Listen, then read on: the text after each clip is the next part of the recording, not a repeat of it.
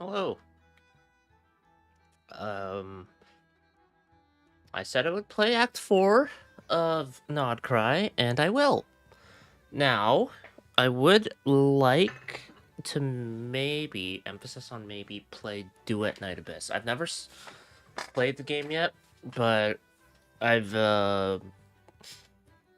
paid a little bit of attention to it, so I'd like to try playing it at some point. Not sure about tonight, but we'll see. We'll see. Anyway, at the very least, I do want to do Act 4. So let's go all the way over to the... whatchamacallit? There's the secret hiding place, base place, yes. That's all. Also, I changed my team to at least reflect a little bit of what I can use. I'm not using Gaia now because I don't have her built. That's it. Llama I have, so... you know. I don't know if I want to try to get Arlecchino's weapon, because I don't remember looking it up before in that... Huh? Oh, do you think the others are making good progress? Hope it's all going smoothly. Oh, hey look! They made it back as well! Yes, this is not an entrance. Prince! Lama! How did it all go? All is well, thank you. Nefer and Yehuda had to stay at the curatorium to wrap things up, so they won't be joining us for now. Did they learn anything I new? ran into Miss Anefa and Miss Aino on the way back. Their work is still in progress, so I suspect they won't be back for a while either. You seem rather cheerful today, Mr. Flintz. I certainly am.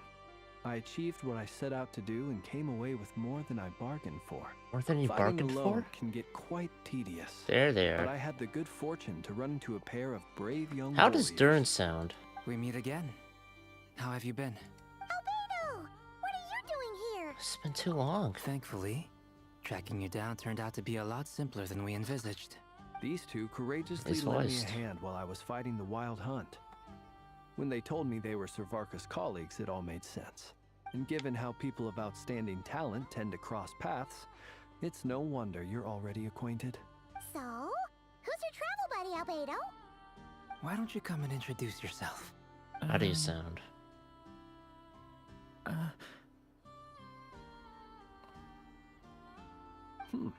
A gentleman of few words, I see, Okay, and a what? rather stern countenance. I presumed you were acquainted with him. Is that not the case? Wait, those hordes! You must It's be... nice to meet you. Again.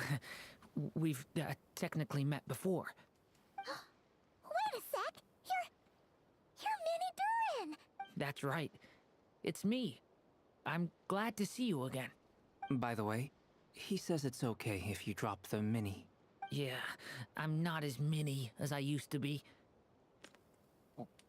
Oh, God. His voice is Mika coded. Oh, fuck. Can you go back to being like Mini Durin in terms of that voice? I think it was different. Interesting, isn't it? The first step towards blending into human society appears to be reflecting on whether one's name really reflects who they are. Wow! You look so different! In a good way, of course. It's great to see you looking so healthy. Thank you, Paimon. And although you're as mini as ever, I understand that diminutives don't always convey endearment. I'll be sure to simply call you Paimon as a sign of my great respect for you. Why does he sound similar to someone? Wow! You're such a smooth talker now. Paimon could get used to this. From now on, you may refer to her as your esteemed guide, Paimon. Little Paimon is pretty tiny after all. Personally, I think our little Paimon is the perfect size. When people call her Little Paimon, it's just because she's so adorable that they can't help themselves. If that's not a sign of endearment, what is? Well, they haven't heard her, so... You're absolutely right, Miss Lauma. My brother still has a long road ahead of him when it comes to understanding human relationships. Anyway, speaking of long journeys, didn't Kuthar... No! Sorry, No. Columbina No. leave with you? Don't. How come she isn't back yet? Don't correct yourself. She's been catching up with old friends. Wouldn't be surprised if she stopped for a cup of tea. or 10 on the way back. Uh-oh. People are talking about me. Hope it's nothing negative. Seems like she's in much better spirits after meeting her old colleagues. Judging from your expressions, I'm guessing it all went well? It's getting crowded here. I'll go grab some chairs. No need. This is a job for an alchemist. I'll whip some up momentarily. Thank you for your hospitality, ladies and gentlemen, but I was merely escorting my friends back. Ah! I'll be meeting Sandrone shortly, as we still have some things to discuss. It's been a pleasure, everyone. But this is where I'll say goodbye. We really appreciate your help. Thanks for standing by us. Oh, come on. Spare the formalities. I'm just glad I could help out some true friends. I understand. Well, bye for now, Harlequino. Oh, this place is hopping. It's probably a good thing one of us left. Otherwise, we might not fit all these people in. Are you saying we're about to run out of chairs?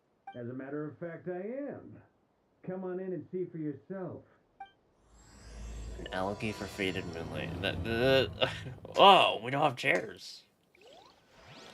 Look. She can make her own chair. Wait, that's fine.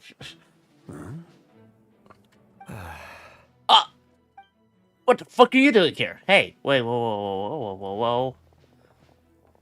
I overheard your little chit-chat outside, by the way. With Miss Columbina's colleague gone, we should be back to the original crew plus the other colleagues I brought in. Dane, you're not supposed to be here until after Nod-Krai. What the fuck? Did you not get the memo? That's how it's always been. And now you decide, okay, yeah, I'm gonna show up now. No, it looks like we have another new face. Someone else managed to rope in a colleague too? Sorry, he's probably here for us. Frankly, you and Paimon are the only people I know here. This here is Deansliff, colleague of Tibet's greatest guide, Paimon, and greatest adventurer, the Traveler. Well, not exactly colleagues, more sort of friends. Good thing for Dane Nefer isn't here, because I feel like Nefer would clock in relatively quickly who Deansliff is.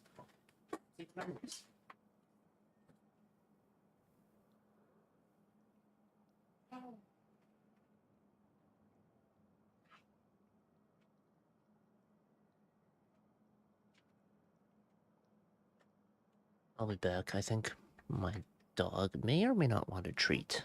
I'll take a look.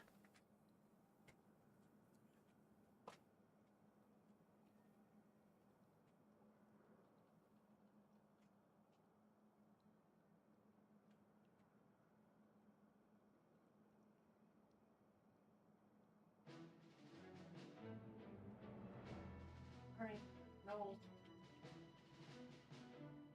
Nothing different. Sorry. Can't get treats for something you can do. Alright. Wait, Mama saw the memories too, right? So when maybe someone she... else jumps in to do the announcing, you know you're speaking to someone important. Let's hear what he has to say. Note to self. Once Paimon knows your name, the rest of the world will soon follow. Yes. When he comes looking for us, it's usually something important. Paimon's guessing you've heard about the Wild Hunt then. From the looks of it, you're about to hold a meeting. If I were to say that the Wild Hunt is our mutual enemy, would that earn me a seat at the table? No way. Someone from Conria is a mutual enemy of ours? Say it ain't so. A sinner, no less. Although you did get along well with him at one As the point in your saying life. goes, the enemy of my enemy is my friend. Mr. Dainsliff, there's a seat with your name on it. Though, I can't promise the same for everyone else. Hey, Albedo, think you can rustle up a couple more chairs? After all this time apart, Grandmaster Varka's first order is to rustle up a couple more chairs. I've missed this.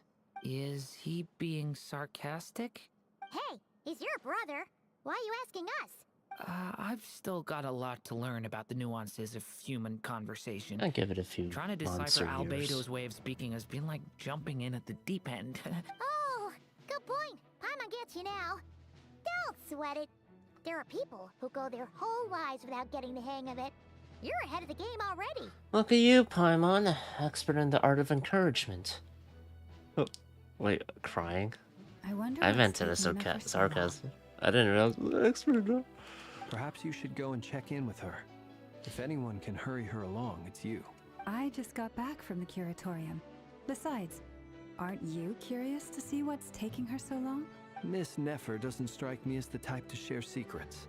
And since gathering intel is her specialty, I'm guessing she'd prefer to keep her methods confidential. Under such circumstances, would it not be tactless for me to impose?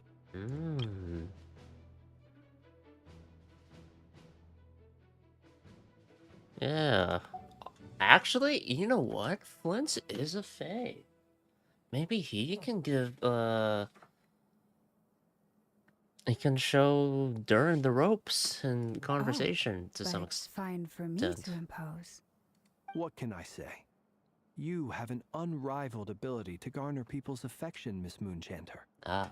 Besides, you have far more in common with her than I do. All right then. And she's gone. Impressive. She barely fought back at all. I admire your powers of persuasion, my friend. As I'm sure Miss Lauma will realize soon enough, the trick in life is to always pitch in with other people's responsibilities so that you can be selective with your own. Another trick is to simply hide in the background. Spoken like a true sage. What is this? Anyway, looks like we've got some time to kill before the meeting. Let's take a little breather, folks, and feel free to chat amongst yourselves. We'll get down to business once the other two arrive. Chat with everyone while you're waiting. You're both awfully quiet. Why don't I start us off with an icebreaker? Oh, these two are very socially Much obliged. adept. Have either of you ever had your portrait painted? If not, I'd be glad to help. The portrait I had painted of Paimon was my favorite. That Part sounds of like a the lovely game. idea. One You of my know how to favorites. paint then? I dabble occasionally. He's an excellent painter. Tables, chairs, people, dragons, you name it. He'll paint it for you. I'm flattered. If I ever get the chance, I'd like to give it a try myself. I'll bear that in mind. Anyway, how about you, Durin? What sort of portrait would you prefer? Oh, I'd be fine with anything. Whatever style feels best to you. Very well. Then I'll play it by ear. You can replicate any style I want? I can try. If you show me a sample, I'll do my best to match it. Thank you. In that case, I'll dig up some reference material for you. Oh yeah, the Kohenki are painting for her? Something of her? I forget. Hey. Is there something you'd like to say to me? Yeah! For starters, why'd you just show up here without even giving us a heads up? Why'd you show up here in the middle of everything? If you think back to our previous interactions, you may recall that that's hardly out of character for me. You do have a point there. Sorted out your accommodation yet? Oh yeah! You'll need to find somewhere to stay the night too, right? Wanna tag along with us? You never know.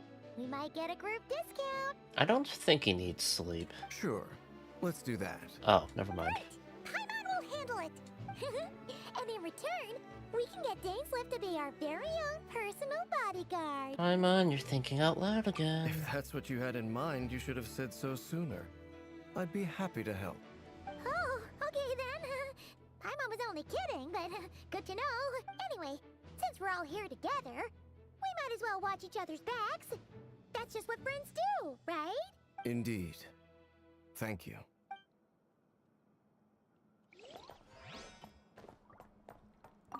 Truth be told, I can't remember the last time I was in a meeting with so many people. You're not alone there, my friend. The Lightkeepers also struggle to bring everyone together for a serious discussion. I don't doubt that.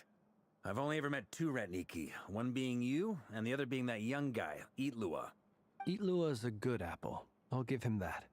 He's kind, honest, and regularly delivers supplies to my lighthouse. A true Ratnik to the core. In that sense, he puts me to shame. Playable? 4-star, perhaps? So you're what? A fake Ratnik? That's what it sounds like you're saying. But I get the feeling that's not quite what you meant. Come on, why the awkward silence? Sorry. I'm not even gonna bother trying to hide it. You've known all along, haven't you, my friend? Now that was an awkward silence. Let's just keep this between ourselves. Probably best if Eloa doesn't know, huh? That goes without saying. Gotta be careful what you share with youngsters, after all. Anyone else in the know? Let me guess. The Traveler and Paimon? You are saying it right in earshot. It's dangerous being too sharp for one's own good, you know. Then, in the name of the Animo Archon Barbados himself, I swear, your secret's safe with me. When we went for drinks, you said that you and Barbados were practically best buds. In the light of that claim, do you really expect me to take your oath seriously? Of course. Just as long as you don't go spreading around the fact that I'm close with Barbados, all right? Fair enough, then.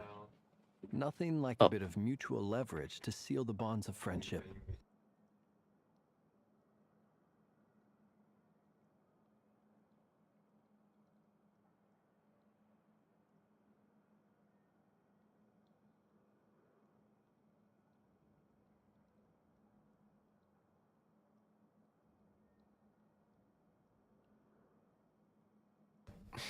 I did not notice that. Shit. Not long after. Never. Okay.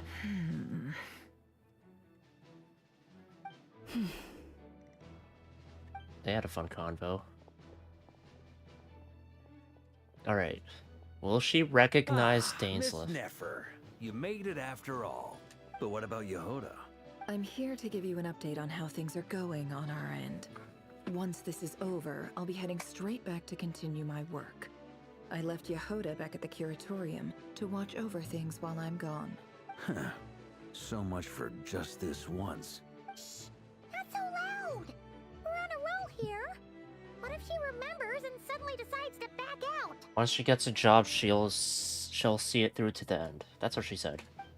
So we're fine. Did you say something, Mr. Varka? Huh? I didn't say anything. Right, Flints? Okay. Must have been a frog. They get so noisy around here at nighttime. It's like they're putting on a concert in the background. Yes. Anyway, before we begin, there's a few introductions to make. Let me start by saying that it's an honor to be speaking before so many distinguished colleagues and collaborators. First up, we have Miss Lauma. As Moon Chanter, she's the leader of the Frost Moon Scions, a local religious community in Nod-Krai. Then there's Miss Nefer, boss of the Curatorium of Secrets, an intel gatherer extraordinaire. Nefer is leading the investigation When's into Rarer's Wanderer showing background, up? assisted by Yehuda and Lauma. I wonder. From the little I've heard, they're making some great progress. Over here, we have Mr. Flints, a ratnik and guardian of the abandoned lighthouse. In our last operation, he courageously distracted the Wild Hunt to buy time for the rest of us. For those of you who've never met, this is Mr. Albedo, a renowned alchemist and captain of the Knights of Favonius investigation team. By his side is a new face for us all, myself included, Mr. Durin, who's come to lend his aid. Albedo goes into the Midnight Channel to investigate. Next up, we have the Moon Maiden and former Fatui Harbinger, Miss Columbina. Kultar. Then we have the Traveler, who's earned more titles than I could possibly hope to list out, so I'll spare you the rundown. And Paimon, the ultimate travel companion and quite possibly the best guide in all of Tevat. Wow! That's a lot of people! Great turnout! And then Dainsleif. Miss Nefer, it looks like you might have another job coming your way, so, congratulations on the booming business, I guess. You think I haven't got enough on my hands as it is? Who's looking for me now? That would be me, Miss Nefer. I have a commission for you. And you are? Who I am doesn't matter right now. What does matter is that I'd like you to gather more intelligence about the Recher of Solnari. Well, it's not as if we never take on anonymous commissions. But in your case, I'll have to decline. I'm gonna take a wild guess and say your job's probably more hassle than it's worth. Ah, Something about you seems like bad news. It's my eyes, isn't it? Conrian, I assume. And what's with the mask? Are you trying to hide your identity? In any case, the fact that you're even still alive raises an awful lot of questions for me. My name is Dainsleif. And yes, I am from Conria. As I'm sure you're aware, the Raker of Solnari's real name is Rerir. He was once an acquaintance of mine. Really? Then you must have been quite an influential figure yourself. yes. You flatter me, but none of that matters anymore. My point was simply to clarify why I have asked Miss Nefer to investigate Rerir's background. So you're both from Conria, and it sounds like you used to be friends? What am I missing here? Surely you already know how he became one of the Five Sinners. I'll tell you everything I know. The history of Conria, the names and identities of the Five Sinners. I remember it all like it was yesterday. I have never spoken openly of this before. But the truth was exactly as people say. The Five Sinners were each driven by their own desires, and it was by playing upon these that the Abyss tempted them to their fall, tearing Conria apart in the process. Careers was love. The visionary, Vedifenir, who wished to foretell the future. The wise, Haroptatir, who sought limitless knowledge. Gold, Rhindaughter, who desired to create life. She's one of the shades now. The foul, Sertologi, who pursued supreme Ah, strength. that was his name, Sertologi. And he's off in space. So Rhindaughter was a Conrian?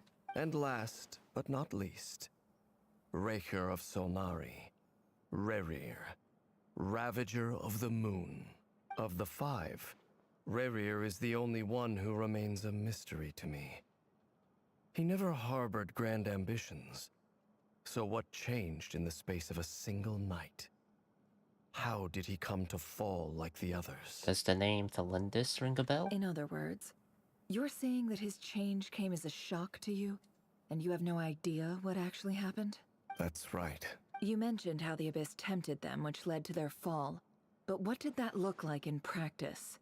And what other context can you give me about the events of that time? The more detail you can give me, the better. Strangely, now that it comes to it, I hardly know where to begin. The fateful night took place during the era of the Eclipse Dynasty.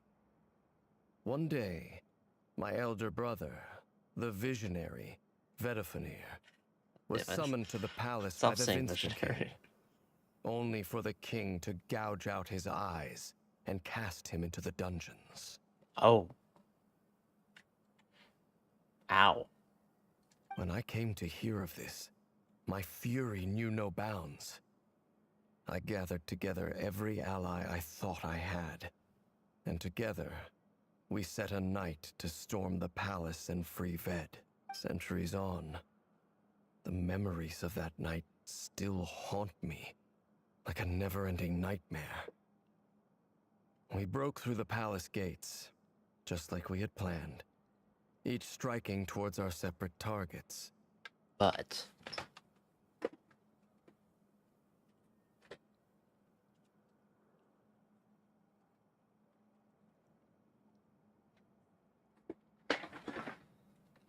But then, But then, yes.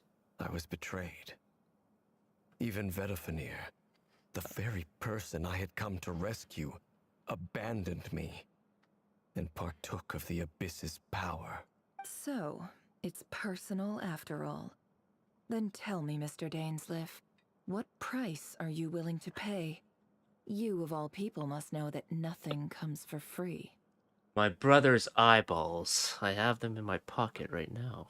I cannot say what price would be worthy of such a commission. But know this. Rerir was not always a madman.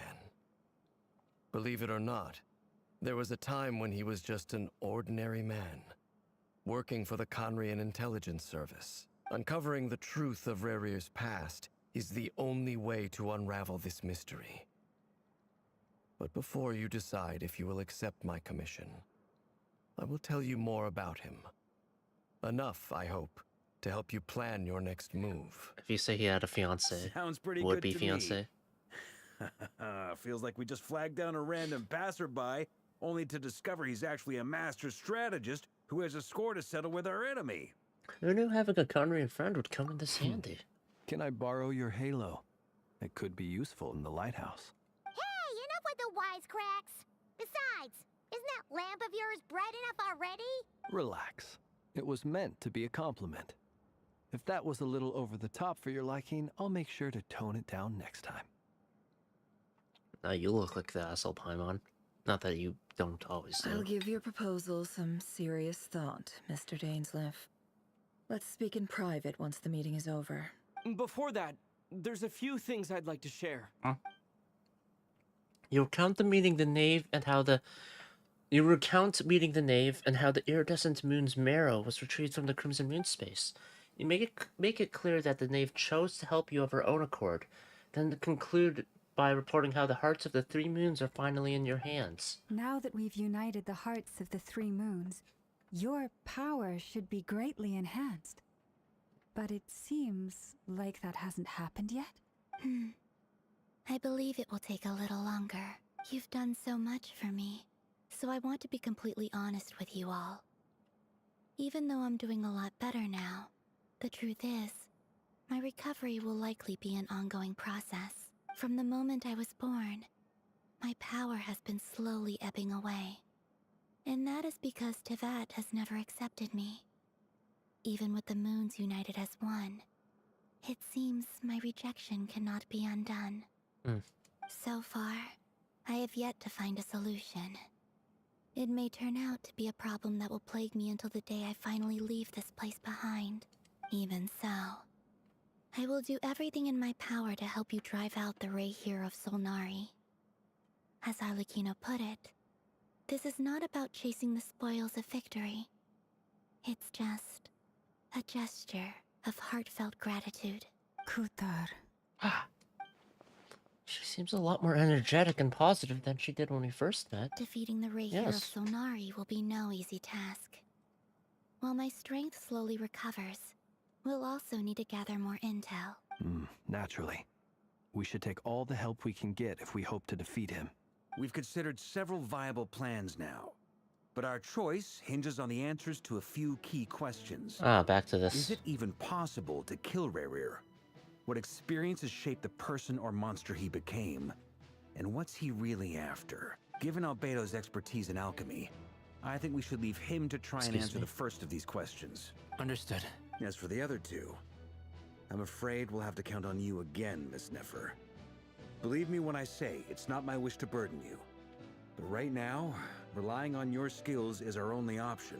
So you're placing all your hopes on me, huh? Yeah, no pressure. We can't thank you enough for agreeing to help us.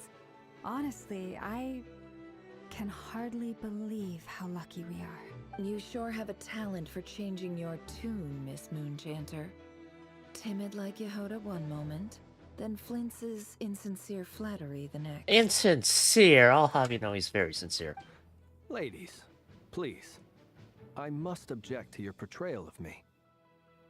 That's all. Feel free to keep bickering. Just pretend I'm not here. Oh, he's great. Too bad he didn't almost get don't him, I want to guess. leave this room. I'm curious to see how this plays out.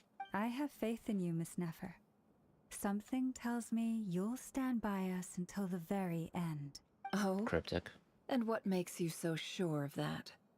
What if I suddenly decide that my compensation is insufficient? This isn't about the money. I can sense that you've got a deep-seated distaste for Rerir. Oh. And knowing you, that alone is motive enough. Look at them getting along so well. Like 2 peas in a pod. And I'm the one they accuse of insincere flattery. There is no justice.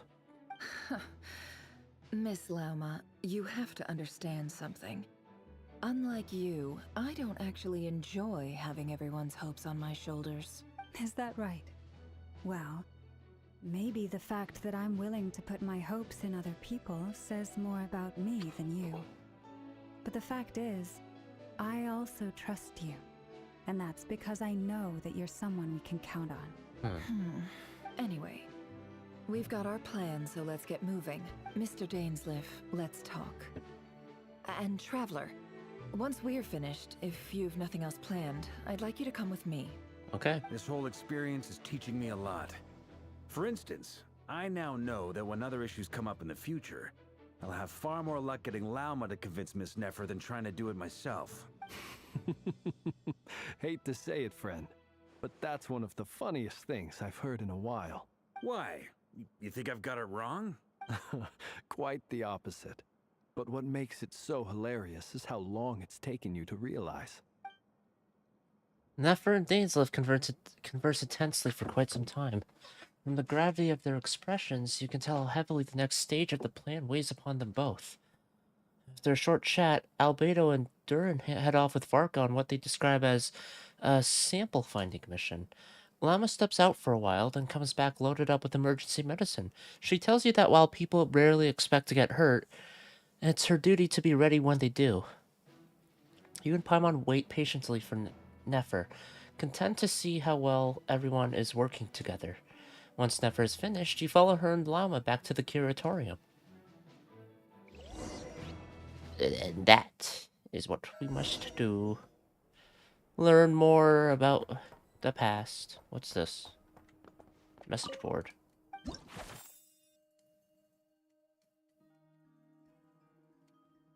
Oh.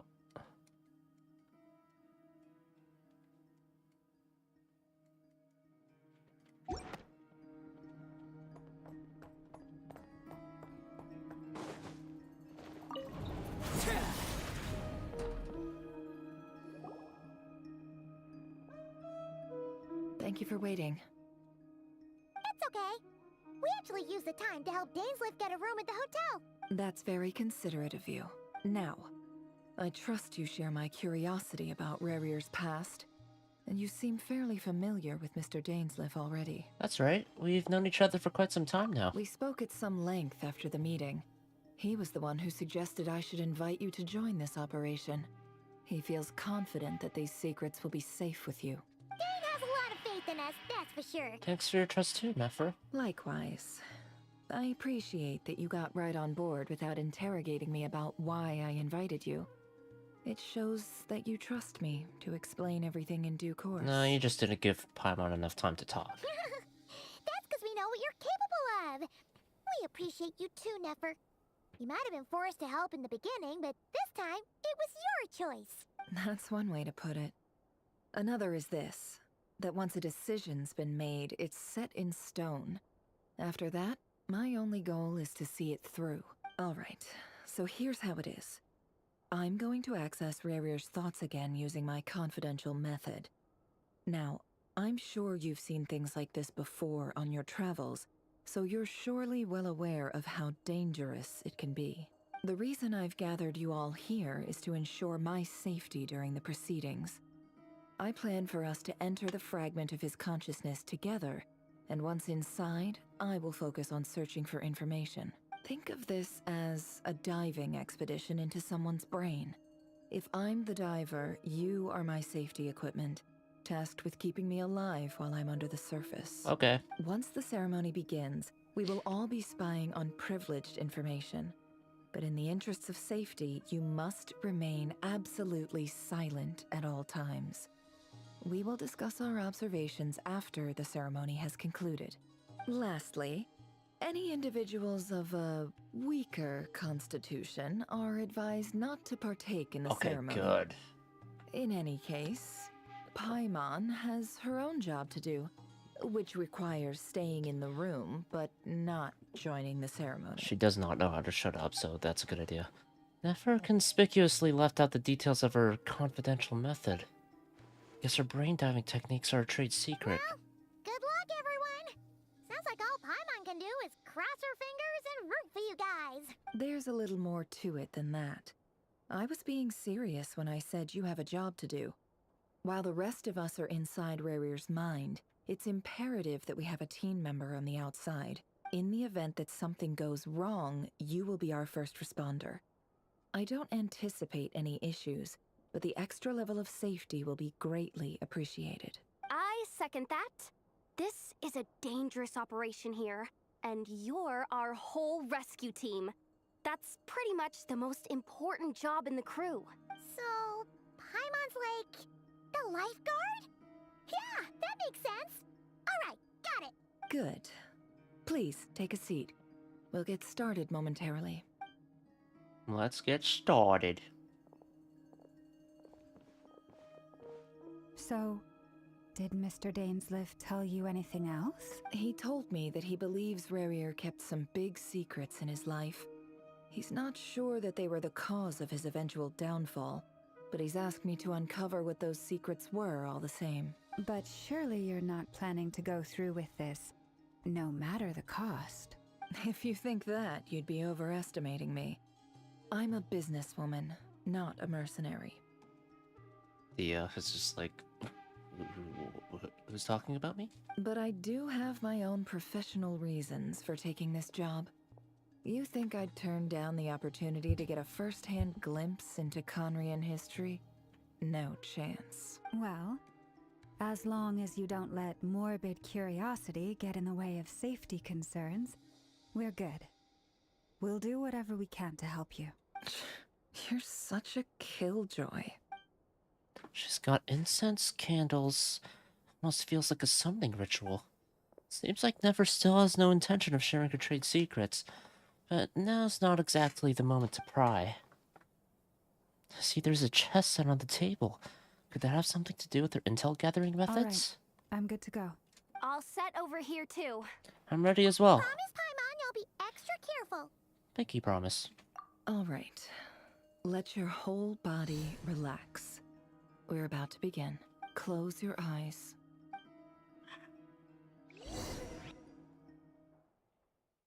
You didn't say how long. So don't say anything. Could this be his office? Pretty standard setup. Bookshelves, paperwork, files. According to Dainsliff, Rarier used to be an intelligence operative. Chances are there's plenty of top secret intel stashed away in this room. Is this where you keep your secrets, Rarier? Can't say I'm not looking forward to this.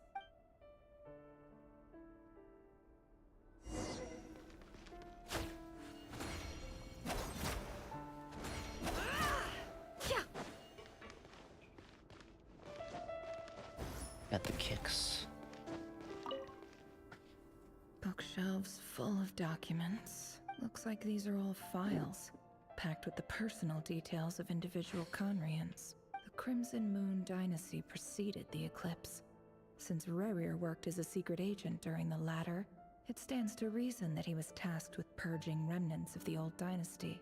Yep. Lines up exactly with what Dainsliff told me.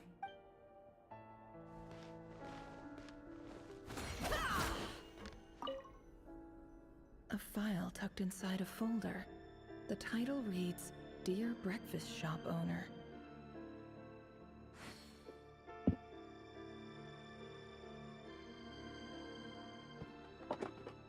It's a list of names, but at this stage I have no idea who any of them even are.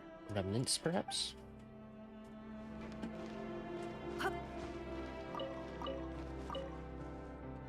Wonder what kind of encryption technique this is. Seems like it has to be inserted into that camouflage device nearby. Aha! It's an audio recording. Please, hear me out. I can't shake this feeling that someone's been spying on our house. No, I'm not being paranoid. It's true. I saw someone dressed in all black. It was a couple of days back, but that was on another street, not near my house. I swear, I know what I saw. There's a note in the margin. Surveillance of the Runforther residence has concluded. We apprehended the target and filed the mission report last night. Could the voice in the recording belong to one of Rarier's targets? Oh, yeah. I think so. A box containing a ring inlaid with a precious gem. Must be for his girlfriend. Yeah.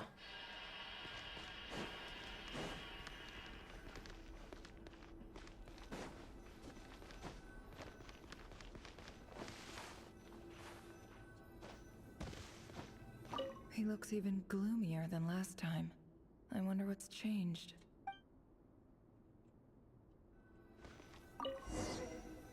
Sit down. Today's files are in. Time to wade through them, just like usual. Male, 51. Occupation, cook. Confirmed Crimson Moon descendant. Has maintained frequent contact with other descendants over the past year. Poses a threat to the dynasty. Neutralized.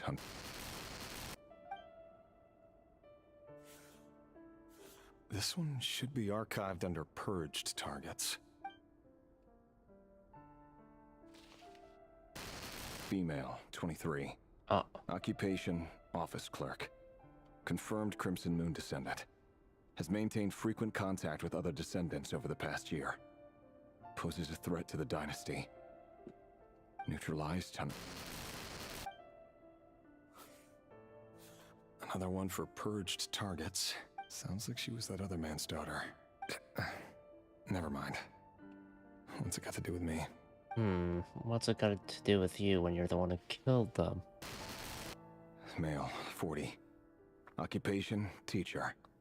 Confirmed Crimson Moon descendant. Same description outside of occupation. Contact with other descendants during the past year. Poses a threat to the dynasty. Neutralized on... Just another nobody for the archive. Come to think of it, I remember surveilling this man. A case like his never would have been considered a priority in the past. Huh.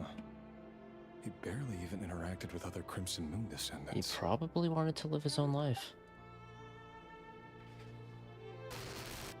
Female, 16. Occupation, none. Orphan and confirmed Crimson Moon descendant. Has been observed making contact with other descendants during the past year. Poses a threat to the dynasty. Neutralized on... We're good. Filed. I have no recollection of this girl. None whatsoever. She doesn't seem to be anyone important, but then again, how many of them really are? Waiting to see if the Lindis is among the... Female, 13. Pile. Occupation, none. Orphan and confirmed Crimson Moon descendant. Has been observed making contact with other descendants during the past year.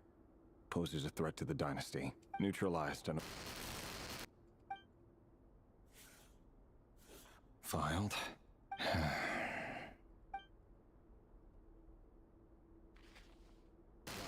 13, 11. Male, 11. Occupation, none.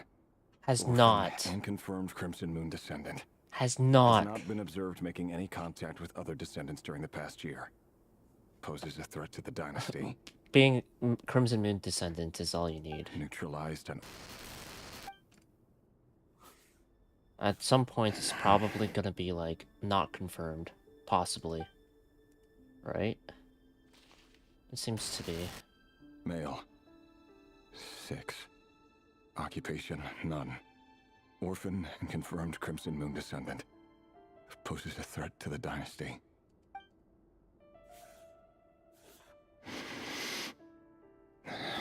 If there's one thing that comes from this, they're spared from the fate that befalls Conria.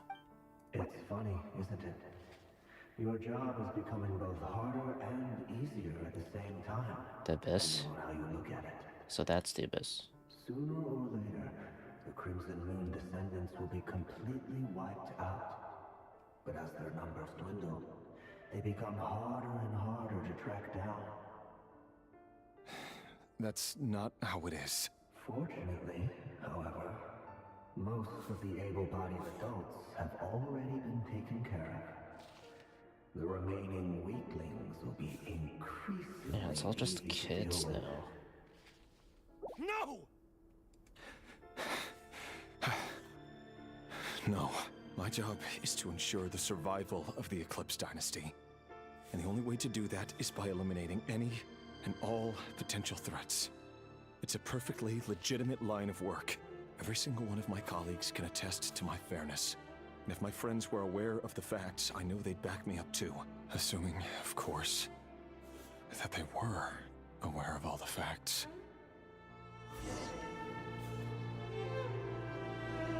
Better from near. Oh.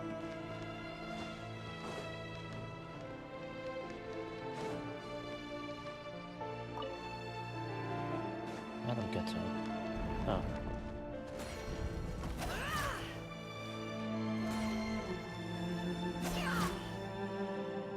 Mr. Vedifalnir, it's been quite some time since we last met.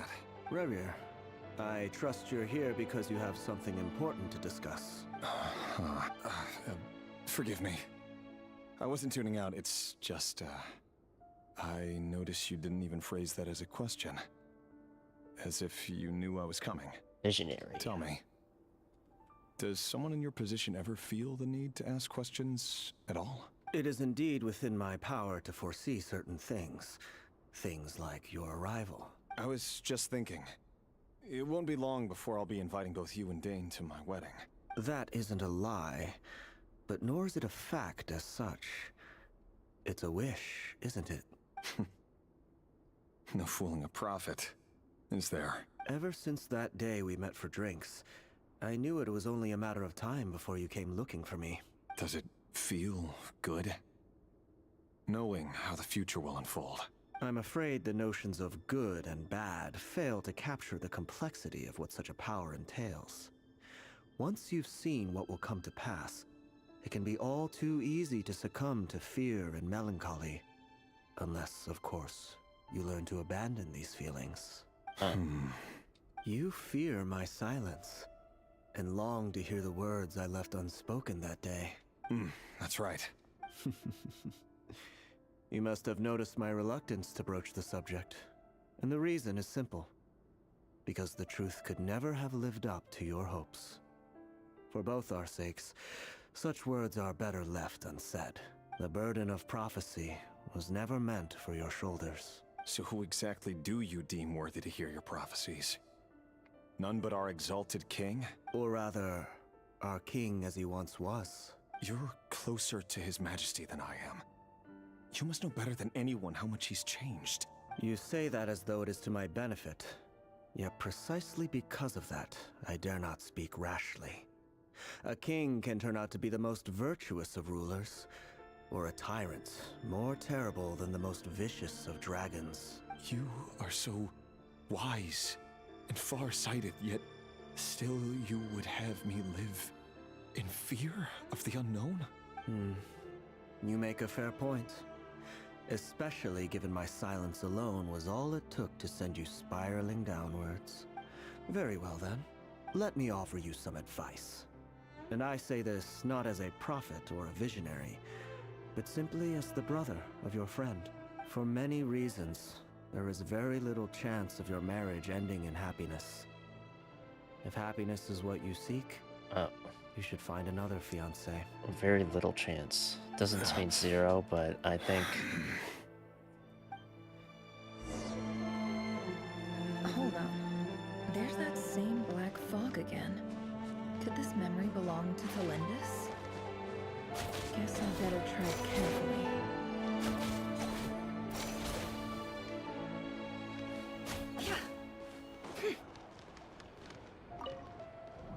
On this memory. Wait. Hear me out. This time we finally got a clear look at his face and learned his true identity. His name is Rerir, and he claims to be one of the king's guards. What did you say? A cruel irony, isn't it? The man you're set to marry leads a double life as a brutal executioner. Why are you telling me all of this now? Simple. It's because I want you to kill him. You are the only person he would never suspect. No, absolutely not. I would never dream of doing such a despicable thing. So you'll just stand by and watch him slaughter us to the last? Yep. Do not forget that the blood of the Crimson Moon flows in your veins too. The blood of the Crimson Moon? What does that matter now? The dynasty has long been dead and gone. You think that alone is reason enough for me to throw away everything I have? Why wouldn't it be? You two were once a child of the Crimson Moon, just like me. Don't tell me you've never felt so much as a flicker of fury for the way we were trampled into the dust. Quite the erudite kid. As long as you promise to abandon this pipe dream of restoring your dynasty, I can try to persuade him. Or have him persuade the Vinster King. Persuade the Vinster King? Do you even know why he's so obsessed with hunting us down? Why he keeps trying to force us to hand over our secrets? Over and over again? Or why we refuse to give up on restoring the dynasty? The Vinster King. A blind fool. His eyes clouded by powers from beyond this world. A petty little man with a miser's heart. And he dares to sit upon the throne? Mark my words. Sooner or later, Conria will fall. And it will be his doing. If you can't bring yourself to do it, so be it. Just you watch. It won't be long before calamity descends upon us all.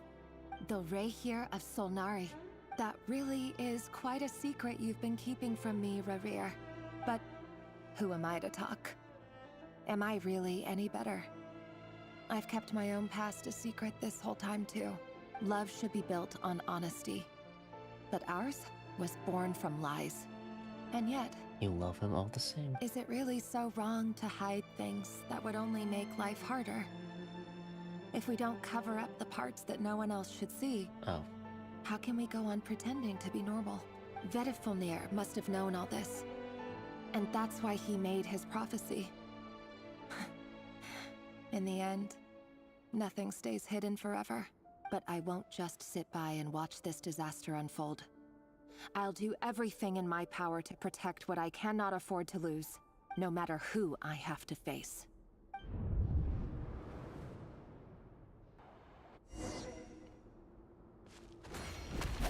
Huh? Was that Rerir who just walked past the window? Doesn't it give you the chills that he still takes the same road to work every day, as if nothing ever happened? Those people at the deli. Enough already. They're clearly pretty taken by their own disguises, so just smile and play along. Pull the rug from under beasts like that, and you'll risk having your throat torn out. Deli? Oh. They're talking about those people from the opposition. Right. I'd almost forgotten they used to run a deli. People of no consequence always vanish so easily. And no one even remembers them. Another fondest memory? But surely you can see he's not the man he pretends to be! So many have died already, and they say that the king's madness grows with each passing day. We're not going to survive this, are we? But why does it have to be this way? Do we really deserve to die just because of the blood that runs through our veins? I wonder if any of them have tried to escape Conria. Felindis! Or succeeded in escaping. Listening? Sorry, Freether. My mind was off wandering. I heard you, though. You're talking about what Rerir said. He's just following the king's orders. He's a secret agent, and it's his job to hunt down rebels and dissidents. By the time you first met him, he'd already taken lives. Maybe he was using you from the very beginning. No. Rerir has no idea I have anything to do with the Crimson Moon. My family are only distant relatives of the main lineage, and besides, my eyes are perfectly ordinary. Truth be told, apart from my teacher, pretty much no one knows I have any connection to any of it. It's been a long time since my family severed ties. But as Orlog said, who could possibly talk sense into that raving lunatic of a king? No one. I'll work something out. Trust me, I'm with you all. But for now, you need to keep yourselves hidden. Don't let anyone find you, anyone at all. Don't forget that Rerir is an Eclipse operative. You need to be extra careful when he's around. And when I am too. For now, don't come looking for me. And if anything happens to me, just act like we've never met. If even you can't escape this, what hope do the rest of us have? But after all this time together, surely he wouldn't lay a hand on you. I won't speak in his defense, nor can I give you a clear answer to that question. But I'll do everything I can to put an end to this. Here, hold on to this. If an opportunity to escape presents itself, take it. You'll be glad you took some spare change. You called that change? But what about you? How much money was it? I've got a job, and there's still money coming in. But you can't go anywhere right now. Please think about yourself for once.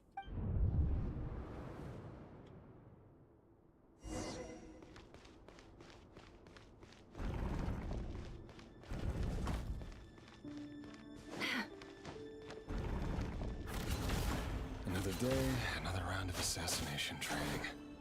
Training ground is just beyond this hidden passageway. When you kill a person, doesn't it bother you when you end up covered in their blood? Why would it? Aren't we all just walking blood bags? But not everyone is accustomed to hunting down others like prey. You've been a hunter for so long now, you seem to have forgotten that most people don't just go around killing one another. Leave me alone.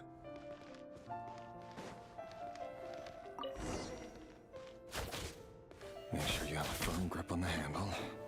Then choose your angle well. Keep your movements light and brisk. Pray won't sense a thing. I'll bet no one's ever died a quiet death at your hands. I work clean. No traces.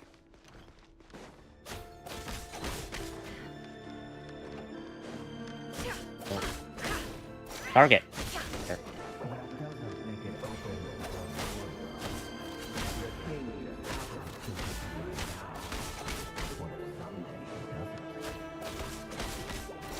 Won't happen.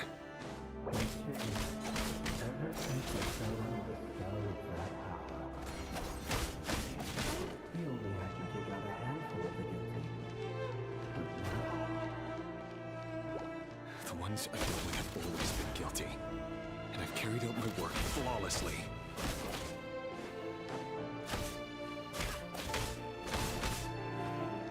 It all adds up.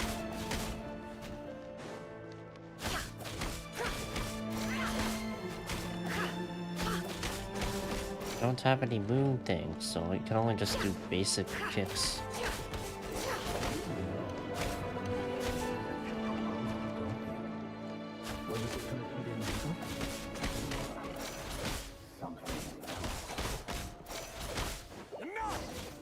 Oh. 2 memories. Delindis, do you still remember Orlog? Orlog. The boy who was pretending to sell flowers. You spoke for quite a while, didn't you? He's dead. Yes, we did. What about him? He was arrested 2 days ago. Chances are he's already dead. He... I just don't get it!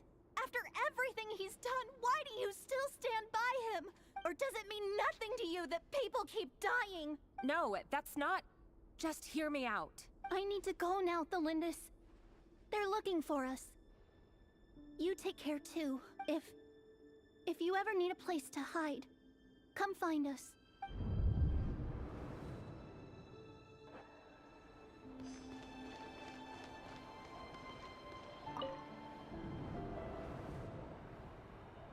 Author Thelindis. Over the course of this week, the research object was subjected to interference for a total of 47 hours for experimental purposes. The results are as follows. All subjects of observation that were sent inside have now... The situation within is proving more problematic than anticipated. I'm curious why Thelindis' memories are in there. Are they... Is like a piece of or part of Ramir's No progress fragments? whatsoever. What now? Won't you give me even a glimmer of hope? Things are getting worse by the day. I have to find a way or we'll all be in danger, but I... If all this research comes to nothing, what then? Sooner or later it'll be my neck on the line. Could he really bring himself to kill me? No. Surely he wouldn't have the heart.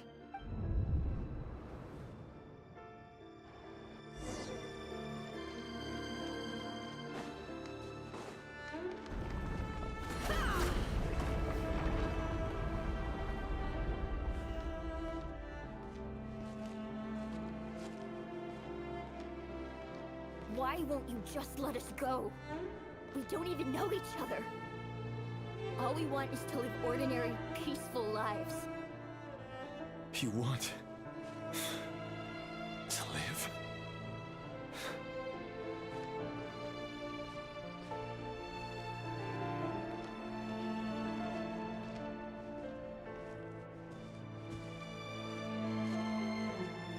Yes. I just want to go on living. Is that really such an unforgivable crime?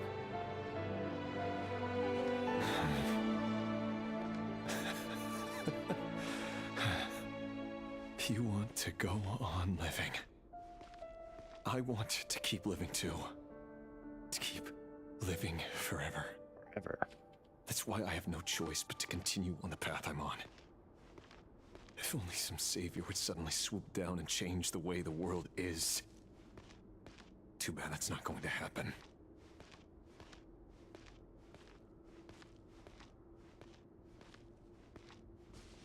Imagine that. Oh. If there really were such a person, you and I wouldn't be standing here like this, would we?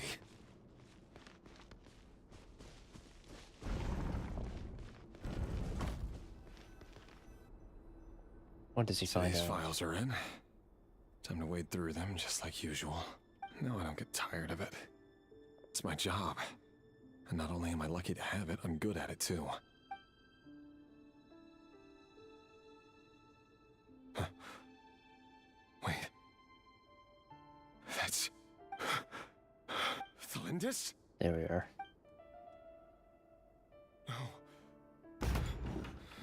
No. No! Why? But you bear no mark of the Crimson Moon. How could you possibly have anything to do with them? It cannot be! A diluted bloodline. Carefully concealed. I see it now. You've been living in the shadows just like me. What a fool I've been. Numbing myself with talk of justice. Even imagining my friends would back me up. But in the end, Irminsul. Finster King! How far are you going to take this? From the direct bloodline to secondary offshoots? And then what? Today it's the descendants of the Crimson Moon. Who will it be tomorrow? Will you not rest until everyone down here is dead? No. This cannot go on. This is where it ends. Alright, I made this choice.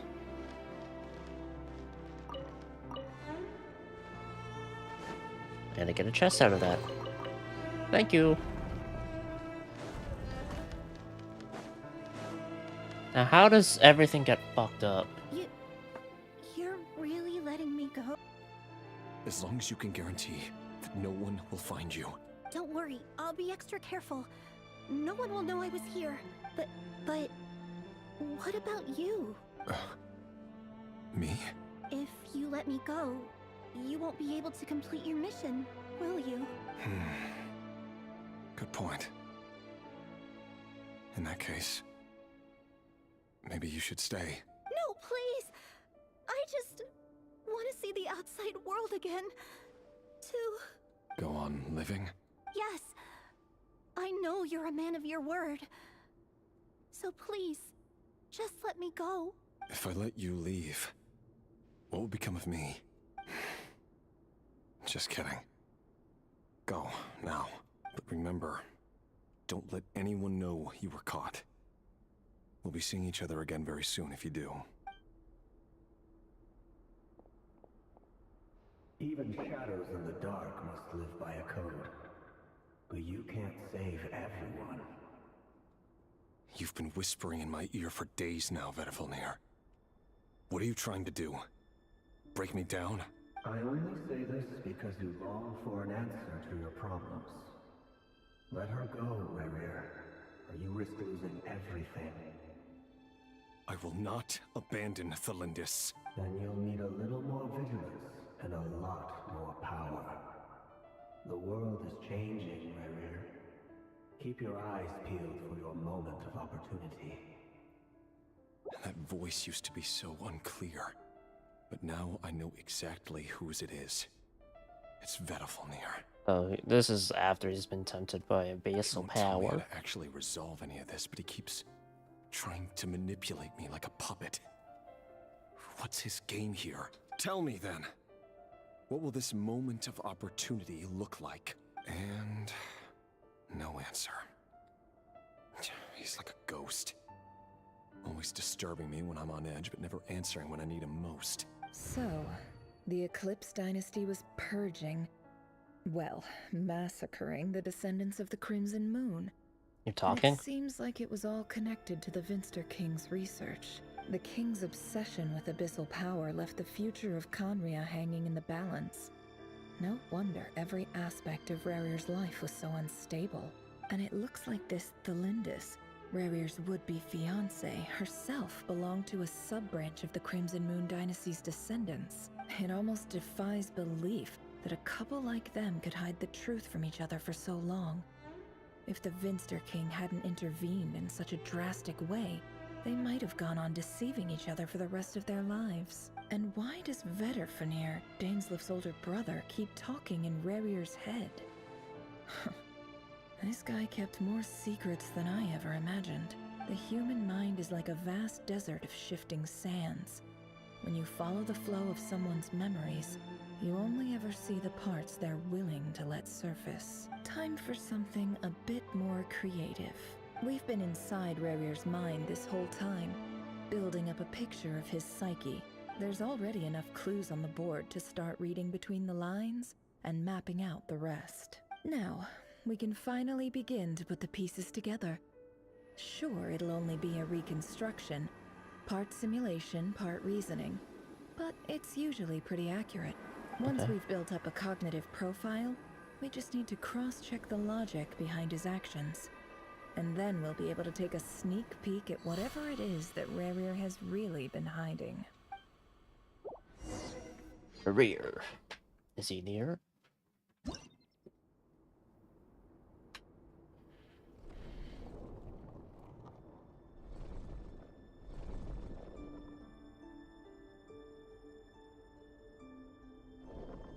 Rerir, are you there? Yeah, that's Rerir. Moving pieces consumes action points. When all of your action points are used up, you'll be returned to the previous save point. Come to the latest save point. 1, 2, 3.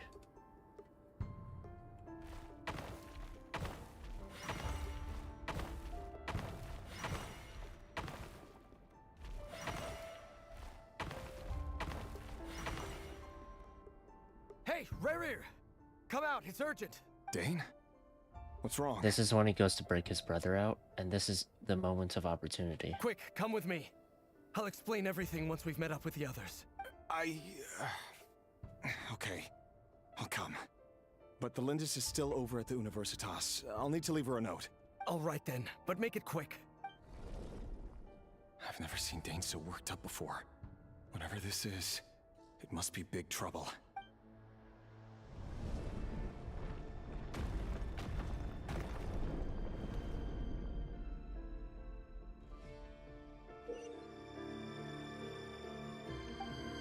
It's like a conveyor belt. Wee.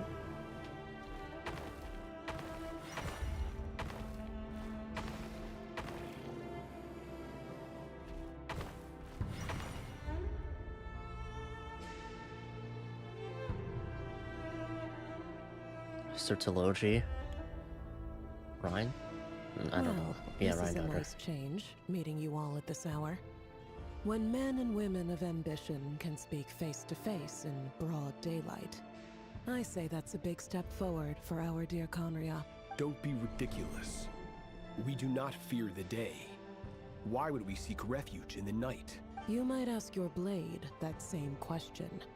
I'm told it prefers the cover of darkness. The word on the street is that Sertologi only strikes when he has an unfair advantage. But that is patently false. I see you're missing an arm and a leg. Surely only a fair fight could explain that. If this is your way of offering me replacement limbs, believe me, I'll take them. Oh. Oh, we can certainly discuss that. With bioalchemy, anything is possible. Assuming I have your full support in my research. Lunatic. Roptatir, what brings you here? Why, Dainsleif, of course. He invited me. Please, cast aside your apprehensions, Miss Rhindaughter.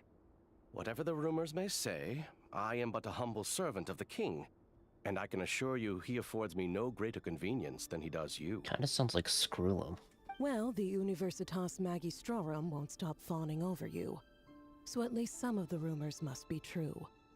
You're clearly doing well for yourself, so drop the Humble Servant Act. It endears you to no one. You're president of the Universitas Magistrorum, the chief royal mage known as the Wise by royal appointment, and by far the most favored among the 4 pillars of Conria. Vice President Veit doesn't even try to hide his envy when he sees you. My success is the product of hard work and good luck. It's as simple as that. Were the king not such an extremist, I hardly think I would have received a senior post at my age. Of course, no job is without its gripes. Serving a king like ours can be a challenging task, as I'm sure you can imagine. And as for Efterveit, in missing out on the presidency, he's dodged a mountain of stress. Like everything else in life, it comes with pros and cons. You're all here. I apologize for the short notice, but it was an emergency. I know they're doing this because they don't have models for, like, those 4 pre, Fall of Conria. You must be Rerir. Mr. Sertologi. Yes, I handled your case file during your sentencing. Nothing personal, of course. I'm pleasantly surprised that you remember me. You're clearly a person of substance if you've been invited here. But Dainsleif, you'd better have a very good reason for convening this little gathering. It's my brother, Vedafenir. After he spoke at the court this morning, the king was so infuriated by his words that he had him blinded in both eyes and thrown in prison. Vedafenir in prison? Strange. I thought the king trusted him and Horoptatir more than anyone else in the world. Does this mean the king's circle of trust just got even smaller? It has nothing to do with trust. It's about what the king wants, which is as clear as day to anyone paying attention. I simply appease him, because it's in the best interests of the Universitas Magistrorum. And also because you're slimy. Vedafenir, perhaps less so. But still, a visionless visionary? It rather inclines me to think that qualifications are not what get you ahead in Conria. Do you honestly think this is an important discussion to be having right now? Dane, what are you planning to do? Rescue Vedafenir, I assume. Correct. It will mean storming the palace by force. Tonight. I need all of you on my side. That's far too dangerous. And don't forget, Dainsleif, you're captain of the Royal Guard. You swore an oath to the throne. You've been planning this for a while, haven't you? I have no desire to commit treason. But whatever critique the king may have of Vedafenir, disfiguring your most loyal subject for putting the best interests of his court and nation first, this is not the conduct of a wise ruler. It's gonna be real awkward when he gets backstabbed. My blade will force the king to see the error of his ways. So, Vedafenir's prophecy enraged the king. I'm sure it wasn't what he wanted to hear, but if he won't take counsel even from the visionary, that is deeply troubling news. The extent of His Majesty's madness is now all too clear. The question is, how does a man like me get out of this situation unscathed? You have noble ambitions, Dane. but I'm afraid they don't do much for a guy like me. I'm not interested in saving the world. All I want is a letter of pardon. But if you save the world, it's potentially a world where you can actually be together with A letter of Thelindis. pardon? For whom? Thelindis? The chances of the Vinster King issuing a pardon for anyone connected to the Crimson Moon seem vanishingly slim. This is a simulation anyway, so no guarantee that it's what it actually is. Ah, obstacles. This black fog over the board must have some connection to Thelindis. But why is it taking this form? Does it have something to do with Rerir's past? Another mystery I'll need to unravel. To defeat... Huh. Get out of my way! 1, 2... Okay.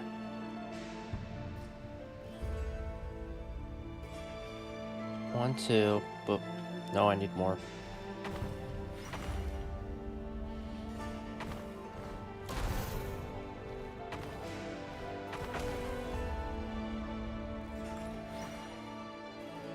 Oh. Well, that seems a little convenient.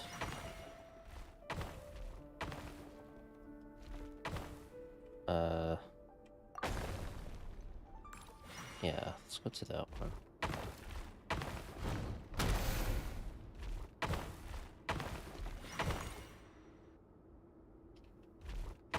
Two, 3, 4, 1, 2, 3, 5, 1, 2, 3. I thought they'd just respawn after killing them. Thelindis. Over the course of this week, the research object was subjected to interference for a total of 60 hours for experimental purposes. The results are as follows. Research dating back to the Crimson Moon Dynasty has established 2 points regarding moon marrow. Firstly, its origins have something to do with a god's power. Secondly, it serves as a portal to an as-yet indeterminate location. Moon marrow can thus be defined as a spatial gateway. However, there are a number of hurdles to overcome before we can answer the question of where it leads to. To start with, opening the gateway requires a specific power source, which the relevant literature indicates an enormous amount of power. You won't even tell us what the fuel is? To keep the gate open. Currently, the total power output of our instruments remains in the single digits. To make matters worse, I am now the only staff member remaining in the Moon Marrow lab. The Universitas Magistrorum recently decided to move most of its personnel into abyssal energy research, which has stymied all Crimson Moon-related projects. Which is because of that president, right? This is not a wise move. I have always maintained that placing all our hopes in a single source of power is risky, especially one as poorly understood as this. As well as making ourselves overly reliant on a single resource, we are neglecting other promising technologies. I apologize if this comes across as disrespectful. But as a Moon Marrow researcher, I desperately want to see the world beyond the gateway. If we really made it there one day, what would we find? And how would we go about taming the unknown? My imagination is endlessly fueled by questions such as these.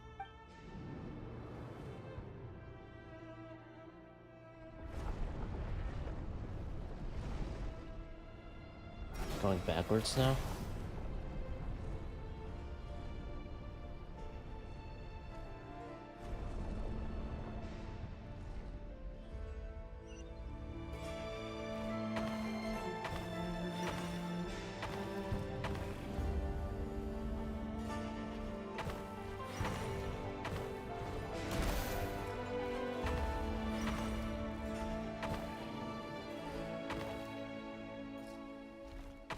Not enough.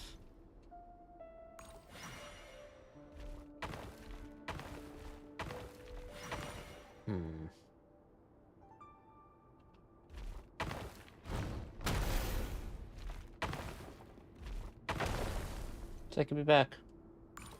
Okay.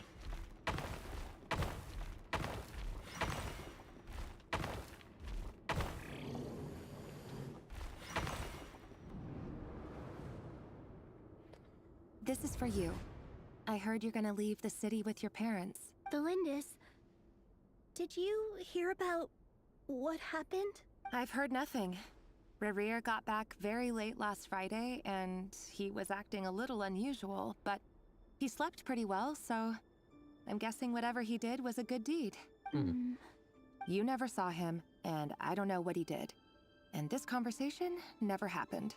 You understand? What if he finds out that you pried into his secrets? Don't be silly. I don't know what secrets he does or doesn't have. All I know is he's just a normal guy who happens to run some errands for the king. Are you scared of him? I don't know. The Rerir I know doesn't match the person you all describe. Logically, I should be scared of him. And yet, I don't want to lose him. But enough about that. You should get going, and be careful with the package I gave you. Keep it secret. Keep it safe. Question is whether Thelindis is dead, or if she's a hilly churl or something. In it?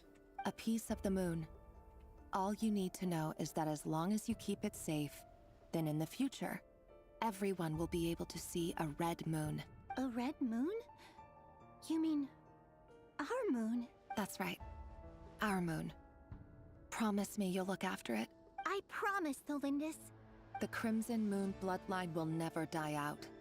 Its light, the color of blood, will become like a fire that flows in our veins, no matter how long it takes. Arlecchino. She looks a lot like Arlecchino's childhood friend. I forget her name, but that's what Frithir looks like.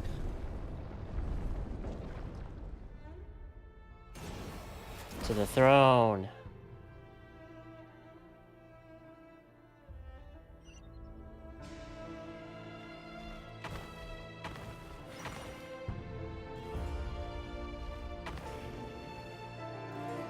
Ah, fucker. Take me back. Alright, no, I can't go that way. Or at least I don't think so.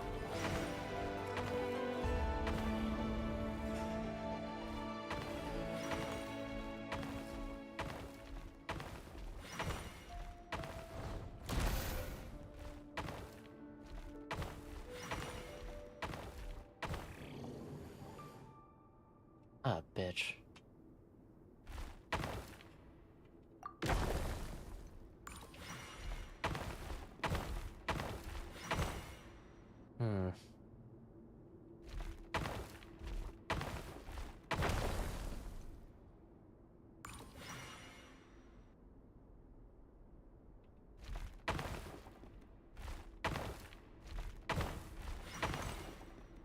What do I do?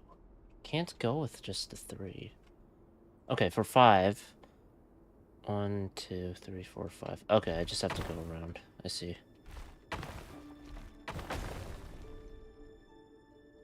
Don't go on the conveyor, go around the conveyor.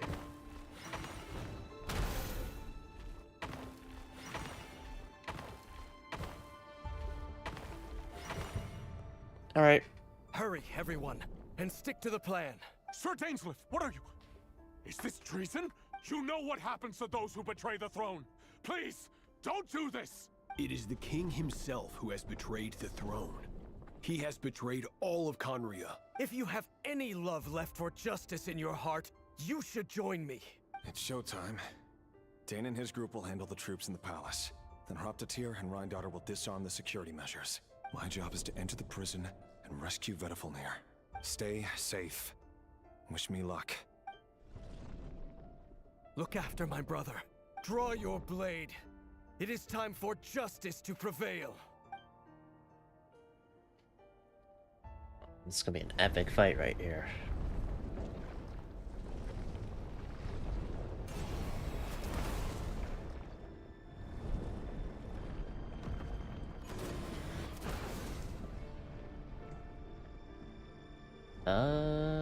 Quite the ways to go there. 1.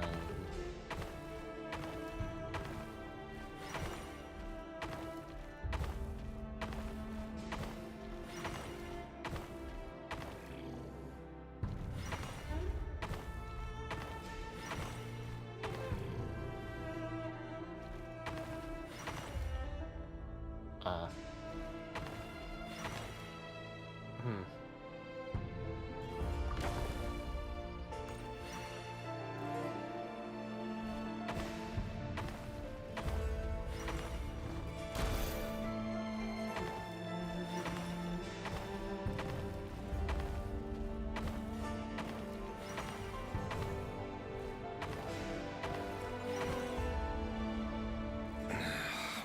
This place is filthy. And the smell is abominable. Clearly, the king doesn't allow his prisoners a single shred of dignity.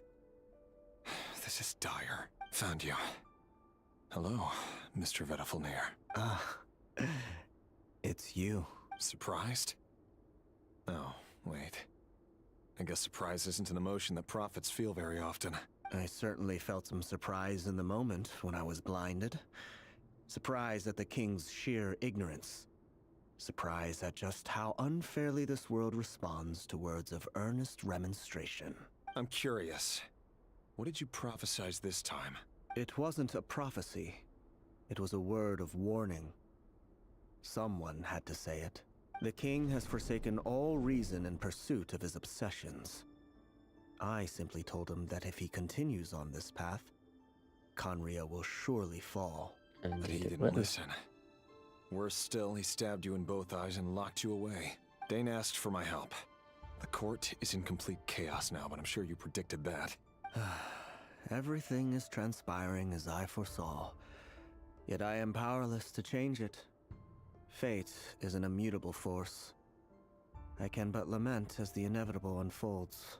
I do wonder whether giving a man the power to see the future does nothing more for him than slowly crush his spirit. I don't know. Maybe get a group together. Of 4, maybe 5 people. Forgive my curtness, Vedafilnir, but the king did not suddenly turn on you today. His suspicions have been brewing for a long time. You can't have wisdom beyond the reach of your fellow man without attracting his fear and suspicion. There are things the king does not want to see. So, he doesn't want you having visions of them either. He blinded you because he thought this would make the visions stop. He wasn't entirely wrong.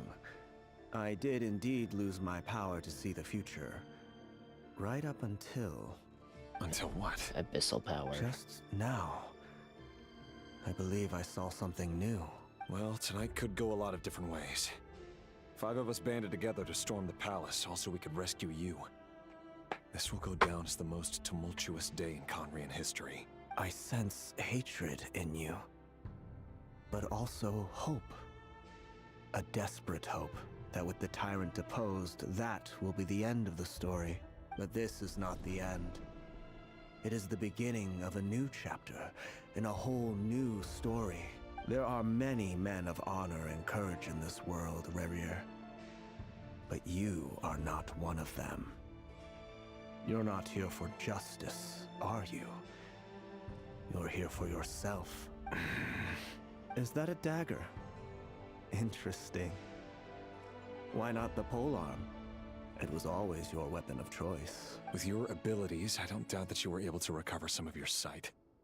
But I also doubt that you want to make an enemy of me right now. Of course not. We're on the same side, aren't we? Yes. We could be. But I need you to be honest with me, Vedafilnir. At this point, you're my only hope for the future. You mean your future? With your beloved, Felindis? Yes. And I know there are bigger things at stake here.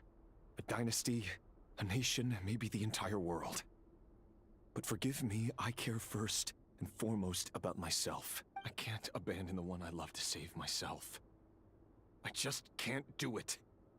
But you see a broader picture of the future than I. You see the solutions to the biggest problems of our age. So tell me, what is my solution? What's the answer? In matters of fate, answers are either right or wrong.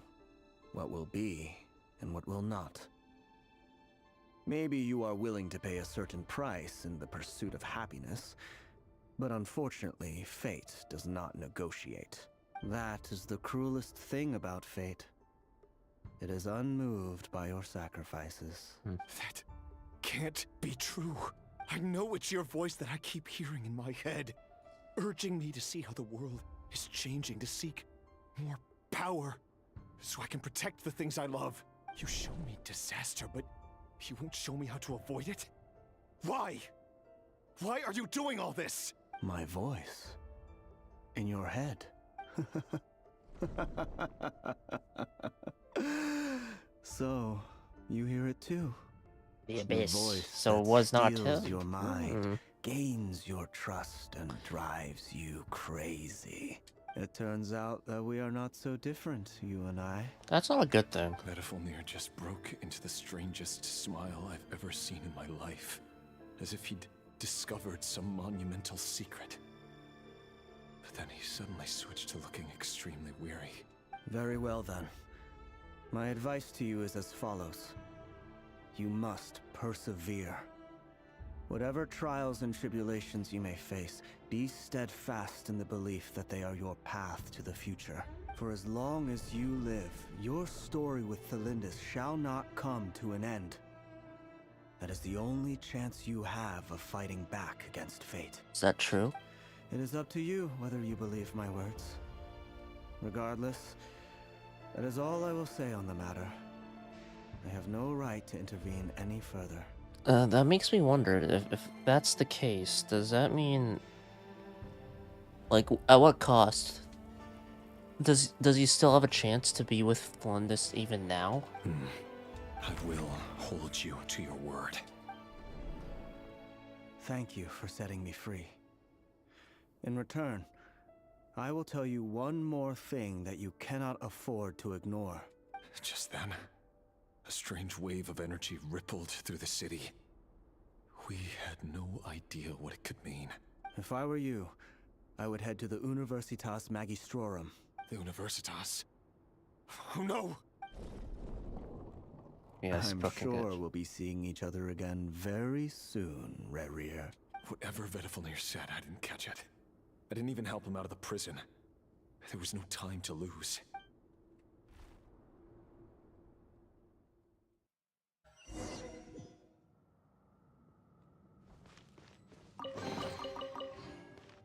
Oh, all playable?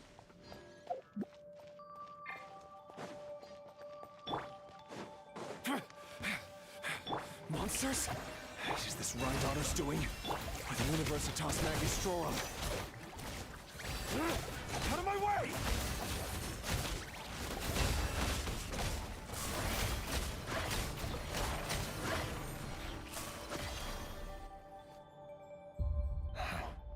The Universitas. That reminds me of a rumor I once heard. Allegedly, the king installed secret mechanisms in the palace and around the city. No one knows where they are or what kind of power they hold. But if they were ever going to activate, it would probably be on a night like tonight. Help! Help! Hold on! Don't let them anywhere near you! Save me! I can't! Ah! That sounded like an explosion. So, the rumor is true? The king really went through with it? Do you have time to just stand here and think about stuff? Other means does the king have at his disposal? Granted, maybe you don't want to run into a trap, so okay, you're fair enough. And given it's a major center of Abyss research, anyone over at the Universitas will be in grave danger. I have to hurry! Yes, hurry, please.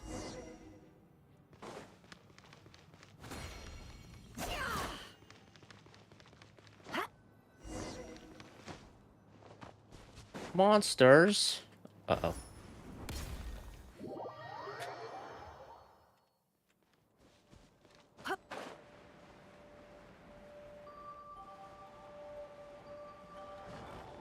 Shower me with praise! I am being tested. Lush as the moonlight. Show no mercy! Can't hide the truth. Time to go clean. It all adds up. The deception ends here.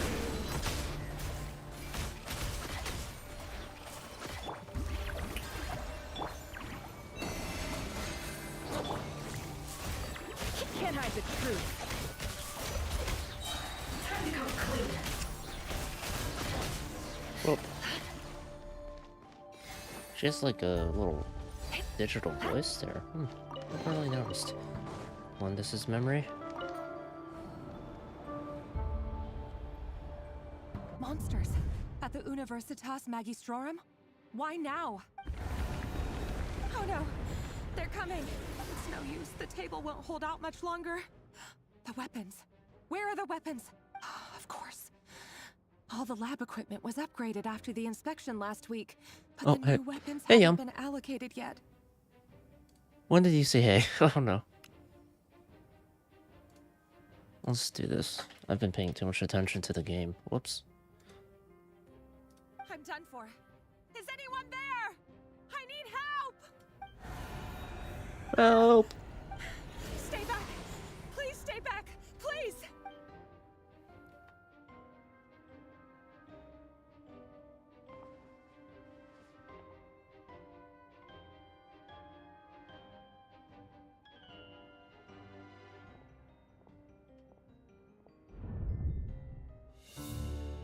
Cutscene? What's that? Rear. So the rumors about your work are true. What? No! Listen, something happened at the palace tonight. We have to leave! You don't need to lie to me anymore. What do you mean?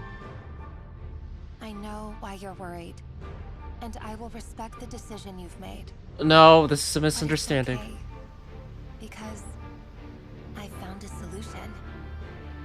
I know how to end all this. You can have it back. The normal life you so desire. No. But until then, I'm afraid our wedding will have to wait. Celindus? No, don't do it! Celindus!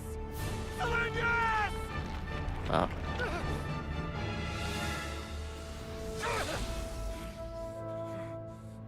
I told you, Rerir.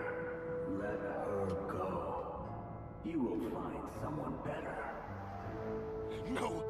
No, I won't do it! I have to save her!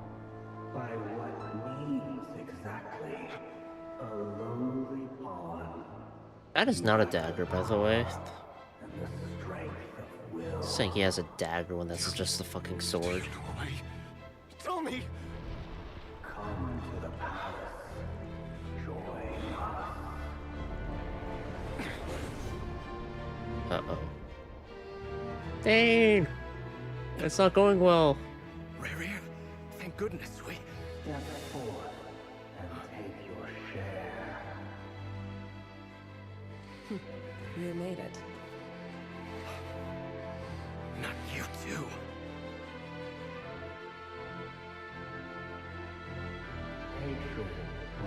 So Felindis is somewhere? I wonder if she became one of the shades like Rindaughter did. I don't know.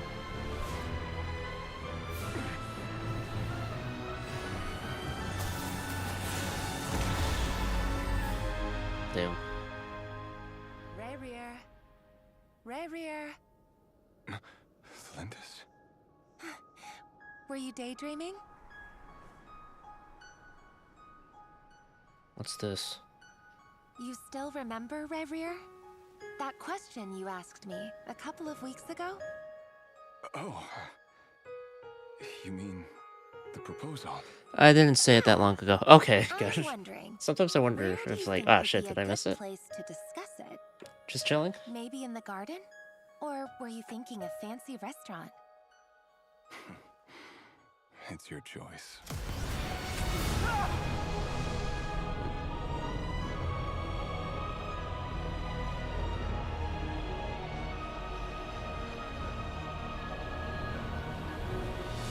What was her solution?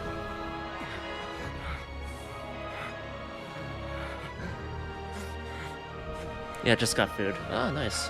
White hair.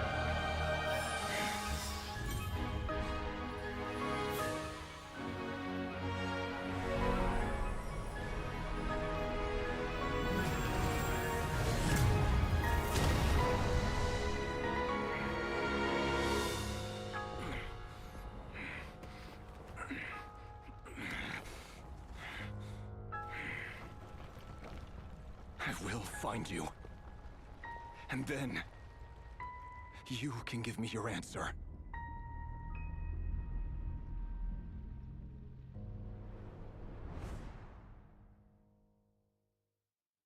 And then he jumps in, and then he gets split apart by something. What was it again? Was it the Shades? So that's how the Raker of Solnari was born. A monster created by circumstance is a monster all the same. Viewing other people's thoughts for too long can get uncomfortable. Right now, I'm feeling a strong sense of loathing. You should get out then. In a nutshell, the story of Conria is what happens when the truth falls by the wayside. Oh yeah, what did you get for Everyone food? tells little white lies, and before long, you have a huge pack of lies that destroys everything. Time to get back. His past is filled with sorrow, but the tale of any fallen civilization is one of endless tragedy. Cruel as it may be, that was Conria's fate.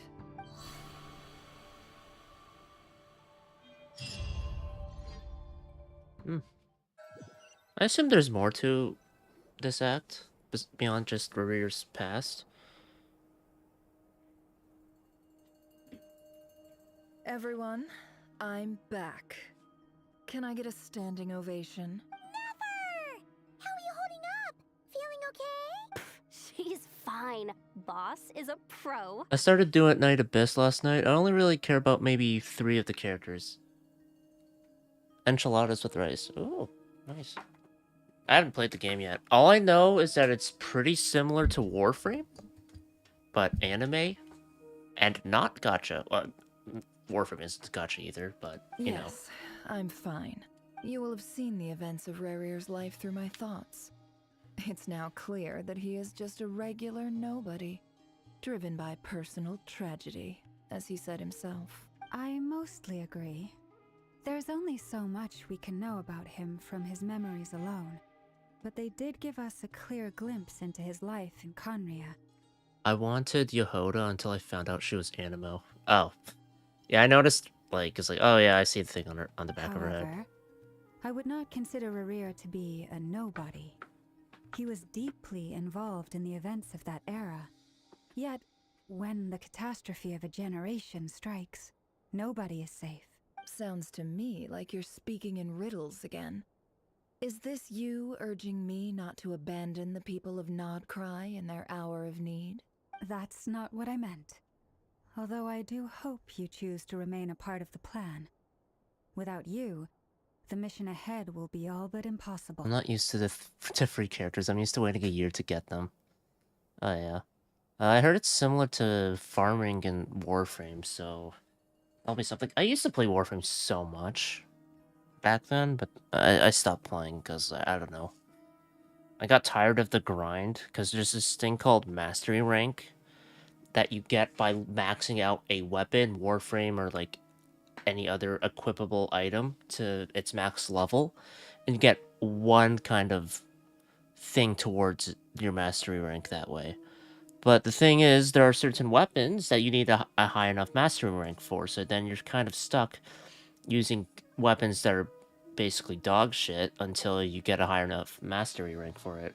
Because I had this one blueprint for a weapon I wanted to use, the Tigress Prime, which is like stupid good double barrel shotgun. But I was like, oh, you're not high enough Mastery Rank. Go fuck yourself.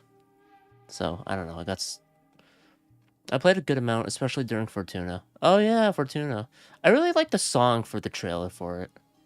Then try to remember that I respond better to the carrot The than We the All Live stick. Together one. And I don't appreciate being bossed around. Now, as for you, Missy, you were excellent. You stuck to the rules of the ceremony and kept your mouth shut the entire time. Yeah, it was Bravo. great. Yeah, I don't know. I haven't even played the new war or anything. The last thing I played was, I think, the thing after the old war in terms of main story stuff. Cool. So, can you fill me in on the deets now? Most of what I saw went right over my head. Patience. You'll hear the whole story, don't you worry. But let's meet up with the others first. It will save me narrating it twice. How about thrice? Yehoda? Yes, boss.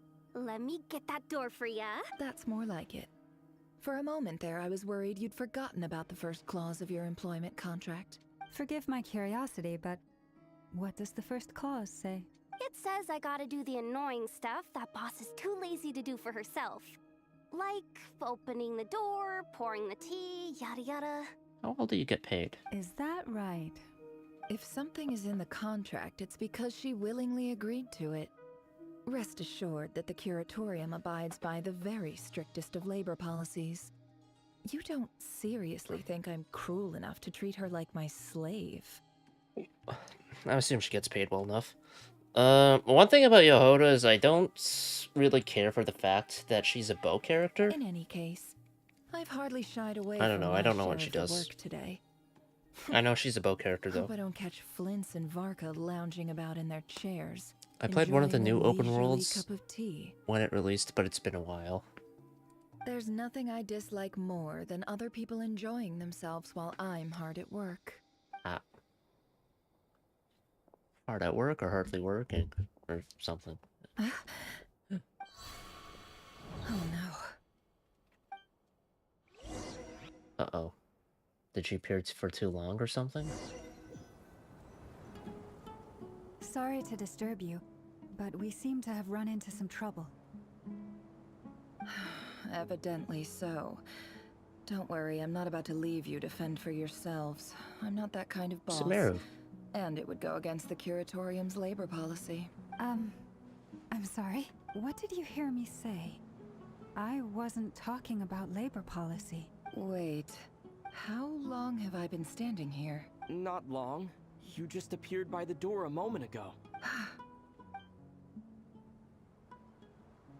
Boss, what's wrong? You look like you've seen a ghost. Her We've been memories? tricked. We never left at all. Somehow I hallucinated that whole scene back inside the office. Hallucinated? But how? How indeed. This place should heed my will alone. All thoughts and actions that occur in here are just a result of pawns moving across the chessboard in a carefully calculated manner. And nobody has access to this chess set but me. So you control everything in here? More or less. But yes, it's a special technique of mine. Has anything like this ever happened before? I assume no. Only once. Oh. It was the first time I used the chess set. Is there any similarity between what happened then and what's happening now? I suppose my thoughts are a little turbulent, which was also the case my first time. Is there anything I can do to help? The first clause of your contract clearly states that I only need your help with things that I'm too lazy to do myself. Meaning you're not feeling lazy right now? Meaning this is not something Yehoda can help with. The chess set is a personal treasure that I alone understand. I must be the one to find our way out of here. Maybe you could ask Saridra for help. She knows chess. Boss, it's fine. Really. Let me do something useful. Oh, listen to you. Whatever would I do without you, Yehoda? Open the door yourself. Pour your own tea. What? Really? Yes, really. Where would I ever find another employee as obedient and servile as you? God forbid anything ever happens to you. Oh, okay. Well, anyway, I was thinking of fetching some water. There's gotta be a source around here somewhere. I suggest everyone finds someplace comfortable to take a rest. We gotta conserve our energy. Even though all this chess malarkey doesn't exist in a physical sense, mentally speaking, it's all real. And so is our tiredness and fatigue. You don't want to dismiss mental fatigue. Just because it isn't physical doesn't mean it's any less serious. But anyway, I got your backs, so don't worry about a thing. Can't even remember the last Warframe I used. Volt Prime? A Volt Prime? I don't know. I have the best employees? Jealous much? If we can find a suitable time, I'd love to borrow Yehoda for a day to help out at the Frost Moon Scions. Would you be amenable to that, Boss Nefer? Oh, Lauma. Have I ever told you just how pretty you are? Beauty runs from the tips of your antlers to the depths of your imagination. Well, that's a backhanded compliment. Jeez. Time to rally, everyone. Follow me. As we continue our journey, the same rules will apply. That means stay focused and no talking no matter what we encounter.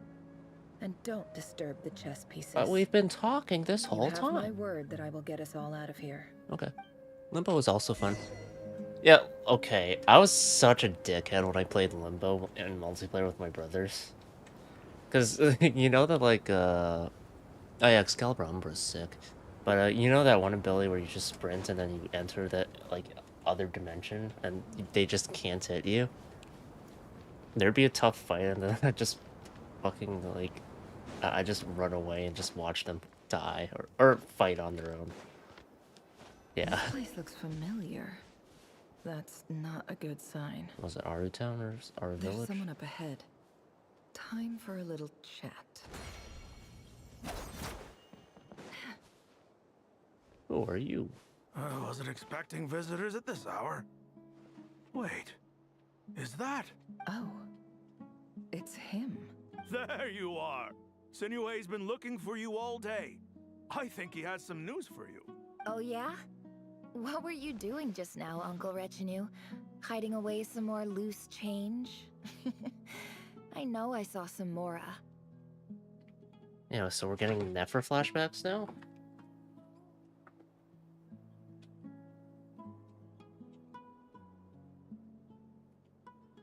Wonder how in-depth they'll be. Also, I really need to go to the washroom. What do you mean loose change? Oh, come on, I'm too old for this. Just pretend you saw nothing. Rick, talk to a Pippi.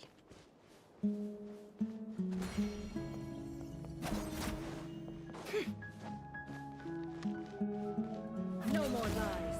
Can't hide the truth.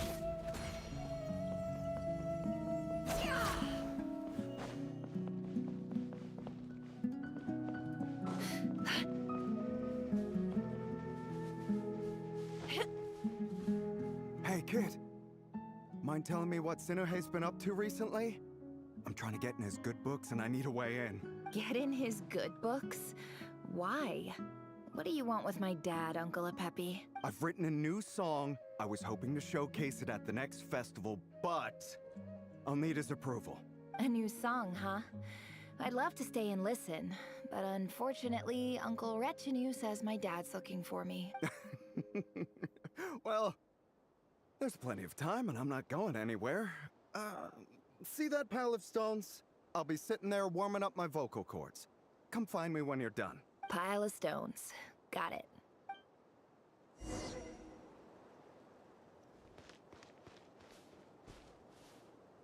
There's a few piles of stones, buddy.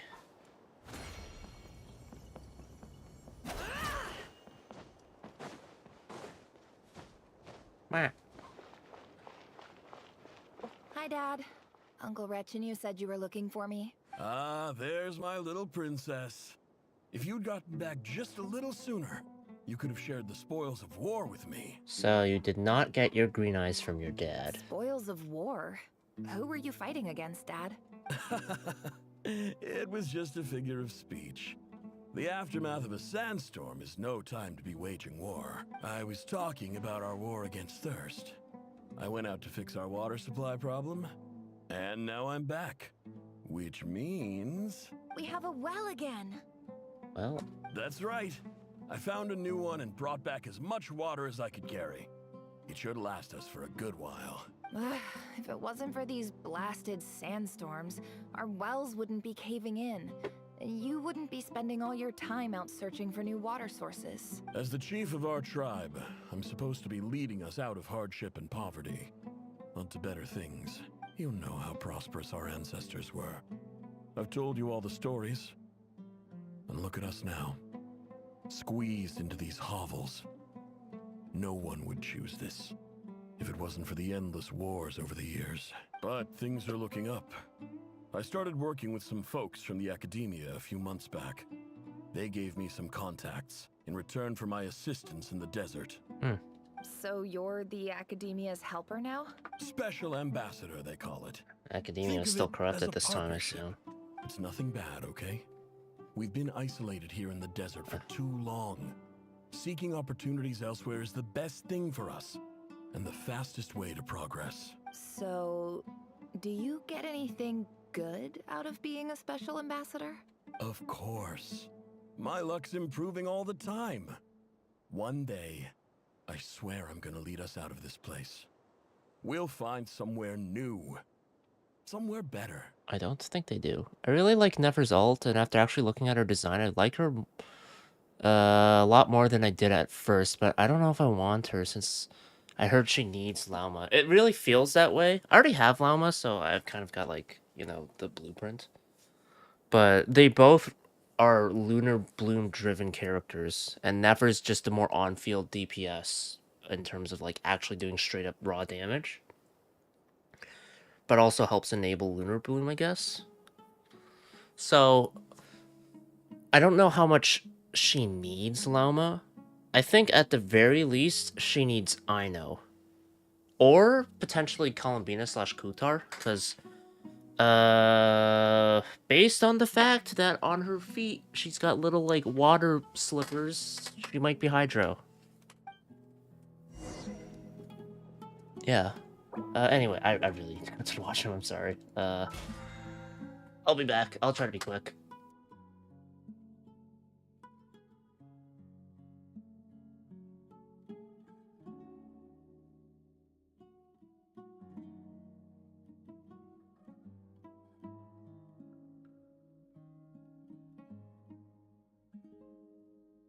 Hold on. I'm just not a fan of Dendro as a Hu Tao / Furina main. Oh yeah, because you just set up what, like Burning or Burgeon? Which, there aren't a lot of things for Burgeon in particular. So that's true. I do, honestly, Furina's, like, if you look at it as just using Furina, it's so good for enabling Dendro, Bloom reactions. But yeah, I get what you mean, because then the Pyro and Hydro, or the Pyro interferes quite a bit. Anyway, I'll be back.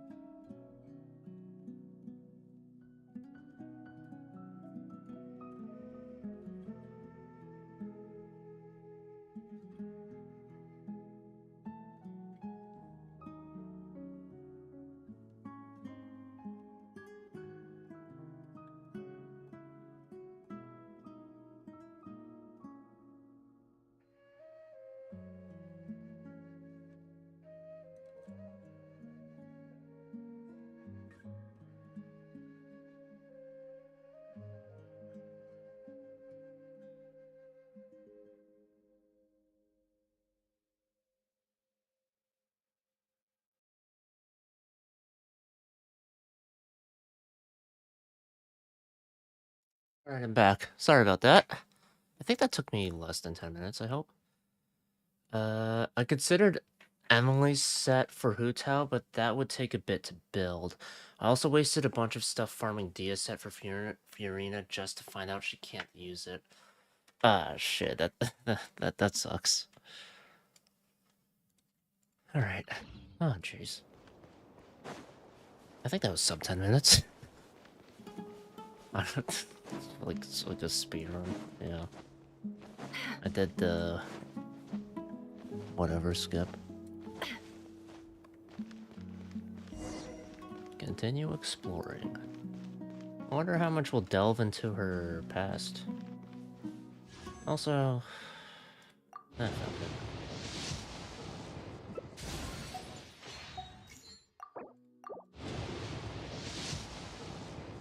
Ideally, I just get Fiorina's weapon and then call it a day in terms of the weapon banner, because I am guaranteed to get Nefer if I do go for her. That's our well, and you know it. You stole from us. Well, you've gone from chief to thief, and now you have to face the consequences. Now, are they saying the truth, or...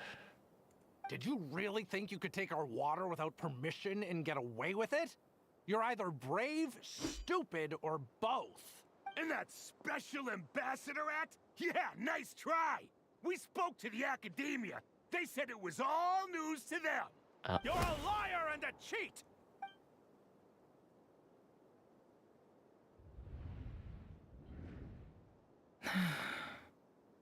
I heard Yehuda gasp, but I don't blame her. Most people are terrified by the sight of blood. Yeah. Don't see any, but yeah. Corpses strewn across the ground. I was surprised that there was blood in Zenless Zone Zero. Scimitars and daggers. The desert dwellers' weapons of choice.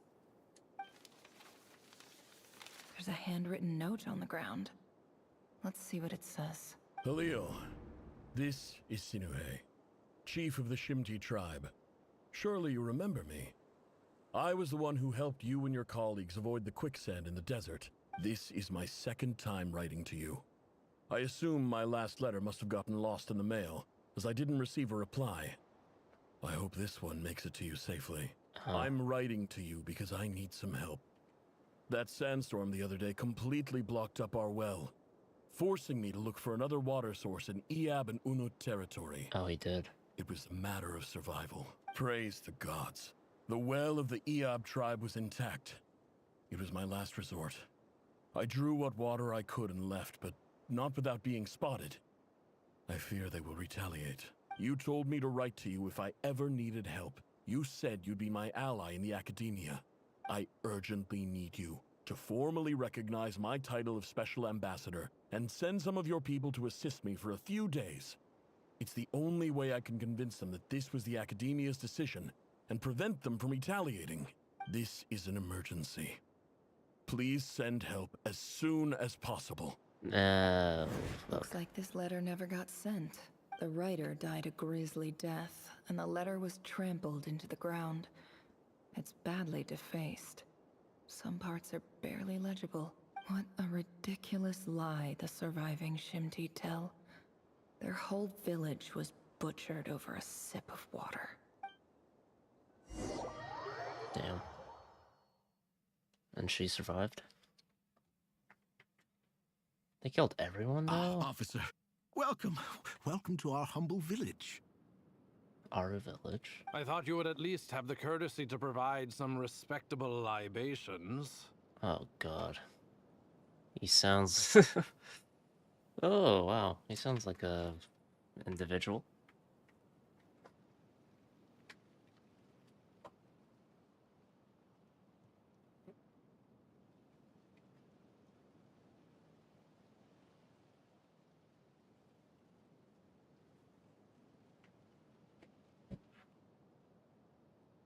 Anything? Come on.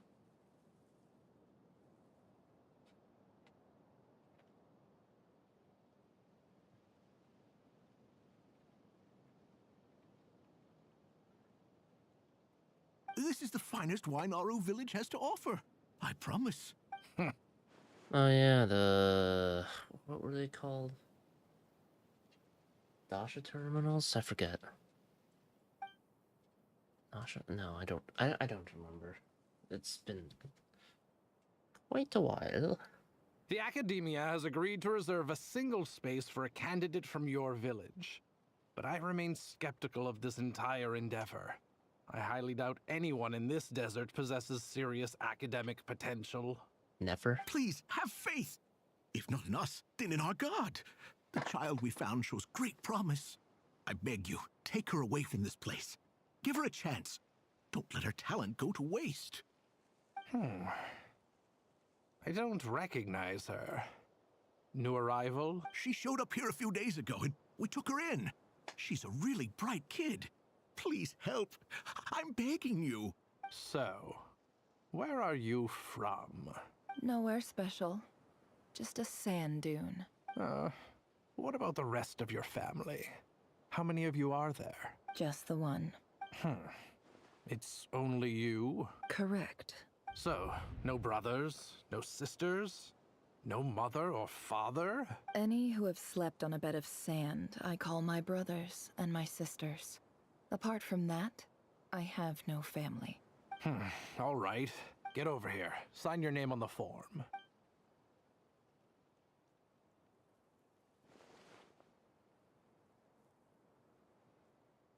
Never? You're rather fair-skinned for a desert dweller.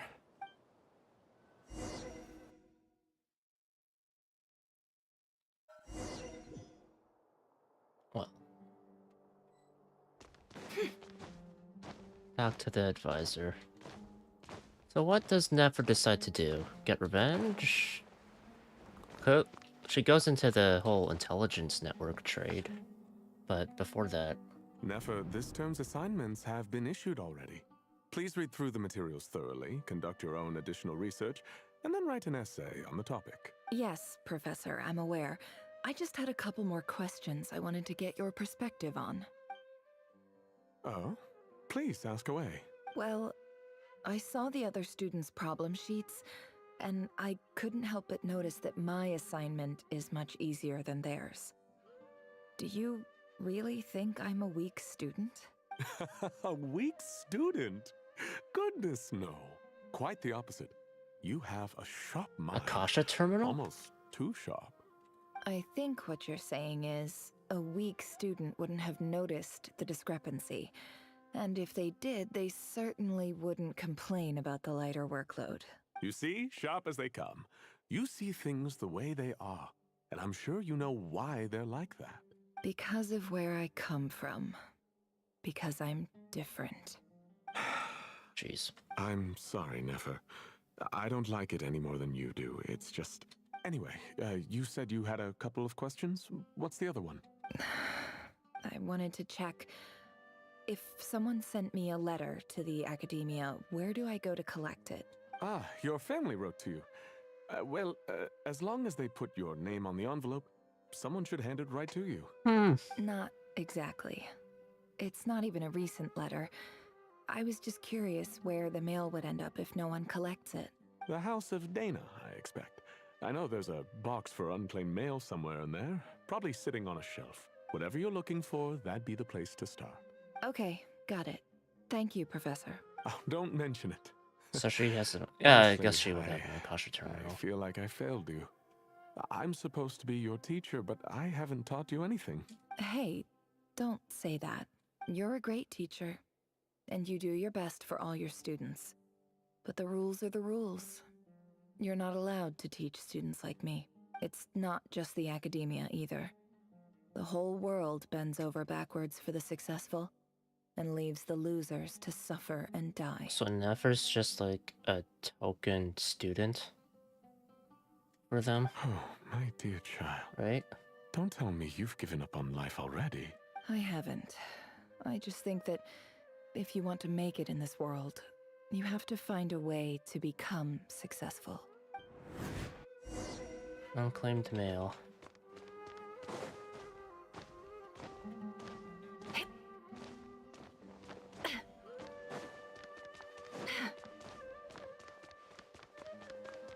No more lies. This must be it. A big cardboard box full of unclaimed mail. And probably some letters that ended up here by mistake, too.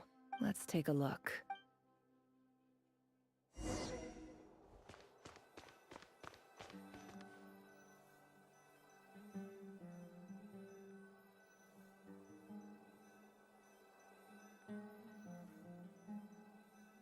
don't know how long Act 4 is going to be, but I don't think I'll be able to play Duet Night Abyss. Oh, we're doing this again? A dilapidation survey from Port Ormos. Looks like it's from a Core of 30 representative. What a strange thought. A bunch of mercs losing sleep over rundown buildings. This one was never even opened. I guess the recipient didn't care what the Core of 30 had to say about anything. Who was it addressed to? I don't recognize the name, but it must have been a Kasharawar professor. Next. This one is addressed to the Immorta Sage. The title is Changes Observed in Satyavada Life Symptoms. Why do all these letters read like full-blown dissertations? Guided by the incense, we became lost somewhere in the forest.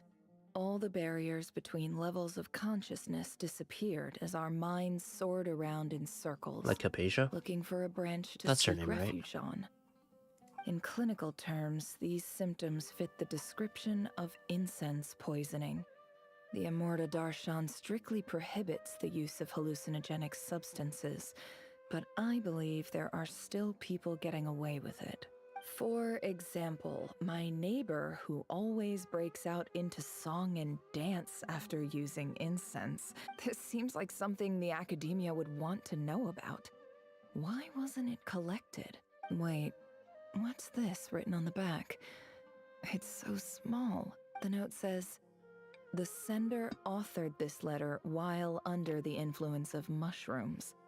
I would send it back, but no return address was provided. Stamped by the Grand Conservator of the House of Dana." Is that true, though? This next one is addressed to Grand Sage Azar. A few words of protest regarding recent changes in Sumeru's educational policy.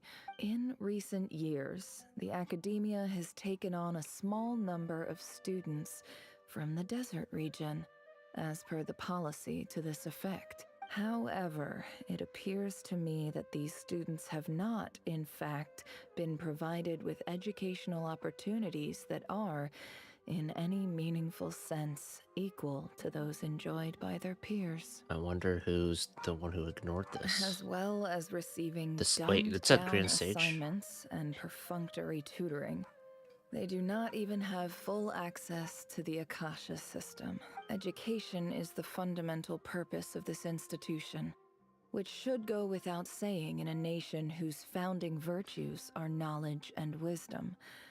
I ask you, is the lip service we pay to the policy of education for desert students truly the standard of pedagogy to which the academia aspires? As Grand Sage, policy decisions are your prerogative, but do not forget your roots. You and I were once students too, as was everyone else in this institution. I do hope you will give some serious attention to this matter.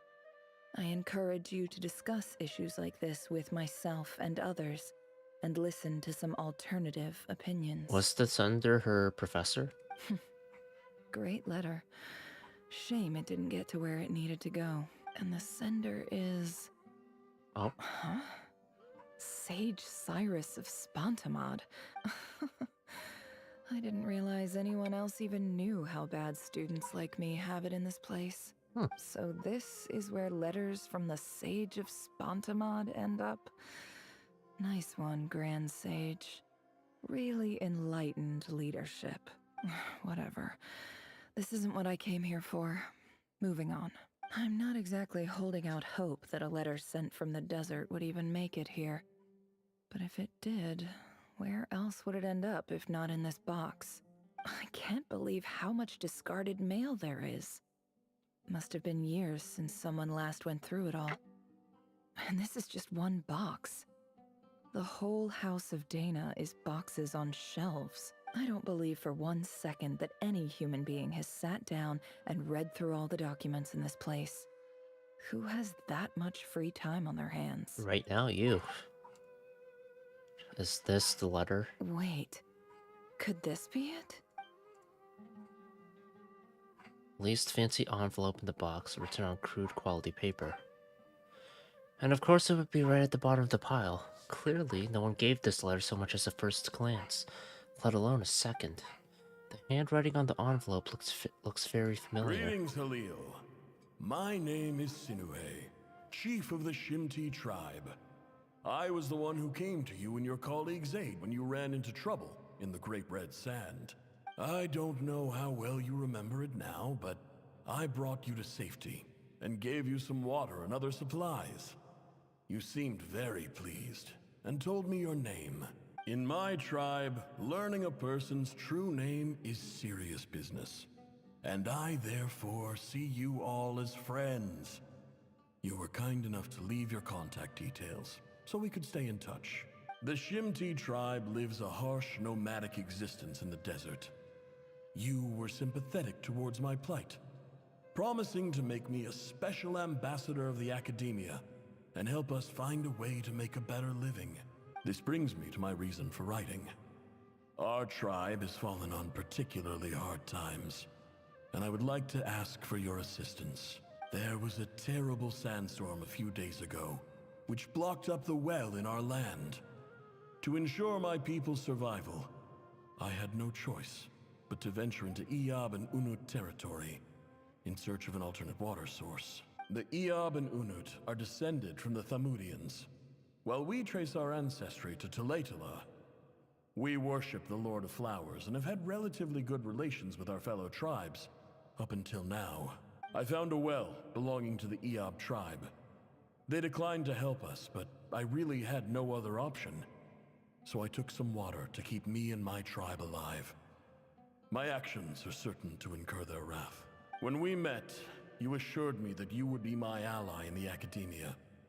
I would like to take you up on that offer, because I really need your help. I wonder if you could send an academia representative to meet with me. That aside, the last time you were here, you mentioned that the academia had started accepting students from the desert. And I told you a little about my daughter, Nefer. We have next to no resources here in the desert, and my power and influence are limited. Would you consider enrolling my daughter at the academia? She is a smart girl. I know she won't disappoint you. From the outset, the academia never took you seriously. Those things they promised were just empty words. I doubt they even remember the name Sinuhe. And you were so emphatic that your luck had finally changed for the better. You swore you'd lead us to a better place one day. You spoke with such conviction, like you were the most powerful chief in the whole desert. You liar. You lied about everything. You promised the world and delivered on none of it. And who fell for it? Just me, by the looks of it. Despite your best efforts.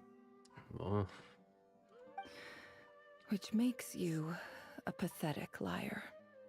You weren't even any good at it. I think I'll take over from here. Let me show you how it's done.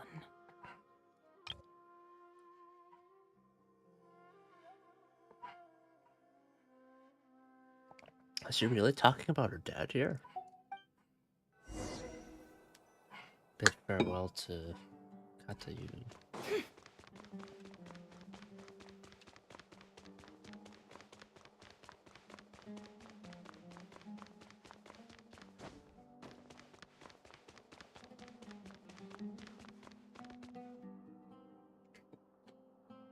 I just came to say goodbye. Thanks for everything you've done for me in my time here. Nefer? You packed your bags. Where are you going? I'm quitting. Something's come up in my hometown. Gonna head back and deal with it. Huh? But this was a hard-won opportunity for you. You know that better than I do. It was. But it doesn't matter. I have more important things to deal with, and they can't wait. Oh, and I didn't want to overfill my bags, so I left some incense on your desk. What's wrong? I thought you liked incense. Although, I did read somewhere in the House of Dana that it has hallucinogenic effects. Don't use it all at once, alright? Isn't this the stuff you brought from your hometown? You're just letting me have it? But you said it's a rare and valuable commodity. Yeah, about that. I lied. It's not rare at all. There's this bunch of ruins near my hometown that are practically overgrown with this plant. It's not worth much. Keep it. It's fine. But never... Alright, that's all from me. You take care.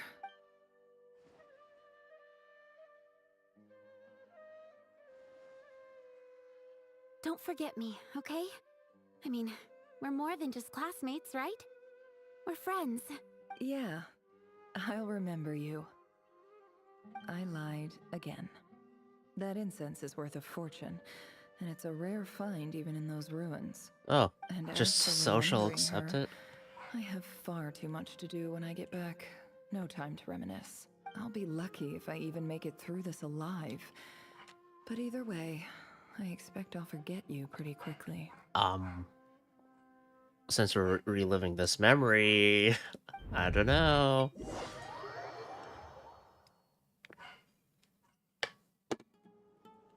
Gee.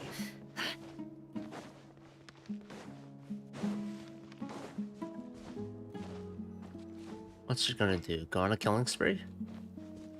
Doesn't seem like her style, so probably not that. Can't hide the truth. Yup. Oh.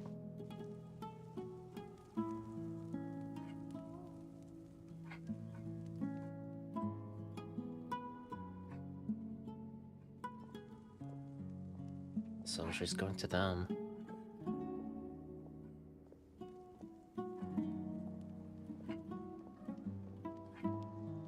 It's a pleasure to meet you, Mr. Arif. So, what does the Academia want? Since they've sent their special ambassador, I assume there's a big business deal to be made. If not, I'd be very disappointed. Please, sir, lower your blade. You're lucky I'm the one they sent. Not all special ambassadors share my admiration for the Eab people. That's one way of saying it. The ever-shifting balance of power in the desert reduced the once great civilizations of this region to rubble and sand. But the story of the Eab has a very different trajectory. Others grew weak, but you grew strong, beginning in obscurity and moving to prosperity. You're the only ones who defied the trend. Huh. So, you do know who you're dealing with? This well is the perfect symbol of your strength, is it not? It used to belong to the Unut, but it looks like you have control over it now. You're not wrong. But I'm sure you didn't come all this way just to flatter us. Oh, yeah. Of course not. I came to bring you some very good news. Some information that recently came to light, which might just be your ticket to freedom. Is she gonna lead them to their deaths? Records uncovered by the Vahumana Darshan show that a certain well currently under Eab control is built on top of some ancient ruins. These ruins are of great archaeological interest to the Academia. I checked the map carefully on my way over here, and I'm confident that this is the well in question. The Academia is offering 50 million mora in return for excavation rights. 50 million? That's gotta be a lie. Is she just trying to get their well destroyed or something? No, wait. If these ruins are as important as you say, 50 million's a little low, don't you think? Don't get greedy, Eab. We know far more than you think. We know that you seized this well by force. Wasn't that the first step in your rise to power? To drive away the Unut and steal their water supply? So what if it was? Nope. Don't worry. As unscrupulous as it was, it's something we're willing to overlook. The Academia is only interested in dealing with the de facto power holders in the region. I hope I am making myself clear. And I hope your words are the truth. If I find out the Academia is trying to play me, I'll hunt down every one of your people and make you watch as I cut their heads off one by one. You already did that, asshole. I assure you, Chief, that would not be in your long-term interests. You don't want to make an enemy of the Academia. You see how I'm dressed, don't you? I appreciate that you've never been to the rainforest, but surely even you recognize an ambassador's attire when you see it. And what does a barbarian like you have to lose anyway? You really think the Sumeru Academia would bother to come all this way just to lie to you? We have more important things to worry about. All right, I take your point. The Academia is the highest authority in the land. I'm sure you're trustworthy people.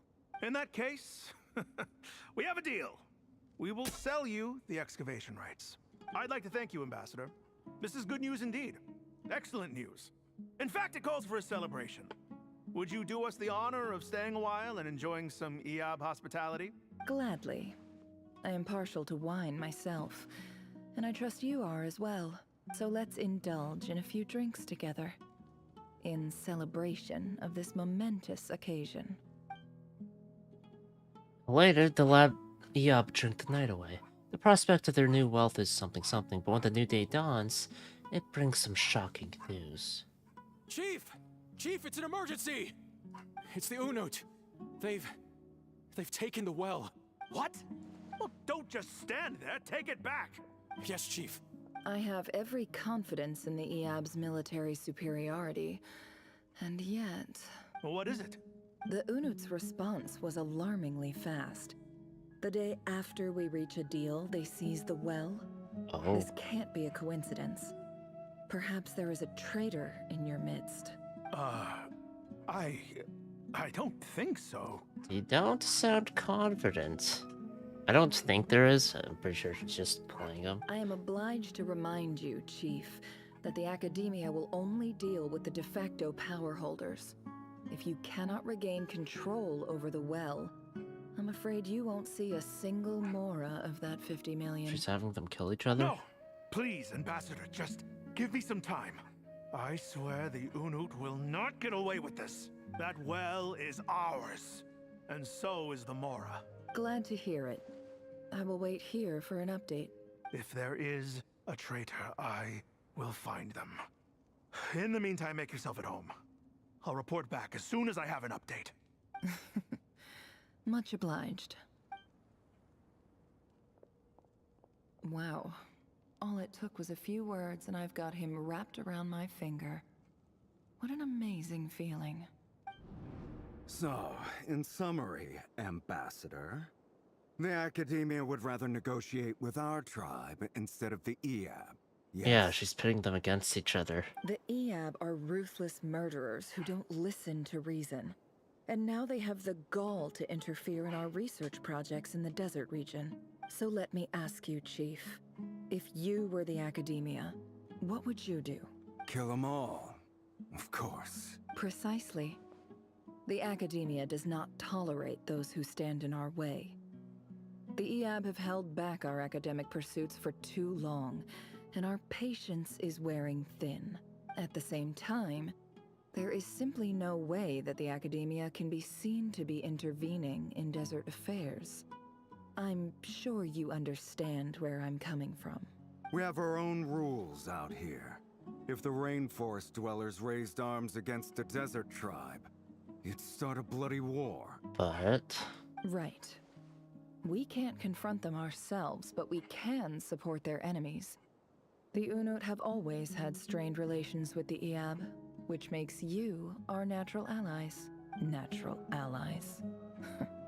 Weren't the Iab your allies once? You were quick to send them after us to protect your interests back when we stole that water. And now look at you. You're at each other's throats. Let me be clear. The Academia wishes to collaborate with the legally recognized rulers of the desert in this matter. We are asking for excavation rights to that well, and our offer is 50 million mora. Say no more. I believe we have an understanding. Good. Then I suggest you get to work. Get us access to that well, and the mora's yours. This is quite the revenge play. You see, Dad? Lying is easy when you know how. People will believe anything.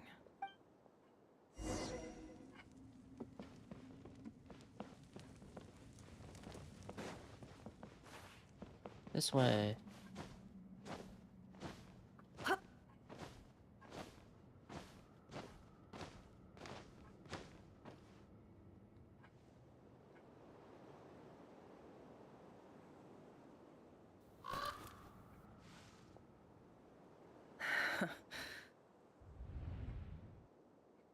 And they've killed each other.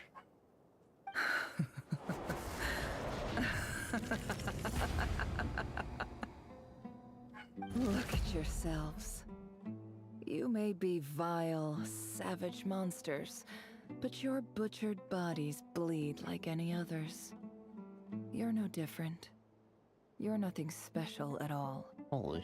The monsters who destroyed my home, they're just ordinary, petty human beings. What a joke. I feel like she should be a bit more manic here. I think we're even now.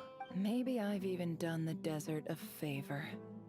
It's a better place without all these people around. Jeez. Oh, Sinuhe. My gullible fool of a father. Perhaps if you'd been as ruthless as I was today, our tribespeople would still be alive. In this dog-eat-dog world, a chief needs to be tough to survive. But you couldn't do what had to be done. So I did it for you. Oh yeah, they're watching right now. Nefer, it's okay. All of this is in the past now. I believe I remember you promising to remain silent. Yeah, but even so... Yehoda, is there anything you can do to ease the tension? You got this, Yoda. It's your time to shine. Alright, time for a sharp turn onto a completely different topic. So, anyway, that's enough of that. When are we getting out of this place? Yes. Feels like we've been walking forever. I'm getting pretty tired. Oh, Lauma, you tired? Yes. If we can find somewhere to sit down, I could certainly do with a rest. It's not far now. There should be a temple just up ahead. Is this situation about to reach a conclusion? Yes. Really? A temple? That's where this story ends? I guess that's how things go in the desert. I've been to a similar place with a friend from the desert before. Desert dwellers can never escape their destiny. Or so everyone says. I never wanted to believe it, but looking back now, I'm as desert as they come. You mentioned a temple. What's waiting for us there? My biggest trade secret of all. Ah. Then I'm guessing it's where you got your power from. The power to peer into other people's minds. I didn't know you were clued up on any other religions. I'm no expert in the history of Sumeru, but since you come from the desert, I would imagine it has something to do with King Deshret. And the 7 pillars who served him. Sounds impressive. I have some friends with connections to this stuff. I know who you mean. General Mahamatra Sino. The spirit of Hermanubis dwells within him. That's Boss Neff for ya. She knows everything. Sino's hardly a figure of obscurity. But I know about Sethos, too. What about him? Is he a big deal or something?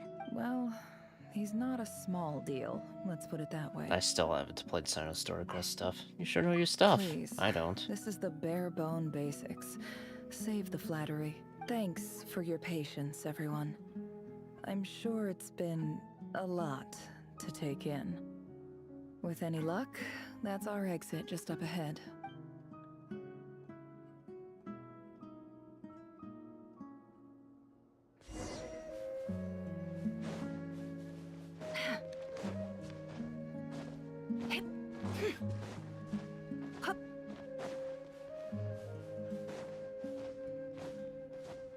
Damn.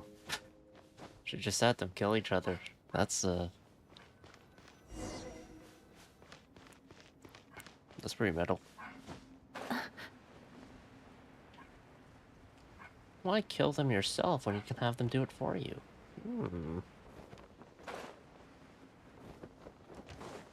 Efficiency for her.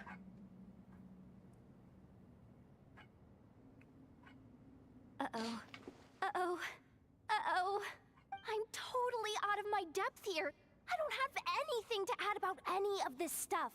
Like, look at that statue, for instance. I want to do the whole name-dropping, this girl knows her stuff thing too, but I've never seen anything like it before. A statue with the head of a bird. Looks like something out of King Deshret's mausoleum. That's Thoth, the Ibis King, one of the 7 pillars of King Deshret. The legends say that he, the Crocodile King, and the Goat King were the 3 retainers of King Deshret. Let's take a look. Cutscene.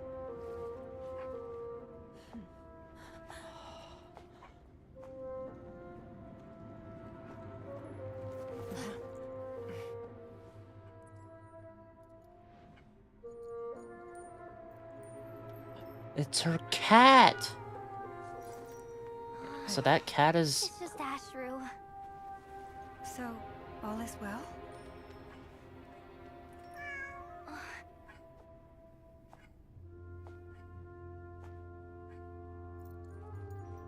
What are you? Who are you, Ashru? Pillar? Typically speaking, at this point, the world disintegrates. Then we find ourselves back in the outside world. Besides, these are my memories. There's nothing to fear. You're sure? Of course. It's almost over. Oh. Oh.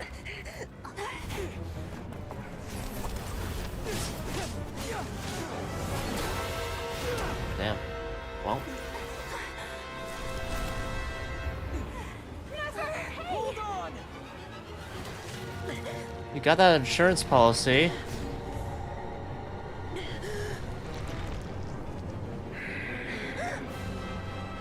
Knowing too much is always a death sentence. Speak for yourself.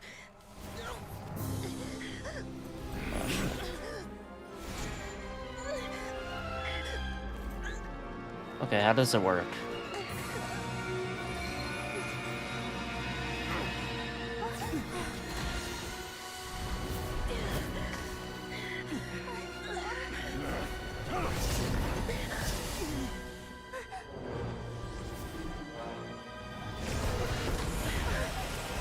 Dane?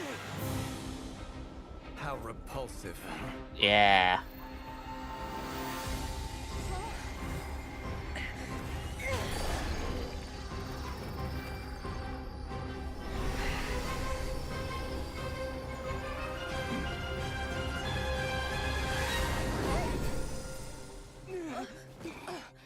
Oh.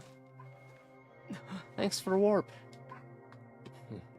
And this is like, what, the 3rd time? Maybe 4th time Guthar saved us?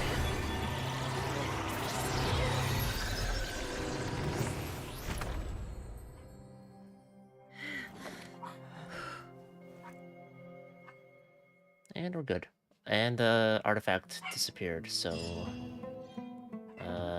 can't really give it back to Dory. I imagine she's got enough money to compensate her. Timed that pretty well, didn't I? He certainly did. Thank you. It's okay. I'm just glad no one was hurt. Okay, first time she saved us. I'm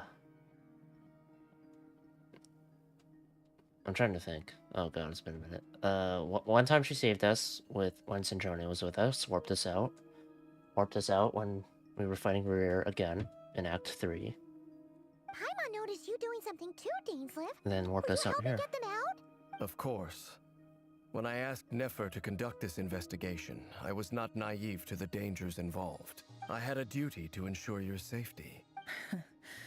Good to know your sense of justice is still intact after all these years. I take that to mean that you saw the truth. That comes as a great relief. I certainly did. And thanks to your help, I also managed to trap Rerir inside the chess set. For now. Whoa, really?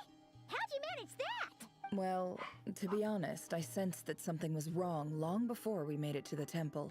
By using this fragment to probe into Rerir's past, well, the monster formerly known as Rerir, it seems I alerted him. I was tracking him, then he caught on and started tracking me too. Can't say I'm surprised. But how did he track you through your thoughts alone? That shouldn't be possible. Rerir was a secret agent who reported directly to the Vinster King. He is an expert at finding a trail and hunting down his pursuers. No wonder. He infiltrated the chess set, read my thoughts, and built a new virtual chess set inside of it. That's why we weren't able to leave at first. Speaking of your chess set, it's quite a remarkable item. Would I be right in thinking you have some connection to King Deshret? You overestimate me. I only have a connection with one of his underlings, the Ibis King. You all saw how this came to be. A long time ago, the Eab massacred my tribe, the Shimti, in our home village. A few years later, I enrolled in the academia, where some new information came to light. The Unut and the Eab fought a bitter battle over the rights to a well, all for the sake of a non-existent 50 million Mora. The Eab ultimately won that confrontation, but their victory came at the cost of almost every warrior in the tribe. The final blow to the Eab came at the victory feast, when an Unut assassin beheaded their chief right before my eyes. The remaining Eab fled and have been scattered to the winds ever since. Having gotten my revenge, I returned to my hometown, where to my surprise, the nearby temple was still standing. There it was, seemingly immune to the relentless hostility of the desert, while my tribal home lay in ruins. As I stood there gazing at the temple, I noticed a cat just outside. This cat, as it turned out, was home to the spirit of the Ibis King. He led me to a gate deep inside the temple, and there he made a deal with me. This chess set is my gift from the Ibis King. The chessboard within is made to the same specifications as the one in the mausoleum of King Deshret, and represents his power of piercing analysis. With this chessboard in its container, I gained a certain ability to perceive hidden secrets. Now, you could conclude that the Ibis King simply wanted to give the people of this world the power to seek the truth, but I don't believe that's the full story. Is the Ibis King one of the pillars then? So, I assume based on the way they talked about Sethos, he's another pillar man? Every god plays favorites. Okay. Their hearts are Not as JoJo fickle pillar as any man. humans. Pillar... Full of whatever. secrets, perversions, egotistical tendencies. But precious few gods are willing to admit this. It is the same with all powerful forces, including fate itself. Their gaze falls preferentially upon a select few. As you rightly point out, this is an act of favoritism. If you're alluding to the Abyss, then yes, I agree. Gather the others. It's time to share everything I've learned. Before long, the group is gathered in the office. Those too busy to attend. Something, something. Thank you all for being here. Inform the others of their movements. Varka's here. Columbina obviously here. Durin. Albedo. Who's missing?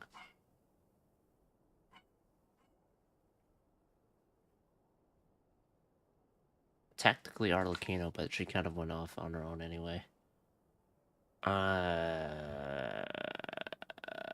As promised, I did some further investigating into the Reicher of Solnari's background.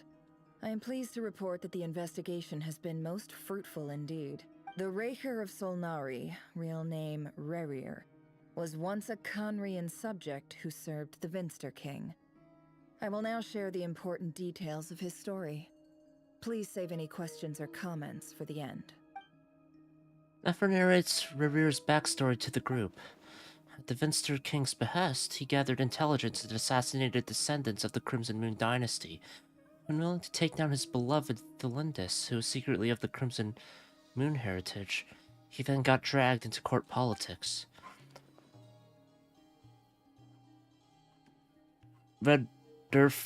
Vedderfulnir's voice, which spoke to him of his fate, was like a reflection of the moon.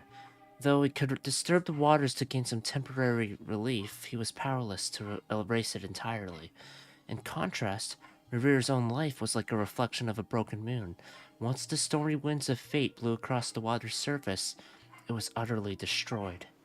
Thelindis smuggled away a piece of the moon before disappearing through that mysterious portal. It was passed down through the ages, finally falling into the hands of the knave. But what lies on the other side of that portal? Is it really a whole other world? Thelindis never had the chance to share what she found there. Neither did Rerir, who followed her in. So that's why he's so obsessed with the moon. A tragic tale, to be sure.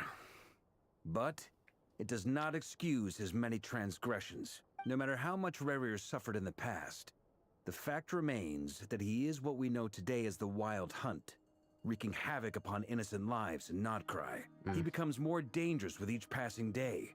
If left unchecked, it is simply a matter of time before all of Teyvat suffers the consequences. This is a threat that the Knights of Favonius cannot ignore. A question for Miss Columbina. Forgive me if this is presumptuous, but have you ever seen the spatial gateway that appeared in Rerir's memory? Never. But I have heard stories of something called the Moon Gate, and this seems to fit the description. Miss Lauma, any thoughts on this? In the lore of the Frost Moon Scions, the moon is believed to hold many secrets. Some sources speak of ancient knowledge, others of a gateway to the unknown. The term Moon Gate is one I have heard before. But as is the case with all of our legends, there are no records of any first-hand witnesses. We cannot know whether it truly exists. Then back to Miss Columbina. As a moon goddess yourself, do you have some idea of where the Moon Gate leads to? Not at this stage, sorry. I do hold the power of the Frost Moon, and my strength is recovering well. I can sense that the gate would open at my command, but... But there's more to the power of the Frost Moon than that? Yes. A moon goddess has the right to open the Moon Gate, since it is a path to the moon. But as Nefer mentioned, holding open a spatial gateway takes a huge amount of power. And right now, I need to conserve my energy to fight the Reicher of Solnari. I'm afraid this is one mystery we may have to leave unsolved for now. I agree. Better to save your strength. But if you'll humor me for a moment, I have a bold conjecture of my own regarding the world beyond the gateway. Okay. I highly suspect that Shoot. neither Thelindis nor Rerir made it through unscathed. The evidence pointing to this is the fact that the Reicher of Solnari exists in the form of countless fragments. With the abyssal power he wields, no ordinary foe can touch him, let alone tear him to shreds. And yet, the Wild Hunt proliferates wherever his scattered fragments lie, drawing hordes of monsters to many different locations across the land. So your theory is that Rerir was physically torn to shreds by some powerful force? Hence, why the Wild Hunt is a distributed phenomenon, rather than a unified one? Makes sense to me. Explains why the Wild Hunt is so pervasive, and why he's been trying to piece himself back together. He was whole to begin with, and he wants to be whole again. Without the power of the Abyss on his side, he almost certainly would have perished the moment he was torn apart. But the Abyss, much like a curse, has kept him alive. I could not agree more. The power of the Abyss is most surely a curse. It is a compelling explanation, and one that accords with my present understanding of Abyss creatures. Whether the life form in question is primitive or advanced, if a curse has extended its lifespan unnaturally, it will continue to survive in spite of everything. This raises some interesting questions. I will run some experiments and see if there is any validity to my suspicions. That being said, regardless of whether my research bears fruit, I would like to thank Miss Nefer for conducting such a thorough investigation. Already, it has greatly enriched my understanding of the entity we face. My pleasure, Mr. Albedo. I too hope that the information I have shared today proves useful as we look to formulate the next stage of our plan. Hey! What is it, Dainsleif? You look really upset! Well, we got to hear the reason why he was betrayed. It's just... when I think of the man I once knew as Rerir, I struggle to understand why things had to turn out like this. The two of you used to be friends, didn't you? I don't know if these words will bring any comfort, but my heart goes out to you. Mine too. We can never know all the hows and whys of the way things are. The moon and stars are full of untold secrets and lies. And the skies are host to many more mysteries than these alone. Yet, none of that can begin to compare with the complexity of human life. Those are the first comforting words I've heard in a long time. Thank you, both. Well, I think this is a good place to end today's meeting. I'm sure Nefer needs some time to recover. She's been through an awful lot today. A little bit. That's very thoughtful of you, Lama. Of course. Sounds good to me. Take some time to rest and digest before we reconvene to nail down a plan. Back at the hotel, you sit with Paimon for a while and discuss what lies ahead. Oh yeah, aren't we rooming with Dane? Hey, is this a bad time? Hope I didn't kill the conversation. It's fine. Come on in. No need. Come on, let's talk outside.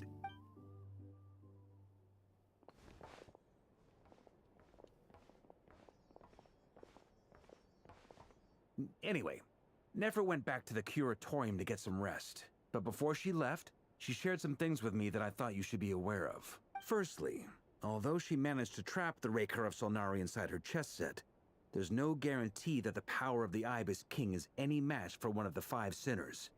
Their powers are beyond our comprehension. It's only a matter of time before he finds a way to break out. We have to come up with a plan and take care of him before that happens. Honestly, Paimon figured that might be the case. So, how long have we got? 5 seconds. Well, I asked her that same question. She talked for a long time, but for the most part, it seemed like she was trying to convince me how precious her chess set is. What a long and storied history it has. It felt like some kind of sales pitch, you know? The kind where you end up handing over Mora against your will? Anyway, after all that, she finally answered the question.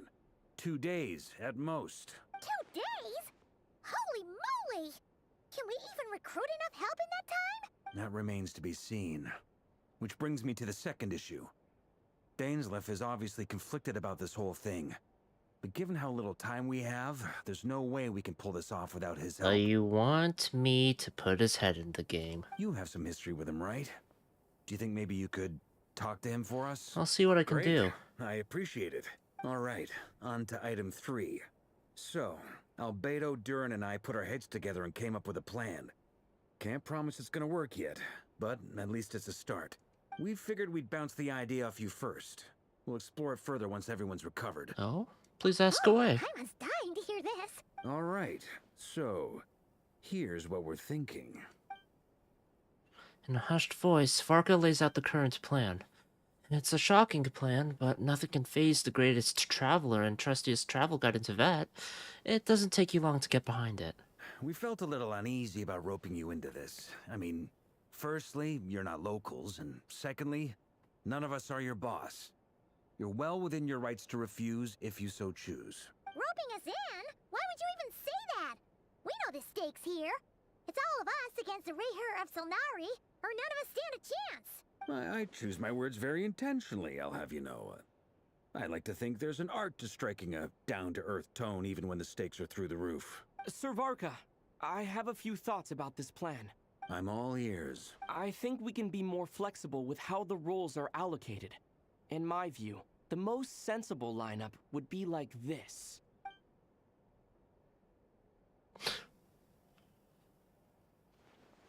I see your point, yeah. But if that's how we're going to approach this, you'd better make sure you're ready. To be clear, I don't doubt your abilities. Far from it. I do. I just want to make sure. Are you really willing to take all this on? I want to do everything within my power. The Rayhir of Solnari is a truly fearsome opponent, and if I do my part, it'll greatly reduce the risk for everyone else involved. Well, that tracks with what I've heard. Jean's mentioned in her letters that you're so diligent it's almost abnormal. As in, most people weigh up the risks and rewards in situations like this. But you seem to just march towards danger without a moment's hesitation. Of course, everyone appreciates a fearless pioneer. But all that aside, I'm the Grand Master of the Knights of Favonius, and you're our honorary knight. I want to make sure your courage doesn't come at the expense of your safety. Thank you, Sir Varka. I should be the one thanking you. It means a lot to have you on board. I'll give some serious thought to your suggestions. Varka gives a very knightly bow and says he'll see you at the hotel again later. He has arranged for everyone to meet and finalize the plan of action.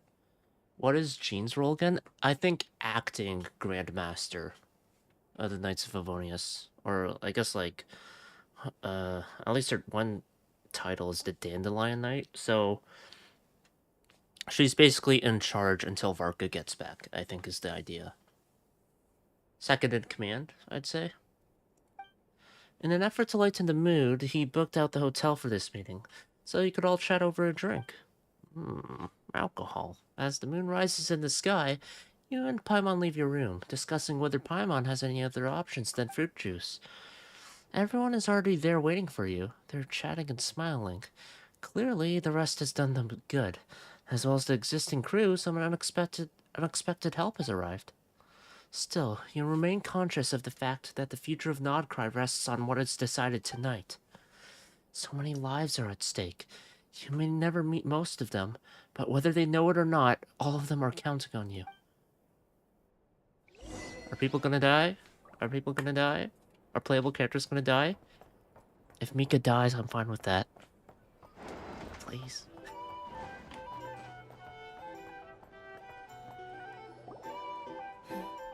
This is a thorough plan, but I do have Oh one yeah, last Neff and Nino question weren't before there. we take action. How can we be sure that our enemy won't leave the designated area? Sounded like it was going to be a cliffhanger. Yeah, I thought so too. But the one thing that's kind of making me think, okay, there's going to be more, is the fact that the patch art is literally Varka, Durin, and Traveler facing off against Ririer. So if they don't show at least something to that effect, that's false advertising. Great question. Albedo's been hard at work analyzing Ririer and the Wild Hunt's behavioral patterns. His conclusions are as follows. Firstly, from the earliest known confrontation until now, Ririer has never displayed any ability to manipulate the dimension of space. So it's unlikely he has any power in that domain. What are the shades? Time, death, life, and space, I think. Those are the 4 shades. Secondly, he seems to have a particularly strong vendetta against our group. If we put him in a fight-or-flight situation, he'll choose to fight every time. What, just because we took his heart? Ugh, Thirdly, get over it. Finally, and most importantly, he is consumed by hatred. Wouldn't both be for the the moon and for his enemies. Wouldn't it be the first time Hoyo false advertised? True. Turns out, we tick both of those boxes. We have a reincarnated moon in our I was ranks, really and expecting a an spy Evernight who boss accessed fight, his and then we private got memories without permission. big-ass teeth member He'll sprayed. be baying for blood, not looking to escape.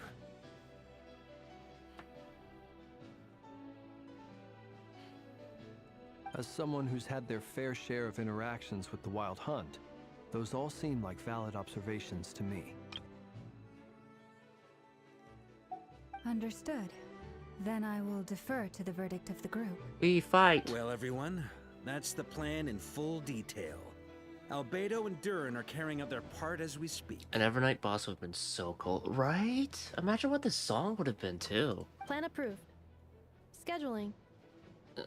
It's not like the boss fight was bad for the Evernight Dawnhunk patch, but it was far from what I expected. Okay, any firepower you need, Punching I got bag you for covered. show. Let's light this baby up. But we just have Punching Bag Face Shao. Sam. It's cool when we get to fight playable characters. Argenti. The Frost Moon Scions Kafka? are behind you as well. And the rest of you? I wonder if the rest of the Stellaron Hunters will be a boss fight at some point, so No Blade objections? All right. Then it's settled. and... This is the plan we're Silver going Wolf. with. Why did I take Next so long? up, an old tradition of mine. Anyone who wants to back out, now's your chance. Alright.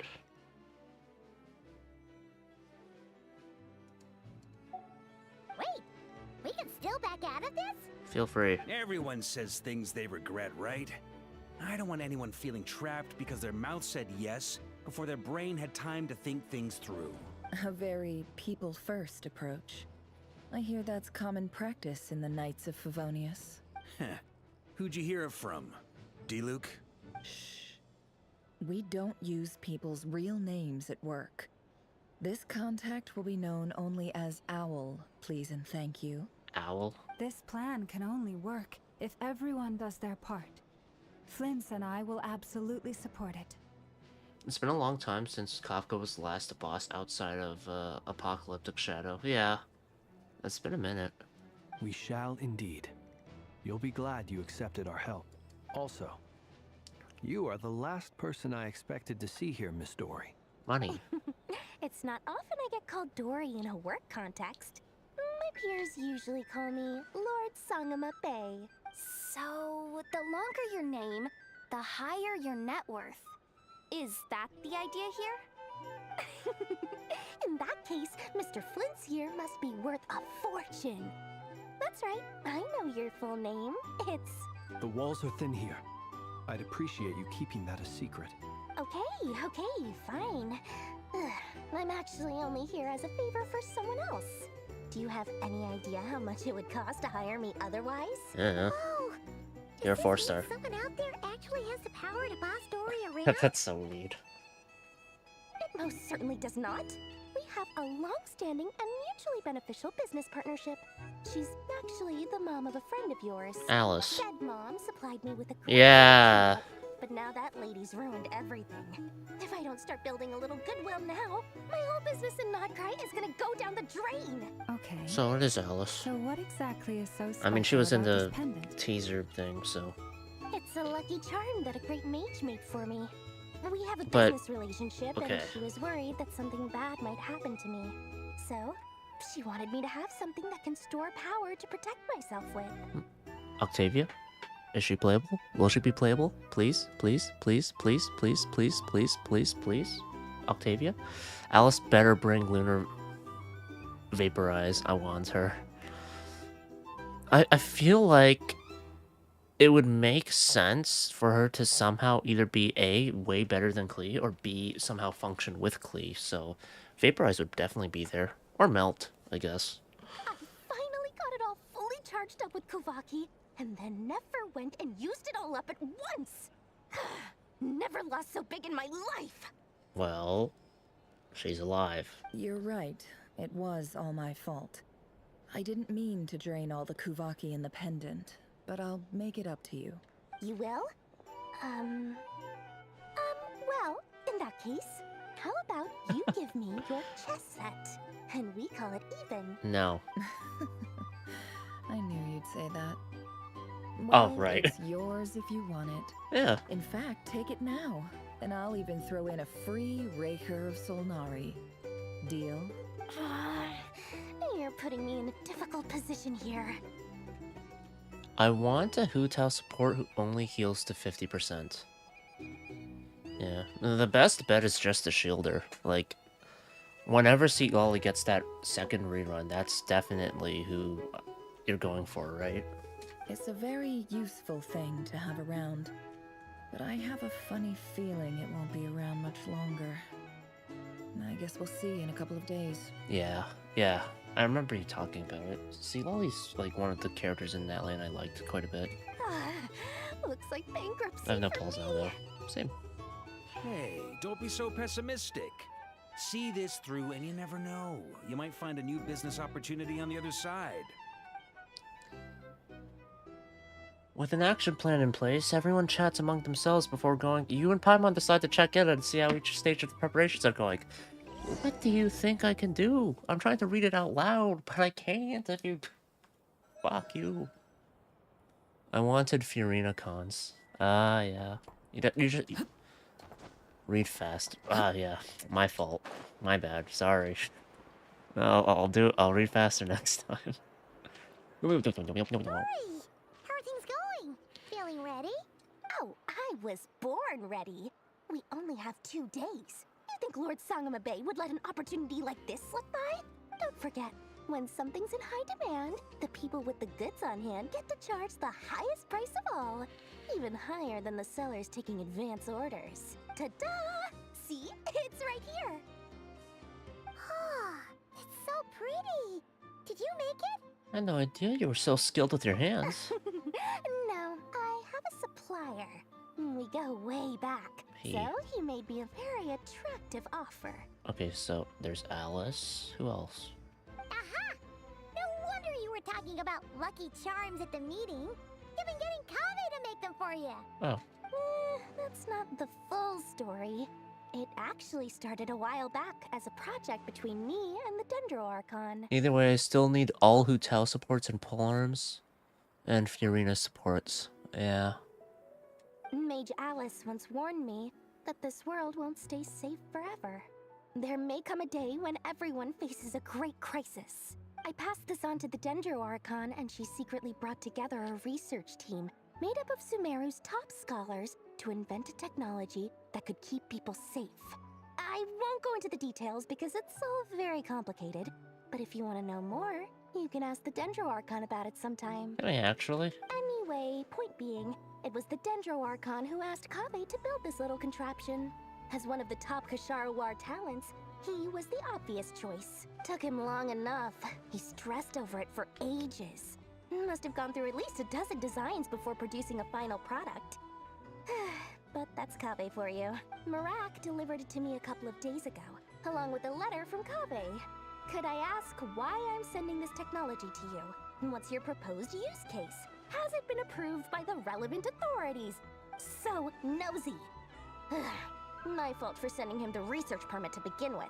Surely Nahida must have told him you were involved in this project. He was probably just nervous because you're always so secretive about your business. Could be, could be. Anyway, I just replied, let's hope there never has to be a use case, because it would involve grave danger. Fair enough. But it sounds like he was just being cautious. He probably felt responsible as the one who made it. Or maybe he was asking as a favor for his housemate. He's done that before.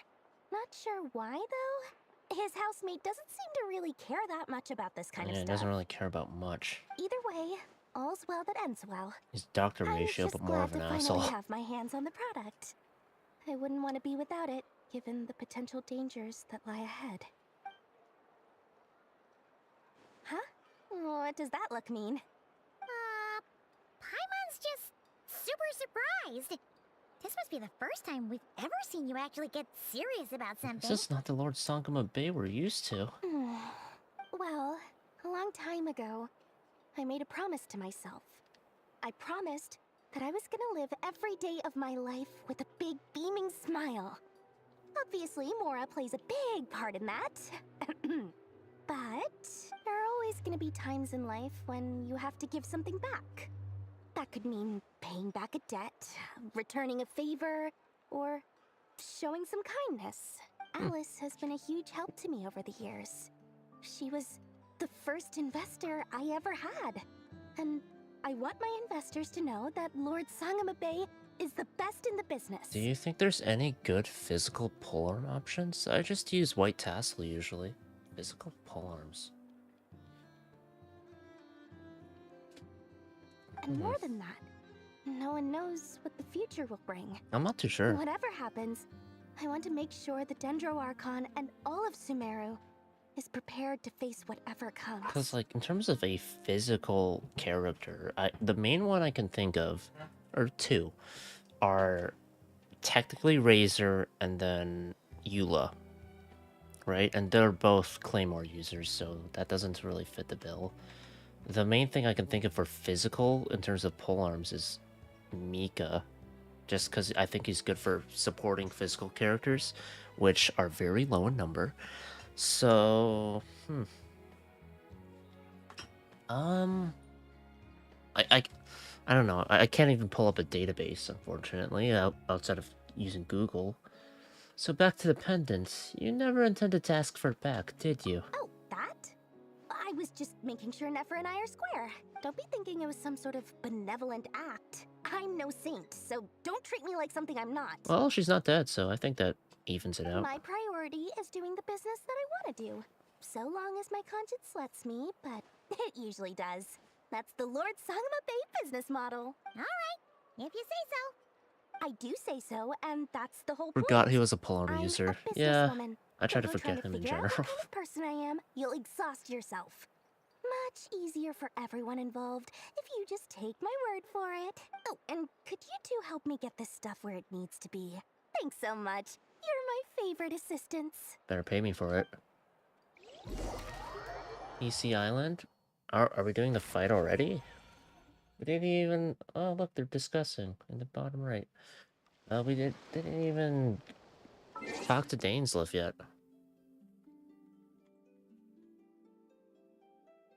Polearms.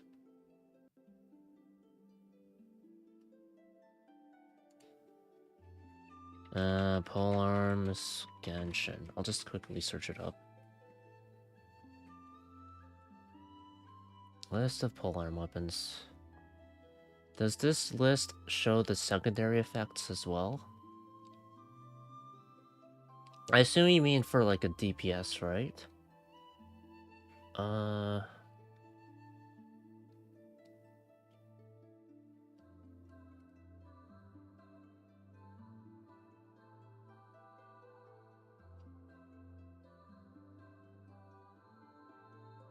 Elemental Mastery has nothing to do with it, so definitely not Sino's weapon. It sounds like... Okay, if you ran... No, you'd want to run the physical set, though, I imagine. But if you ran the Bond of Life set with Arlecchino's weapon, then that sounds pretty good.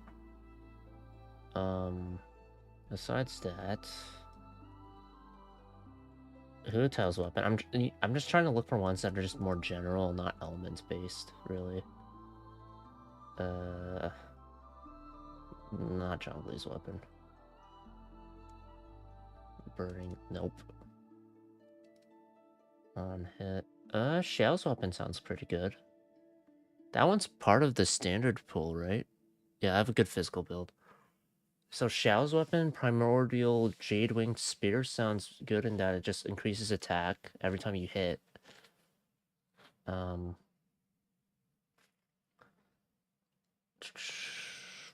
Skyward Spine doesn't sound too bad. Definitely not that. Or creates a shield. Well, that's really just enough. Lunar charge damage. That's just Flynn's weapon. And movement speed. The one 4-star event weapon doesn't sound too bad. I think I have it on me actually. I think it was during that like Inazuma event that we finally returned to Inazuma for with the whole bathhouse stuff. The one equipping right now is Eon Sun. This one. This doesn't sound too bad as a general thing, but it's also got ER, so maybe not that. Dialogues of the desert. Hell no on that. Healed or heals others. And the struggle effect. All elemental damage. EM. Energy on being healed. Doesn't Jade give crit damage? The Primordial Jadewing Spear, it gives a crit rate, 22.1%. Oh, I have a good physical build. It's like 67 plus crit rate, 180% plus. So it sounds like the Emma's just so good in the Universal. Oh yeah, or Homa, right? Yeah, Homa's so good. I don't have it, but I know how good it is. That's a battle pass weapon, I think.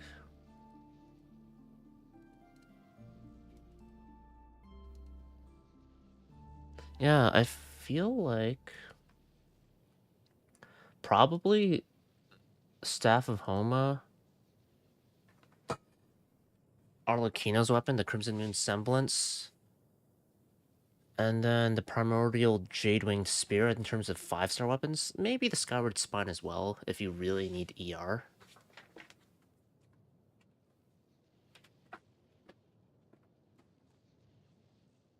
It's two-piece, two-piece. Oh, okay. Yeah. But yeah, I'd say in terms of 5-star weapons, those are probably your best bet. I'd say the Jadewing Spear is your, like, an actual weapon you can feasibly get. Just because it's in the standard pool. Yeah. Let's see, who do I have it on? Arlecchino, actually. Oop. Look at that.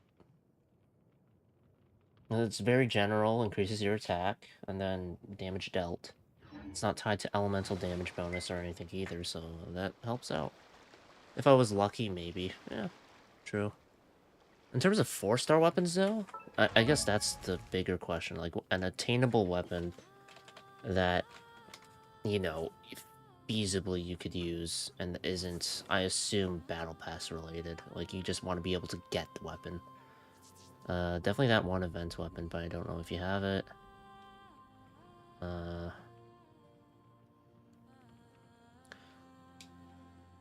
Attack is...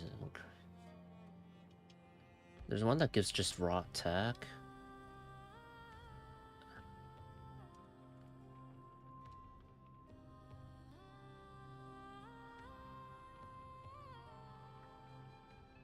That's an exchange weapon. I have Skyward Spine and Sword and 2 Amoses. That's a Ganyu's bow, right?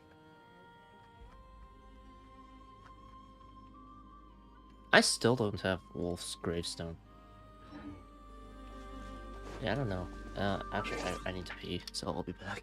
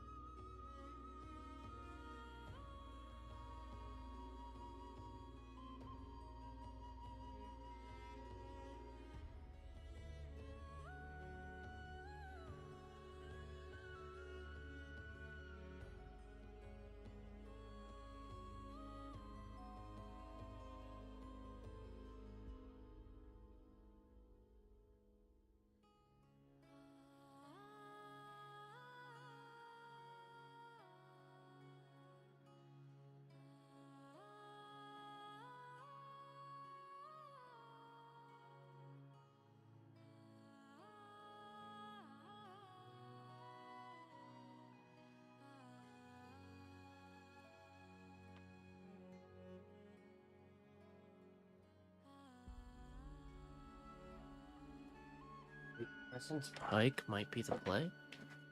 Crescent Pike.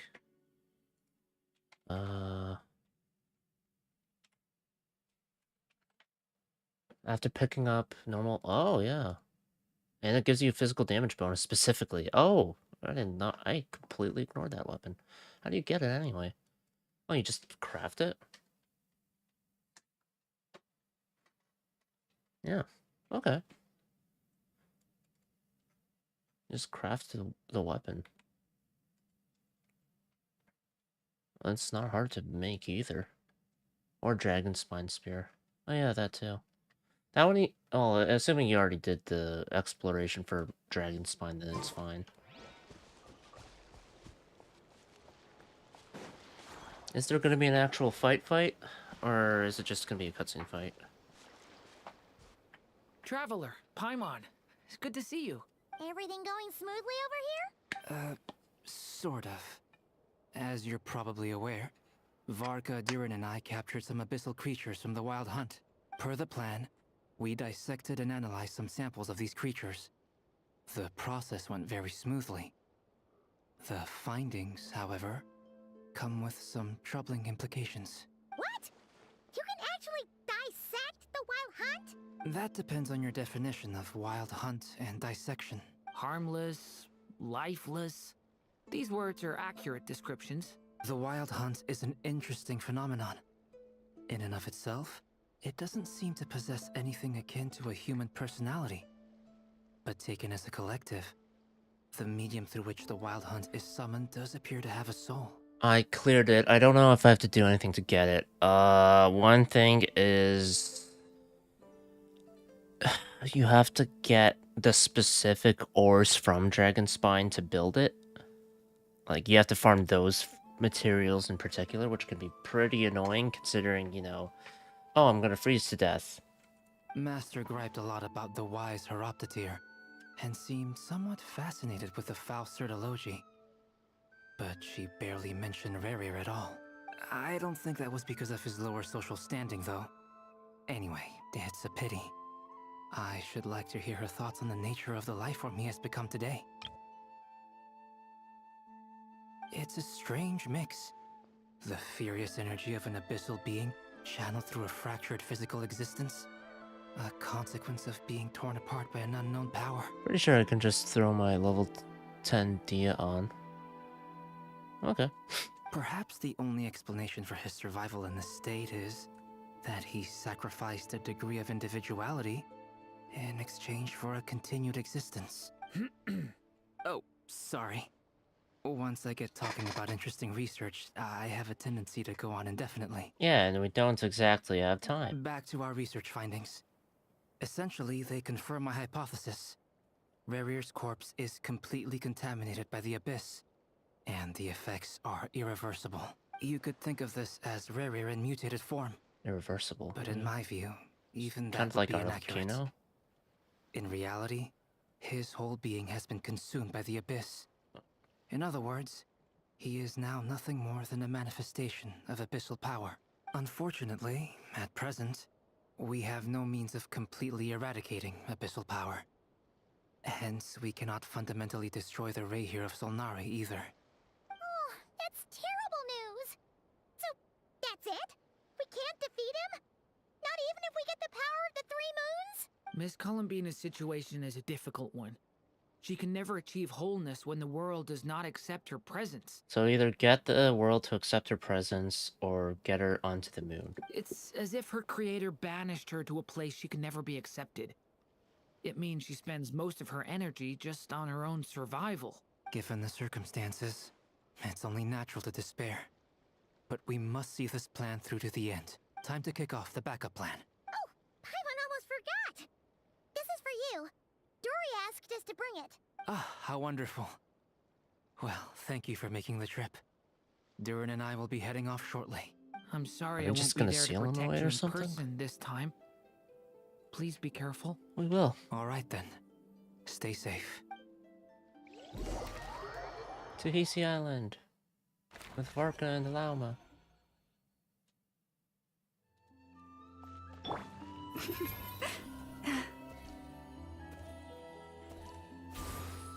Lithic Spear would also be good, but I didn't pull it.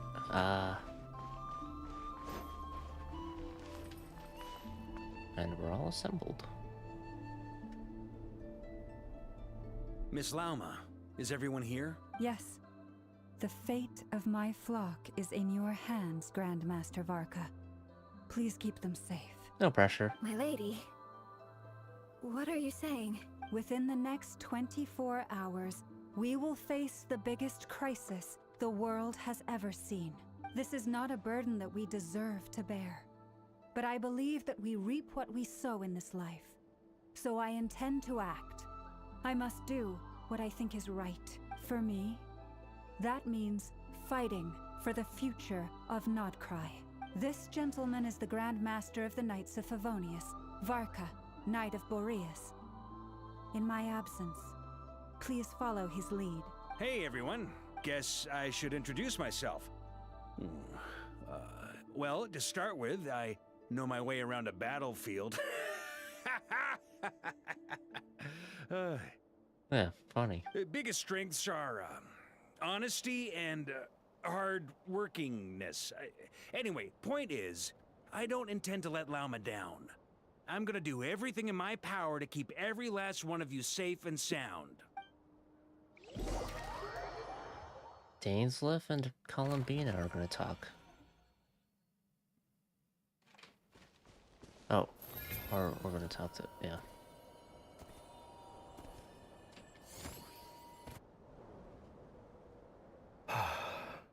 Something on your mind? Miss Columbina, was it? I believe that's how the others addressed you. That's right. Names are funny things. Have you always been called Dainsleif? Yes. I take it your own name has a more complicated history. 71% attack with 28% crit rate potentially. Ooh. I have a different relationship with names than other people. To be honest, I'm not even sure that Columbina is my name. At least, not in the same way that Dainsleif is yours. But it's what everyone calls me, and I go along with it. A lot of my life has been that way. I get so used to things that I forget to question why they are so. I never used to think much about where names come from, or what they mean to people. Maybe something's wrong with me. You're different from other people. I sensed it the first time we met. You're more perceptive than most. I'm sure your long life and rich range of experience explains that. Do you ever find yourself missing Conria, Mr. Dainsleif? Difficult to answer. I have dreamed of the past many, many times. Yeah, someone took advantage of that. Sometimes I'm fighting tooth and nail. Other times I'm lying on the ground, defeated. I don't recall any happy moments from that time. It has been too long. Is that because hatred survives longer than love and affection? That would not be for me to say. I make no excuses for the grudges I bear. But whatever the reason, I remember little that was beautiful or sentimental. Thank you for your help with the Rerir situation. Without your efforts, I never could have learned the hidden truth of his story. You're welcome. I know he's your friend. Friend? He betrayed me. And I never really understood what he was going through in life. Some friendship, that is. The best. Okay. Best friends. So, As R5. do you plan to fight him And with it's a us? 4-star, right? You see, you're torn. Now you know what really happened. You see the things he's done in a new light. I need some time. Of course. I completely understand. Anyone else in your position would feel conflicted too. Actually, I went through something similar myself recently. Something happened that changed my perspective on a situation. A situation I took for granted at the time. It is cool that Dainsleif is here right Now I now. feel very grateful for And not it. just, oh, after Nod-Krai, that's when Dainsleif will show up. The Abyss is here. I must do stuff. Traveler, help me. You mean the Harbingers who still support you? I just even have though to you've think of left a the good Fatui? team from Liyue. For a physical team, you want to do super conduct, for sure. So Cryo and Electro are needed.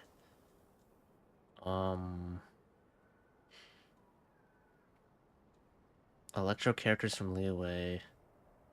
Beidou. There's gotta be more than Beidou, right? Cryo, I can think of Shenhe, but she's more just for cryo support. Or Chi-Chi. off the top of my head. Oh yeah, Chongyun as well, actually. Chongyun, maybe? Yes. I always thought they were only helping me because Harbingers are forced to work together. But then I abandoned them. A warrant was even put out for my arrest. But Sandrone... And even now, they still support me. Not all of them. Which means I was wrong about them all along. Clearly, they view you as a friend. I feel a little guilty now. I regret not seeing her help for what it was, and not treasuring it. I see the guilt that you're feeling now, because I feel it too. Hopefully, talking about it will do us both some good. Obviously Yunjin, yeah. Zhongli maybe, Keqing. Chongyun is for my Cryo Hutao build. I'm assuming you at least have one Chi-Chi, so maybe that could be an option.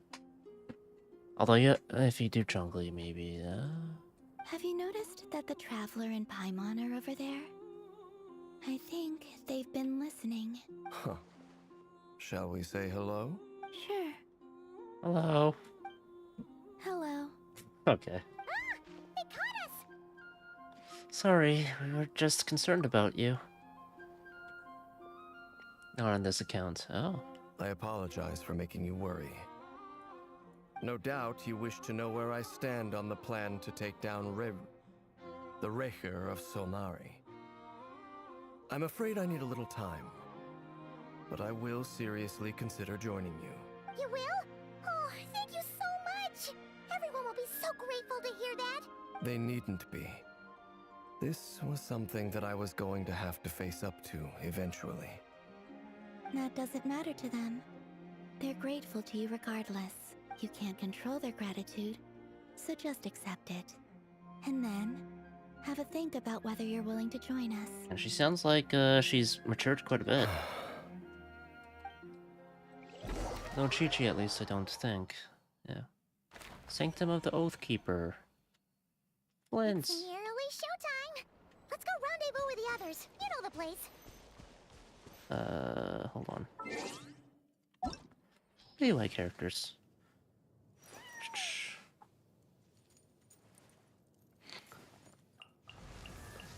Beidou? Doi? She's probably someone you'd use as, like, a potential physical character, if anything. But you said polearm specifically, so, you know. Chongyun is for Hutao team. Chi-Chi you don't have. Xinyan's a weird one. I don't get her kit. There's Keqing. She's more of an on-field DPS, though. Ganyu, you'd need her. If you, like, you'd have to pull her, so... That's something. Her burst would be good for cryo application, though, to have consistent superconduct. If you just used her for burst alone. Yanfei, probably not. Yunjin, you said. So Yunjin, maybe Zhongli.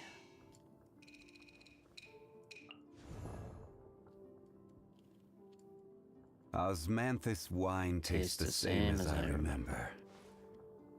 But where are those who share the memory? I don't know. Dead? Liyue characters. They always make a new Liyue character. Gaming and Qianyun, that's just for plunge though. Now arguably you could try to do a physical plunge team. But I feel like you have Qianyun for Hutao as well, maybe? There's Yao Yao. Have you decided where you will go from here? Maybe Lanyan. If not, oh yeah, true. Why not find a patch of soft grass and rest a while? Animo Shielder. Animo doesn't really fuck with the superconduct reaction, so then you could use what? Cryo and Electro, because the main thing is, like, if you want to buff your physical damage, then superconduct would be a really good option. Ah, you're earlier than I Physical expected. plunge might be the play, Lamau. Oh, there you are. There then. Hey, Flint's! Been waiting here long? Not too long. I came a little early so I'd have some time to think. Are you nervous about the battle? Quite the opposite. I'm reminiscing on my past battles. When I was awakened by the Ratniki, I had not touched a weapon in many years. I felt like the battlefield was not where I belonged. But after waging war against the Wild Hunt for so long, I came to realize something. A life of absolute peace is simply not a possibility for me. My restless flame indicates that somewhere inside of me, there is a deep yearning to root out the evil in this world. A la the Hunt. Or Galaxy Rangers. Oh, that doesn't sound like such a bad thing. I agree. Well, in the past, when I was a Fae whose primary concern was hibernation, it was hardly ideal. But it certainly serves me well here in the present. And I am delighted to be able to join forces with you in this endeavor. Looks like I'm not the first to arrive. Ah, Miss Lauma. Did you sleep okay last night? I struggled to settle down at first, because of the nerves. But don't worry. I got enough sleep in the end. I'll be just fine. Thanks for everything. Please. I'm just doing my part. Never! Over here! Never say never. The goods have been delivered and the backup plan is underway. Aino asked me to relay a message. She said Anetha will be on high alert and keep a close watch over all secondary districts where defense is required. I didn't even know support as Superconduct necessary. lowered physical res, and it's by 40%. You didn't... I knew it was a physical buffer. Really? Meanwhile, although it's Aino not, it's a herself will rare provide thing. range support to us directly, using her latest Like invention. how often have they do they make a physical DPS? Makes sense why Eula's cryo now. Yeah. Excellent. My thanks to all involved. The chest set's looking a little unstable. It won't hold him much longer. We should be prepared to engage at a moment's notice. No sense sitting around waiting. How's this fight gonna Let's take make the place? first If it's an move while we actual still have boss the fight, option. that'll be cool. But I doubt it. I agree. Not in a Paimon, find a 0.1 safe hiding patch. place. Got it! Be careful, traveler! I will. Oh, he talked. Alright, bye, Paimon. Everyone, take your positions as soon as the battle starts. Every ounce of strength we have in our bones, let us bring to this fight. Ready? Let's go.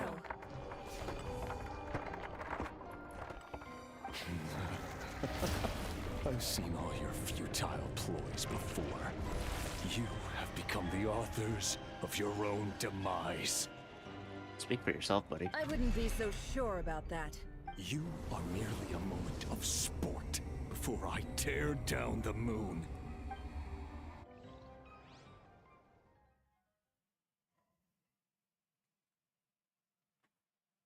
Oh, why's the door open? Oh. Oh my god. It's an actual boss fight. Oh. Oh.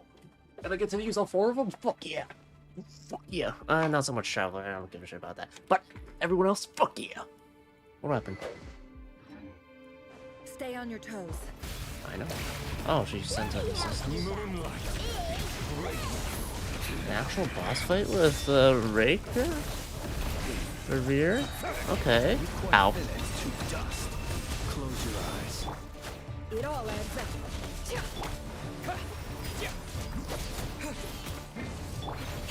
You poor lost lamb. Be silent.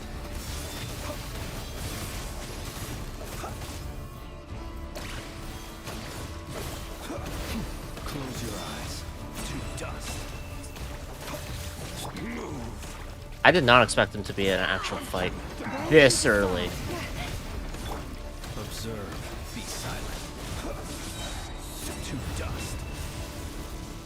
Like, the last time they did a fight early was probably the Raided Shogun in terms of, like, a region. The moonlight betrays you. Does it? Ow. For the everlasting force. I'll read after the fight.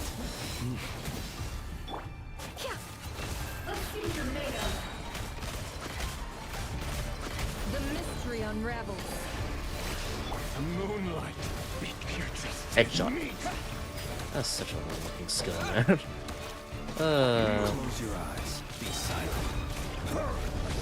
It began with the moon, and so shall it end. The moon will protect you.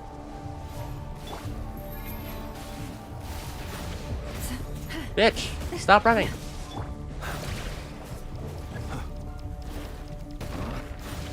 Oh!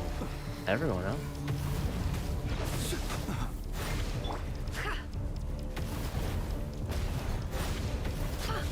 Bitch!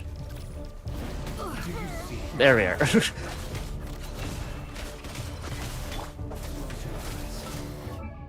Is Llama? CC 3! So I get the healing! Increased damage. Increases its stack limit. This is all flying over my head, honestly. Basic cooldown. Reduced to 4. Sick. When will it be as you foretold? Quite finished. Okay, come on, show yourself. Welcome here.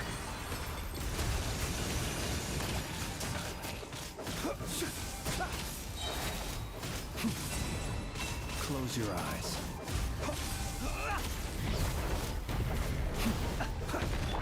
Leave this place.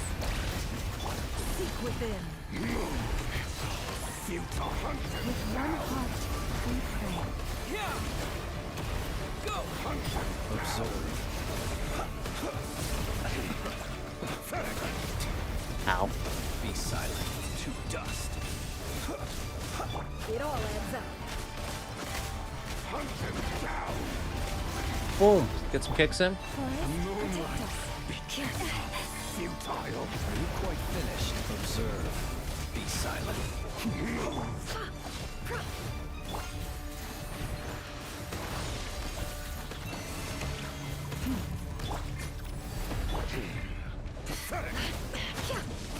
Alright, so I'll ult here.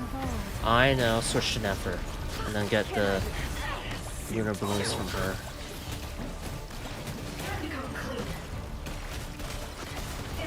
The deception ends here. Observe. Be silent. Oh, fuck it, I'll check. So maybe I could play Hu Tao Yai Layla until I get Seat Lolly and Xianyun. Then if I get Lithic, I can use either Chi-Chi or Ganyu and Kuching. Yeah, that sounds like it's got potential. It all adds up.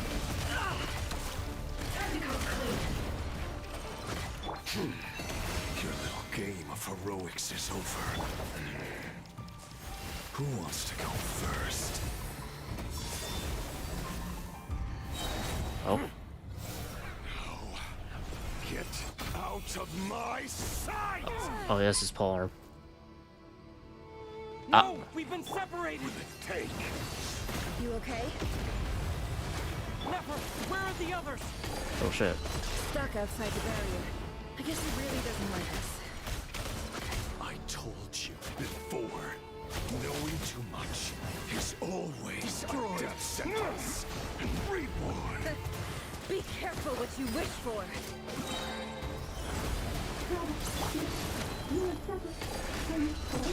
Oh yeah, we're great. Can you hear me?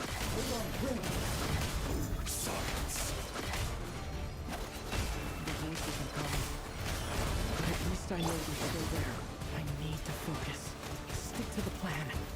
Remember my most important task. Just keep stalling him. If I can stall him for long enough, the moment will come. I'm getting good damage off.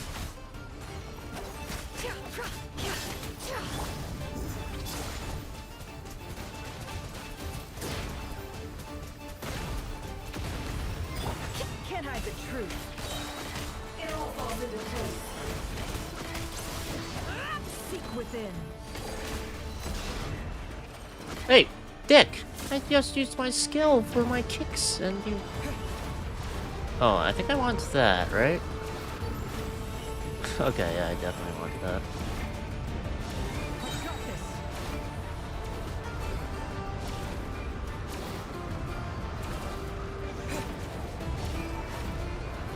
So what? Do I just stand?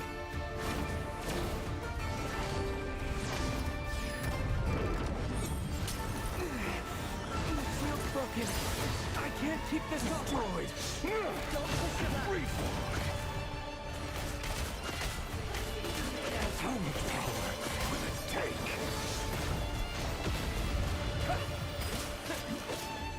Took way too long to end. Yeah, it was pretty easy. Like, you'd have to be pretty low to. Oh, hi.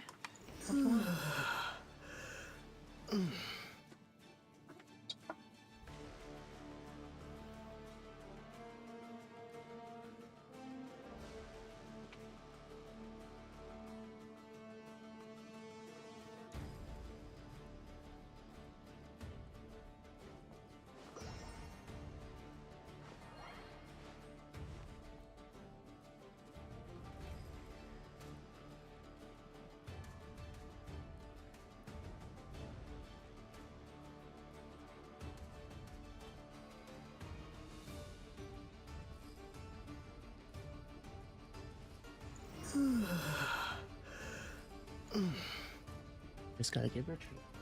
Yeah. Here we go. I believe you want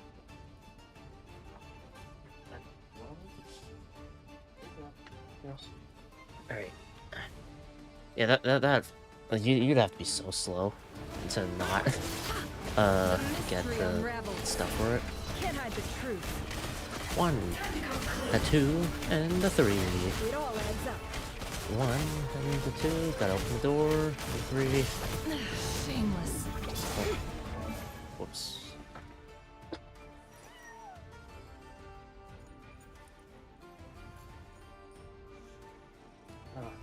Oh yeah, I could just play Raiden. Oh yeah, Raiden's such a good electro applicator. The only exception is what, people with elemental shields, and then also just the ER she gives for bursts. Bombs away! The deception ends here. No more lies.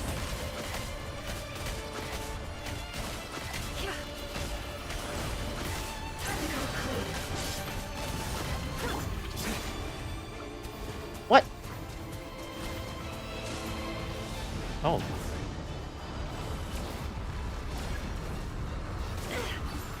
One, 2, 3. There's no other way. Oh. Oh. In-game, like, cutscene for fights?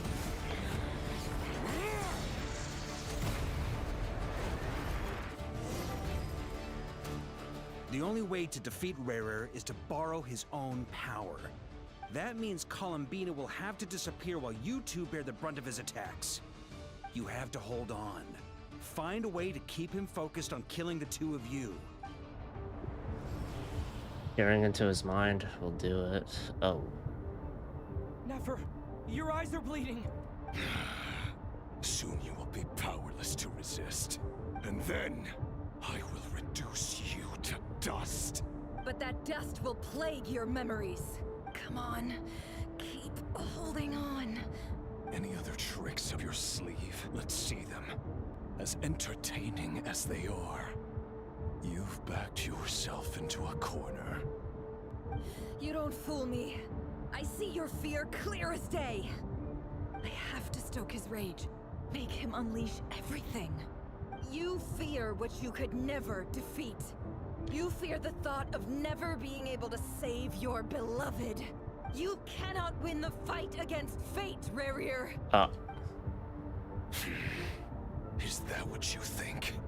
Well, now it's your turn to feel afraid. Yeah, he sounds a little mad. Alright. You fear the sound of your own name? Is it us you hate? Or is it what you've become? Let's see what becomes of you!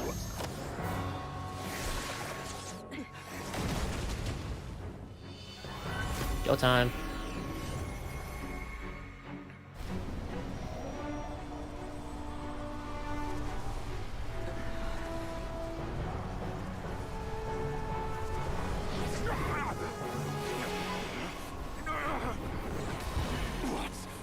happening. That power. I've seen it before.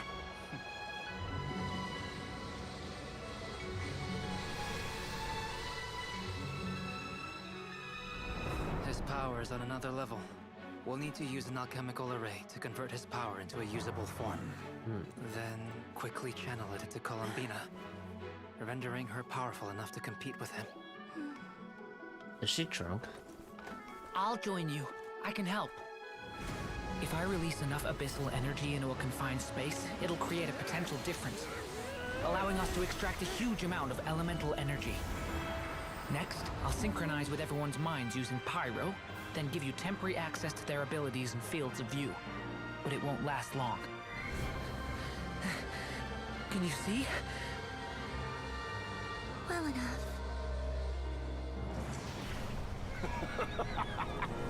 So, we have a student of Gold Rhine-Daughter in our midst. You sound mad. How about that?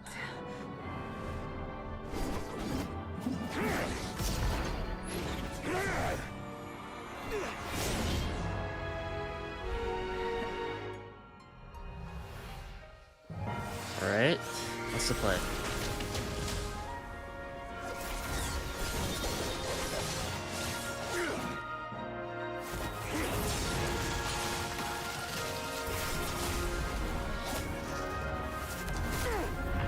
Whoa, he's going for a kick? You use my own power against me? Just like how you stole Kuvaki. Look familiar?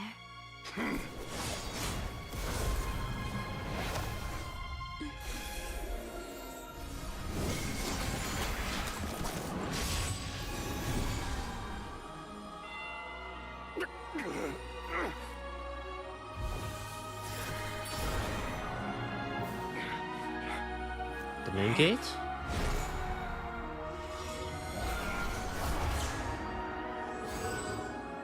Don't you realize? You don't have the power to hold that gate open. I don't, but someone else does. Oh! What's up? Goodbye, Rerir. You're so bitch.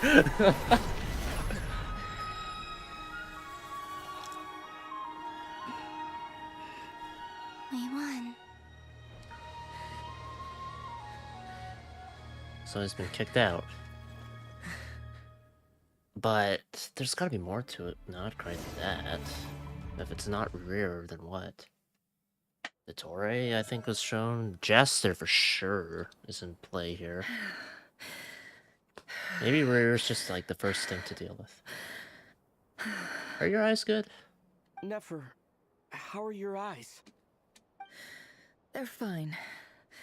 Apart from the blindness, of course. It's not too late.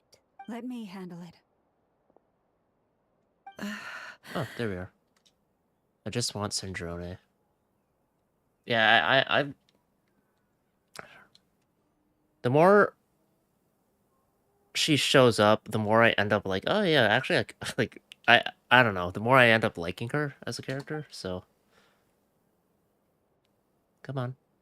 Eyes. Oh yeah, her blood can cure or heal people. Right, I forgot about that part. That's why she has so many scars, or so it says, but you can't really see, because...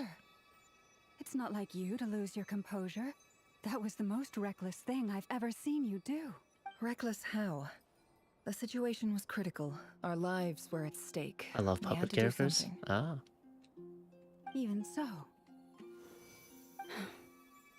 Okay. I guess you're right. Under the circumstances, it was a wise decision.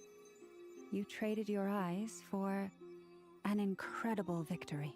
In business terms, I suppose that's a huge return on investment. I'd be hard-pressed to argue otherwise. Still, I don't like this outcome, and I don't want you to lose your sight for good. People suffer when they make sacrifices they shouldn't have to make. Whether that means faith, strength, or in this case, your ability to even see. But she'd be in the same club as Jiao Cho. Come on. I had hoped you could win without sacrificing so much as a single hair on your head. Thank you. Really. I liked her from the first time I saw her. I love puppet characters. Ah, yeah. All done. Don't try and open your eyes just yet. We'll see how you're doing in a couple of days. Until then, please follow your recovery plan to the letter. She can't read. I'll send full details through Yehoda. For now, just get yourself home, relax, and rest. My dear friends, we have fought bravely. What's the and next achieved threat, a though? spectacular victory. A dark cloud has been lifted from the skies of Nod-Krai. All in this land will be grateful for what you have Cause done. what? Columbina, or, no, I like saying it. Kuthar is still rejected by the world, and she's not on the moon. She needs to be one of those things. The moon will remember this day. Accepted Thank you or, both. you know, on the moon. Yehoda shows up and helps Nefer get home, and you, of course, have Paimon to escort you back. Oh, damn it. The sight of Nefer navigating the road with her eyes closed is a new one for you. She proceeds cautiously, but as her silhouette disappears into the distance, you notice she seems almost smug. There's something I want to let you know. She, like, it's kind of amazing how quickly she got on Rerear's shit list. What is it? When Durin connected everyone's minds so I could access their powers, Excuse me. I also felt everything they felt. I just want Russia to be added already. Yeah, we gotta wait a bit more. And since Nefer's eyes were injured, my eyes are hurting now too. Hold on. Let me try. I only feel the pain. There's no actual damage. I just thought I should tell you. You're right. There's no damage. That's a relief. But I must say, I'm surprised to hear the Kuthar share something like this with me. In the past, you never used to open up about yourself. Things are a little different now from how they were. I'm learning to share how I truly feel with my friends. She sees you as a friend. Friends. You have no idea how glad I am to hear that. You can't help but break into a smile at the word friends, as a warm and fuzzy feeling fills your chest. One by one, your fellow teammates report in to inform you that everything is under control. At Lauma's insistence, you lie down. You fought on the front line against Rerear, and now you need rest. Cliffhanger thing? Come on. They usually do this. What's up next? Alice needs to show up. Wanderer's on his way at some point. Yay! You're awake! Because it's still multiple factions, How are right? you feeling? Any aches and pains? Did you sleep well? I'm doing all right, Paimon. No need to worry about me. Phew! Well, that's good. Paimon's been sitting on the edge of the bed worrying about you for ages. What Hoyo game was getting its anniversary again? Anniversary.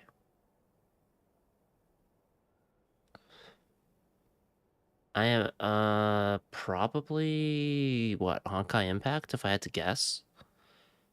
Zenless was back in June.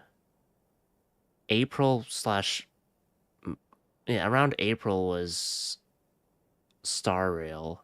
And Genshin was September, so I assume maybe Honkai Impact, if one was happening soon. I don't know the month it released, but I think it was around this season. Glad to hear you didn't starve.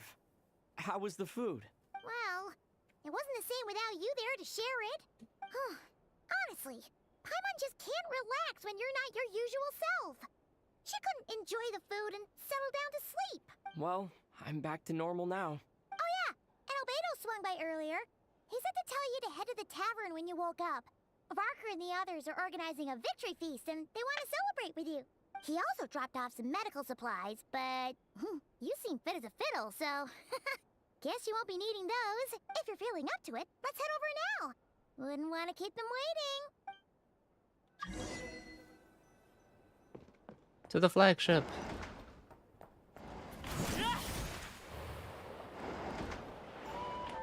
The visual effects was still don't. We're here! Traveler and Paimon!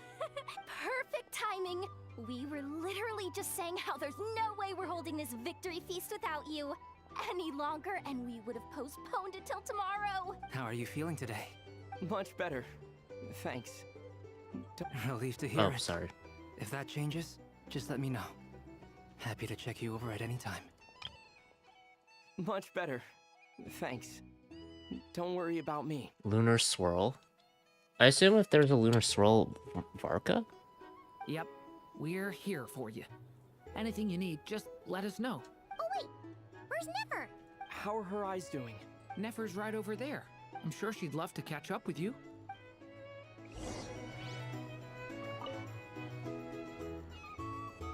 No, it's the same one. Oh, fuck. We're here! I didn't, I'm sorry.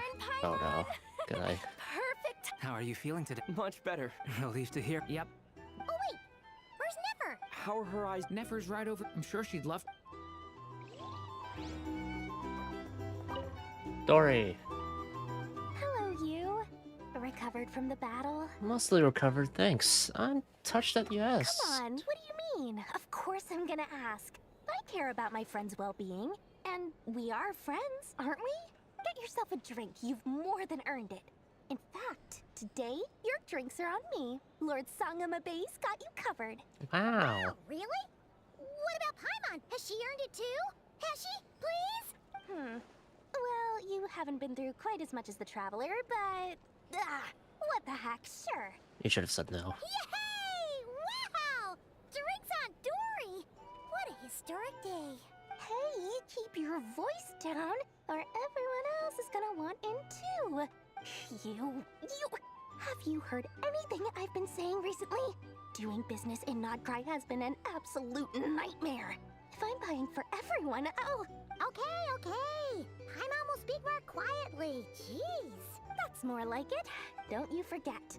Lord Sangama Bay doesn't just go around buying drinks for anyone and everyone. I wonder what element Syndrome is. I'm not gonna talk to her again, just in case it just repeats the dialogue. There's Dane.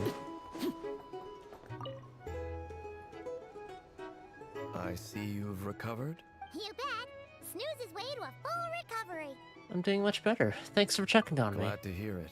A healthy body is paramount. Nothing else in life is possible without it. So take it slow. You can't afford an injury. I'm so grateful that you decided to help us in the end. Paimon too. You really saved the day when you swooped in to open that gateway.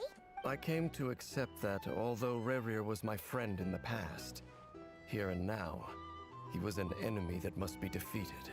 Though I will never fully understand what happened between us, I could not let this crisis deepen any further.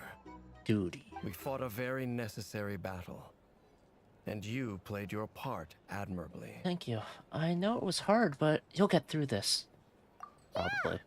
And if you ever need to talk, just remember, we're always here. I'll do that. These are bounties. If you want to negotiate prices, go find a flea market. Who else? Just Varka? Hey, Traveler! I thought of 1,000 ways to congratulate you, but now you're here, words are failing me. The honorary knight stuns them speechless once again. Who uses that animation?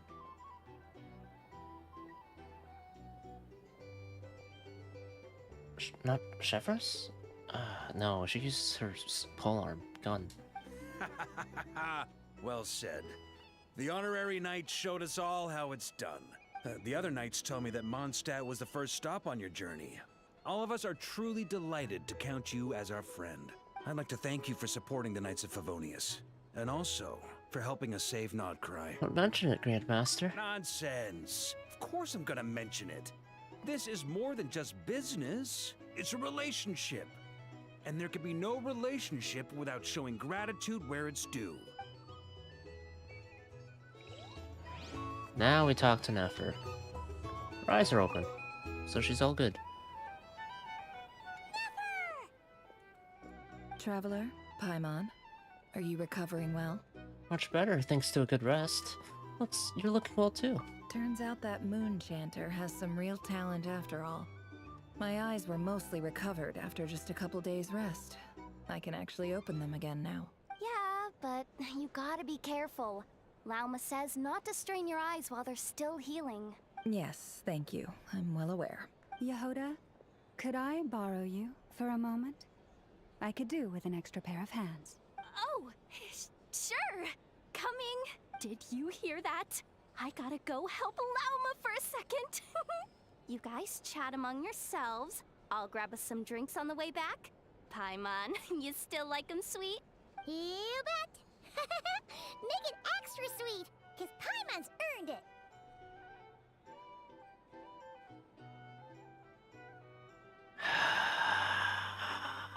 Sure thing! This fucking leech.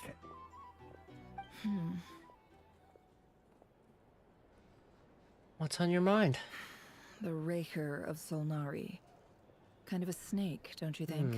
More of a wolf in my mind. No, definitely a snake. A poisonous one who spewed his venomous hatred everywhere. Anyone who seeks revenge out of hatred for other people has become a snake. That's something my dad used to say. I guess he didn't like seeing people go down the path of vengeance. Do you consider yourself a snake then? Perhaps. I'm sure it sounds like a very wise and open-hearted perspective to your ears. But me? I think hatred is a perfectly justifiable emotion. Yeah, I saw. What else is left when everything you depended on in life gets stripped away? Something's gotta fuel that drive to keep on living. When I look at your life, I see a lot of things that you can depend on. If you're worried about me, you can nip that in the bud. I'm not someone who gets stuck in the past. Paimon hasn't earned a single thing this entire story. Exactly! And you have the gall to ask for extra sweet and that you earned it? It's just... I suddenly feel like I was wrong to call my father a liar. He was just a fool. Yeah, you got That's why the fooled by academia them. turned their back on him. And why the other tribes ganged up on him. Oh, father. How much better things could have been if you were a skilled liar. Look at the Ibis King. Thoth is a fiendishly cunning liar. And yet, strangely, he feels more like a father to me than my real dad ever was. Oh, that's... ouch. He's never brought it up, but I'd bet he feels the same way. Why else would he give me the power to perceive the truth, while at the same time training me in the art of deception? Sadly, I've never heard the Ibis King's voice. What's he actually like? Well, King Deshret banished him to Aru, which is essentially a prison, and posed 3 questions to him. He promised that he'd have his freedom if he could find the answers. His response was to take on a physical form and approach me, hoping that I could become his envoy and search for one of the answers on his behalf. Did he really think I'd fall for that? He's stuck there. He can't make me return what he gave to me. You definitely sound like father and daughter. So that's enough for you to decide he's nice, is it? He's a prisoner, and he was scared. So he decided to perform some good deeds to win people's approval. He lives in fear because he's a deceiver. How is Rerir any different? You can't work as a spy your whole life and expect a happy ending. It's preposterous. Yet I can't say I don't understand it. Liars live in the darkness of their own making.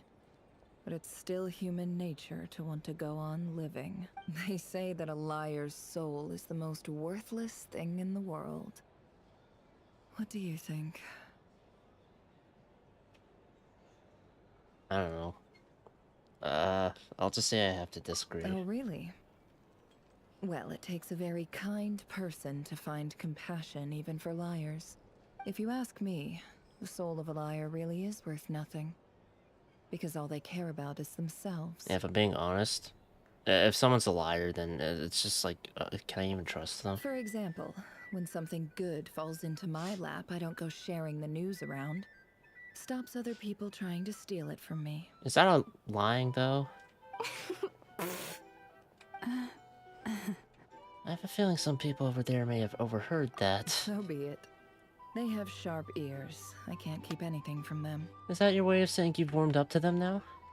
Oh, is that what it looks like? What it looks like is you're starting to see us as your friends. Well, You all know my past now. And I can't simply eliminate everyone who knows too much. So I guess I just have to put up with you. For the foreseeable future, at It'd be funny if she pulled the, like, well gambit with Llama and Yehoda to try and get them to kill each other like 50 million more.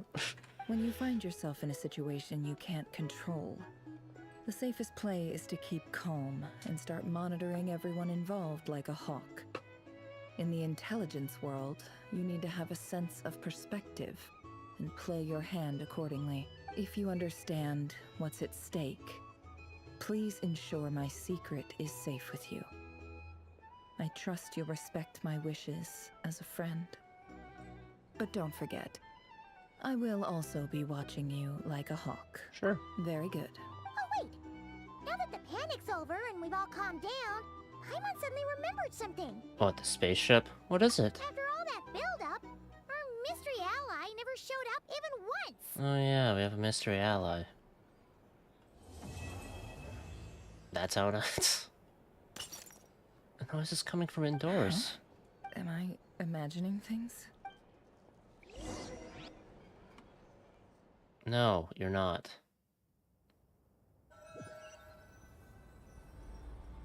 So, that close colleague who stayed behind with you? What's he been up to recently? Don't know, don't care. I get more normal human interaction from hanging out with Bosco 2 than him. Dottore or Jester? Although, now you mention it, he hasn't bothered me in a while. I wonder if... If he's disappeared without a trace, it's the biggest gift he ever gave to the world. Okay, it's I Dottore. somehow doubt that's what's going on. He won't lie low forever. So we'd better stay on guard. Dottore, right? There's no, like, Arlecchino hates Dottore, if I recall correctly.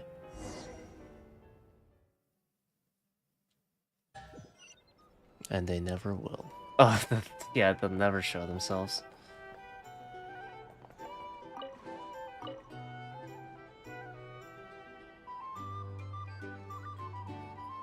Ah, Lord Sangama Bay. How lovely to see you. I must thank you for the device you provided. It was an enormous help. Would I be right in thinking that it was developed by the Academia? Why come and ask me when you clearly know already? I mostly came to thank you. Well, did that take around 4 hours? That's more like it. A little gratitude goes a long way with Lord Sangama Bay. Play your cards right, and you might even stand a chance of becoming my long-term supplier. The chance to work with such a kind and charitable investor as yourself would be a great honor for the Curatorium. Huh? Charitable? Who said anything about charity? First time hearing about it. Wow. Let's see. The first plot of land you purchased in Nod-Krai, your desert interests, and... Stop! What do you think you're doing? Exposing my investment history! It's nothing to hide from. They're all perfectly legitimate investments. And some of the land you purchased was with the intent of building a sanctuary? Yes, I heard about that too. How did you... You're a curious case, Lord Sangama Bay. You don't like people finding out about your good deeds, do you? But I'm afraid no matter how hard you try to keep things under wraps, where there's a will, there's a way. How dare you out me for the good things I've done? You did it for Sumeru, didn't you? It was empty land that was gonna go to waste otherwise. I figured if I built something there, it might at least get some use in an emergency. Disasters are capricious things. They strike without any warning. I've lost family to a disaster before, and I don't want to lose any friends or business partners if I can help it. Huh. I feel like I've learned more about Dory here than anywhere else in the game. Does she have a hangout thing? Maybe My that older explains sister it. used to dream of finding a sanctuary. Oh. Somewhere with plenty of food, water, and medicine. Where everyone could live happy lives. It was something I looked into. But after discussing things with the Dendro Archon, I decided on a more effective strategy. The tech people handled the tech, and Moneybags provided the Mora. It just made the most sense. It's a pity that so few people know the truth about you. Everyone says that you view everything in terms of Mora, and all you care about is growing your own wealth. I mean, that was my impression. So, what's the problem with that? Everyone wants to be rich. It's human nature. So yes, I love Mora, and it's nothing to be ashamed of. But surely you have dreams of your own beyond just making Mora. You don't get it, do you? My dream is to invest in other people's dreams. And, you know, make a nice little slice for myself along the way. Just thinking about it makes me happy. That sweet, sweet sound of Mora. Thank you. For the device? And the pendant. Oh, that. I was just returning a favor. Don't worry about it. Seems like we've both been away from home for a very long time. Yeah. So long that I barely remember what my family even looked like. That would be your mother, father, and sister? Yeah, though it's been years since my sister passed away. It's not like I want to forget them, obviously, but memory can be even more ruthless than the most calculating business person. Beyond a certain point, if something isn't helping you, it just gets rid of it. They need to make another chapter for Hu Tao. Or at least make that event replayable so I can hear it voice acted. Please? My sister can't help me now. Come on. Slowly but surely, her face is fading from my mind's eye. It's become a vague impression. Yeah, it's like, you know, you see all this stuff about Hu Tao, it's just Hu Tao's like... Not everything will fade. When loved ones pass away, the beautiful memories are the ones that last the longest. Yeah, that's true. If you ask me, that's the one silver lining in all of it. Well, that, plus, I'm sure that life is much better now than it was back then. It would have been so good with the voice acting, yeah, but because of that stupid strike... Oh, absolutely. I have tons of Mora, a big beautiful house, business is booming, and I'm as happy as can be. You've got a lot going for you too. Boss of the Curatorium of Secrets? I'm sure there's plenty of Mora to be made in that line of work. I appreciate the vote of confidence.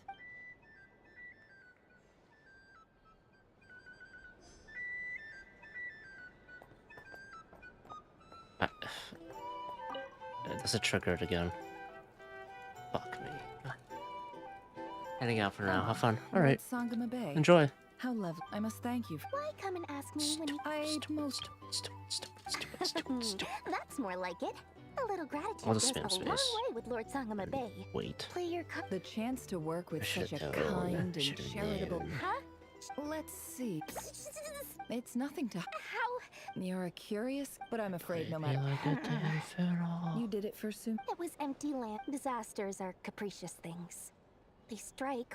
My elder sister used to dream of finding a sanctuary. It was something I looked at the tech people. It's a pity. So? But surely you... You don't get it, do you? Just thinking about it. Thank you. For the And the pen. Oh, that. Seems like we've both... Yeah. So long that... That would be your Yeah. It's not like my sister can't help me now. Not everything. Yeah. Well, that... Oh, absolutely. You've got a lot... I appreciate the...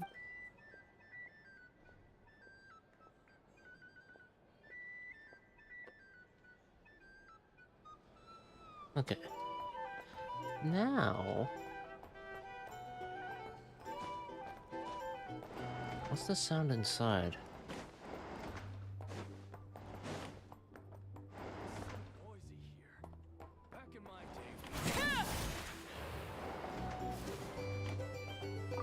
So, retarded.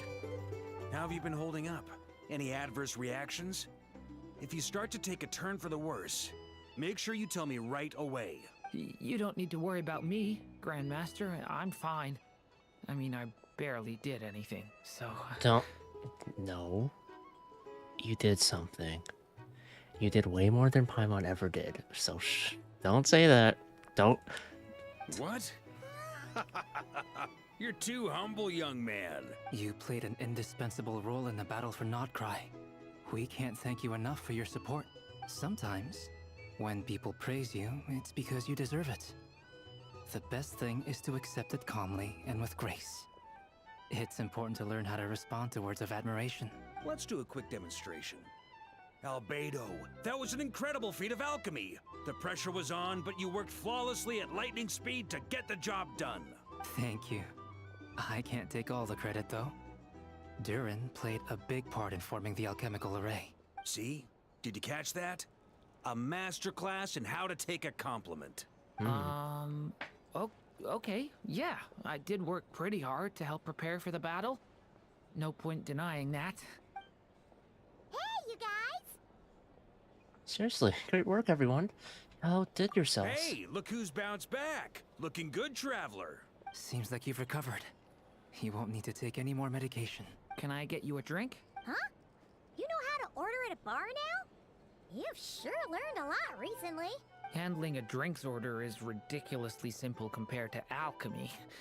Don't worry, I'll blend into society yet. Paimon believes it. You're clearly a fast learner, just like your brother. To be totally honest, though, Paimon didn't quite follow all the details when you first explained the plan to us. Don't worry, that's completely understandable. Unless you're a student of alchemy, it's hard to grasp the principle and how the process works. It was an array that converted it into a power that could be used by us? To put it in the simplest terms, we saw how our enemy stole the power of Kuvaki. And that gave us the idea of stealing his power to turn it against him. When facing an enemy you have no hope of defeating, it's best not to engage them in battle. So, instead of looking for a way to overpower him, we decided to help Columbina get strong enough to at least stand up to him in a fight. For this to work, we had to analyze his modes of attack, confirm who his main target was, and make sure that he wouldn't go beyond the range of the alchemical array. For added security, we prepared a total of 4 arrays. But to mitigate the impact of the battle, we identified one location in particular as the ideal spot, which is where the confrontation took place. The alchemical array absorbed his abyssal power. Then Durin processed it to render it usable by Columbina. That power enabled her to do what would otherwise have been nigh on impossible. What surprised me was that Dainsleif actually agreed to join us. Yeah, he said it was, because, you know, he had to avert the crisis. Given his history with Rerir, he had every right to sit this one out. But we're extremely grateful for the decision he made. Confronting a former friend in battle. That can't have been easy. It must have been a painful choice to make. But I'm sure that making a decision was far better for him than staying in limbo. Absolutely. He was torn between 2 paths, but in the end, he made his choice and stuck to it resolutely. He doesn't strike me as the sort of person who'd stay trapped in limbo for long. Anyway, however you cut it, everyone gave a stellar performance. And now, it's time to kick back and celebrate. Woot woot. Oh, is there more?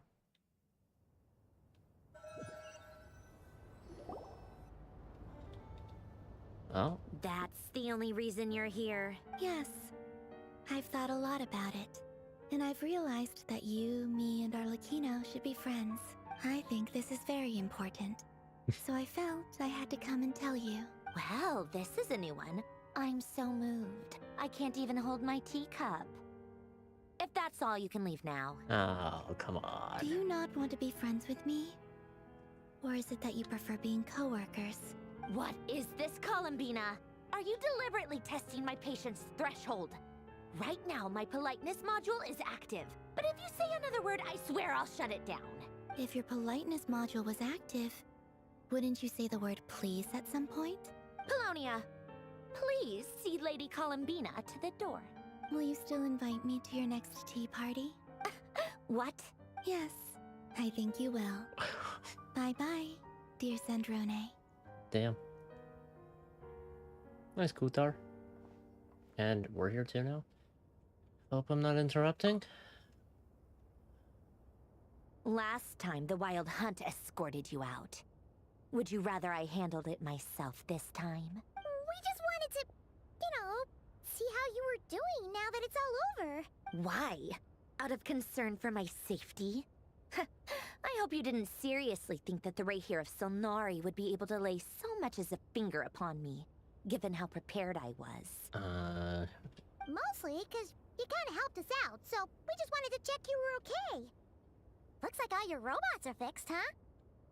Afternoon tea, so we are interrupting after all. Oh, don't you worry about that. Tea time is already a write-off. The visitor before you managed to kill my appetite. If you're in the mood for tea, go ahead and help yourself. Otherwise, it's going to waste. My coasters are still missing in action, though. Use this notebook instead. Whoa!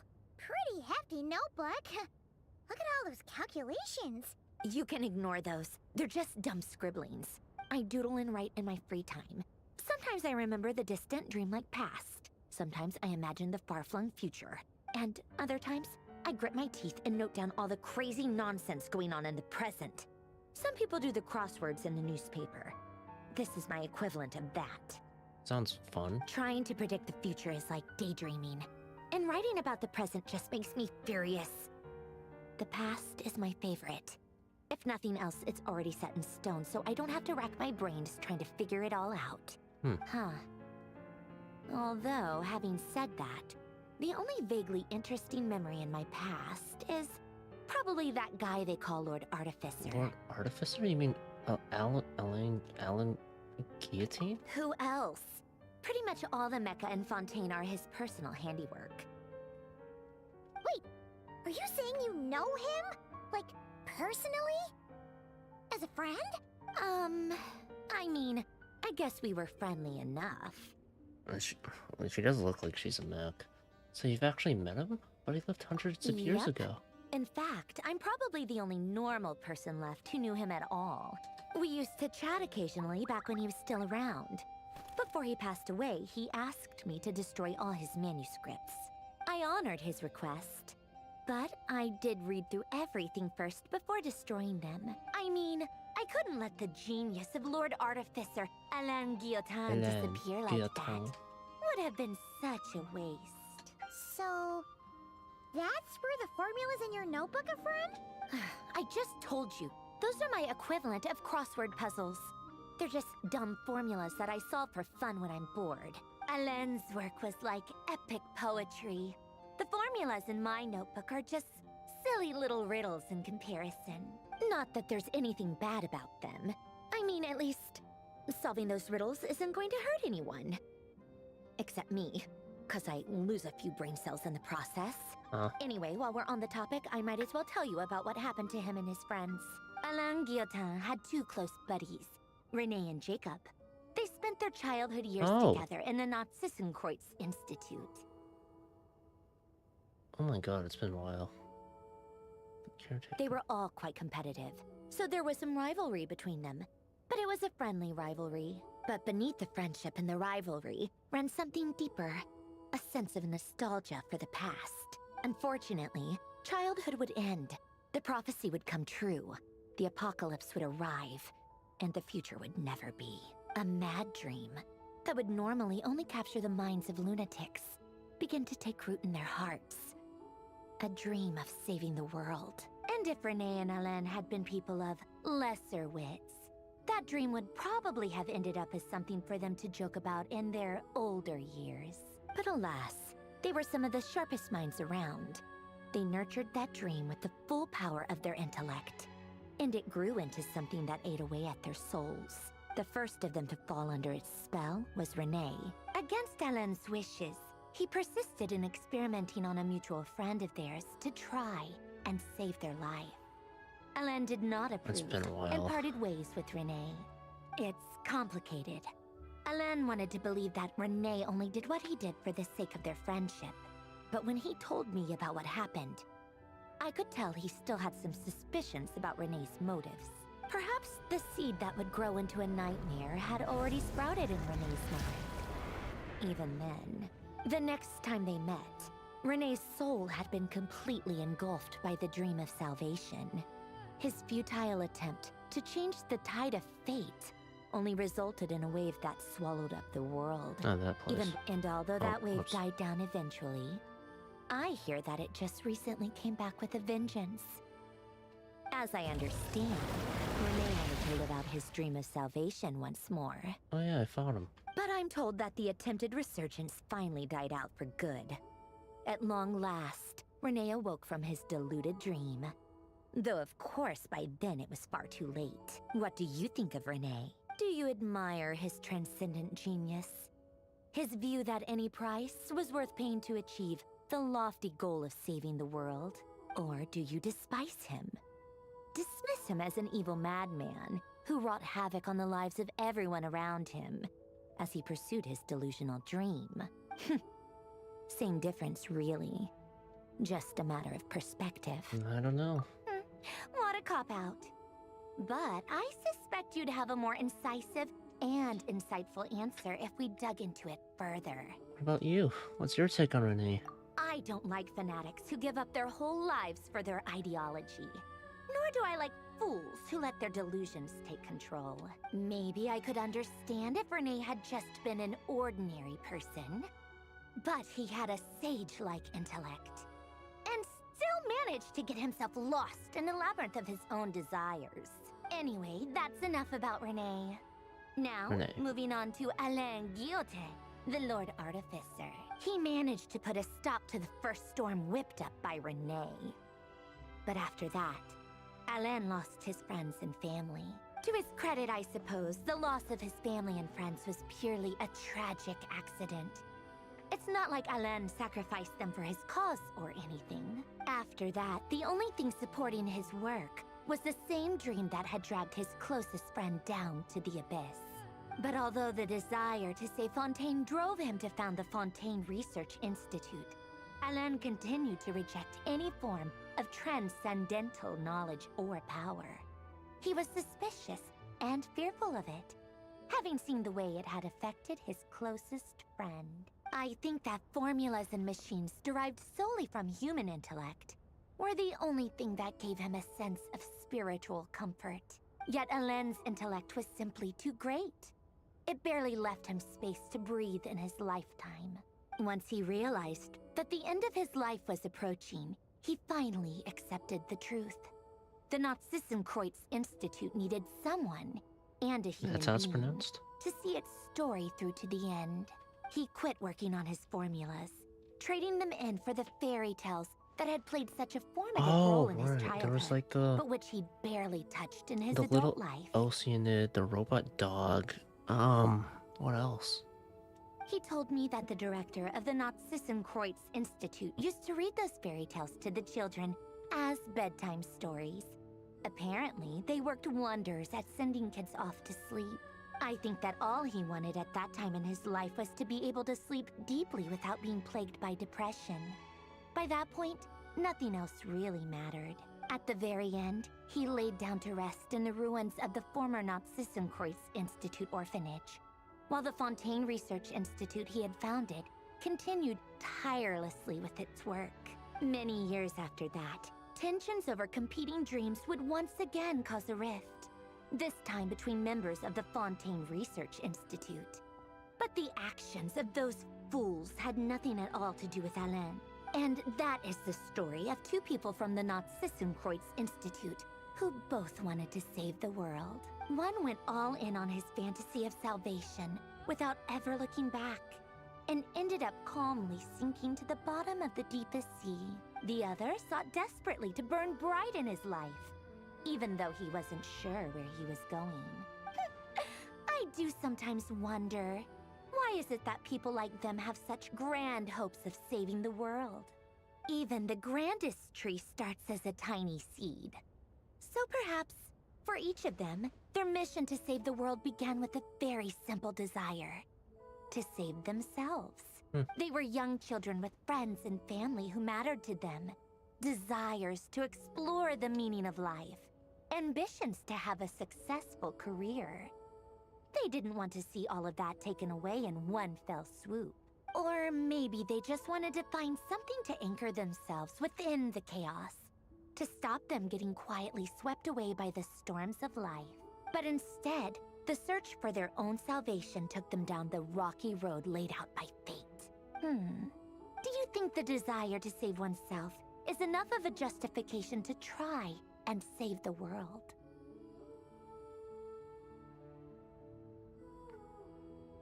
Thinking about it in terms of like the crisis heirs who've done everything they could. Yeah. The way you said that sounded just like Alain. I asked him the same question back when he was in his prime, putting all of his energy into his work. He gave the exact same answer as you did. No elaboration, just a quick short answer before getting right back to his work. He was Always that way. All right, tea time's over. I owe Arlecchino a favor for telling me these stories. I'll have to bring a whole sack of gifts the next time I visit the House of the Hearth. Oh. I'm gonna go tinker with Polonia now. You guys can do whatever you want, as long as it doesn't involve interrupting me. Polonia, exit hibernation mode. Begin diagnostics. You chill with us, huh?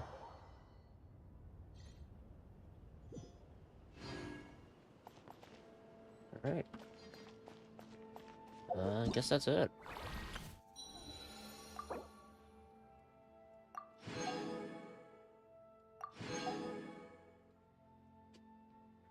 $500 Primo Gems for that, so that's nice.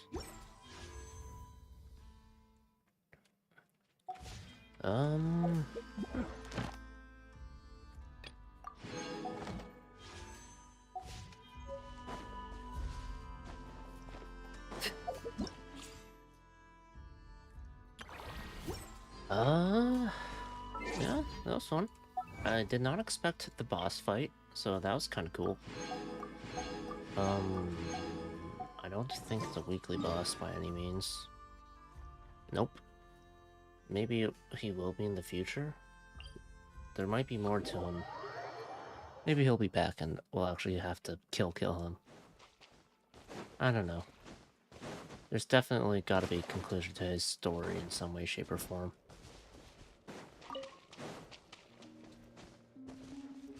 Fierce waves battered the lonely isle for hundreds of years without ceasing.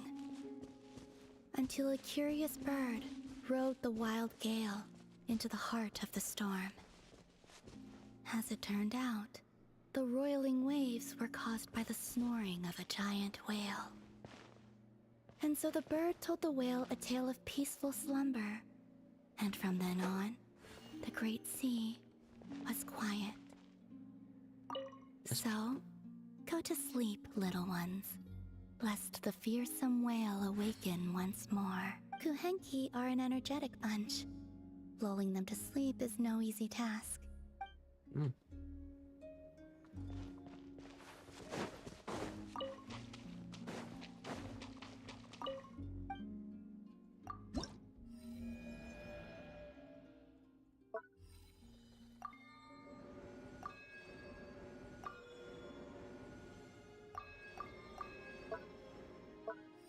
So part 2 is... wait. How much in part 2? 6. Okay, so they're all 6. How many weeks are left?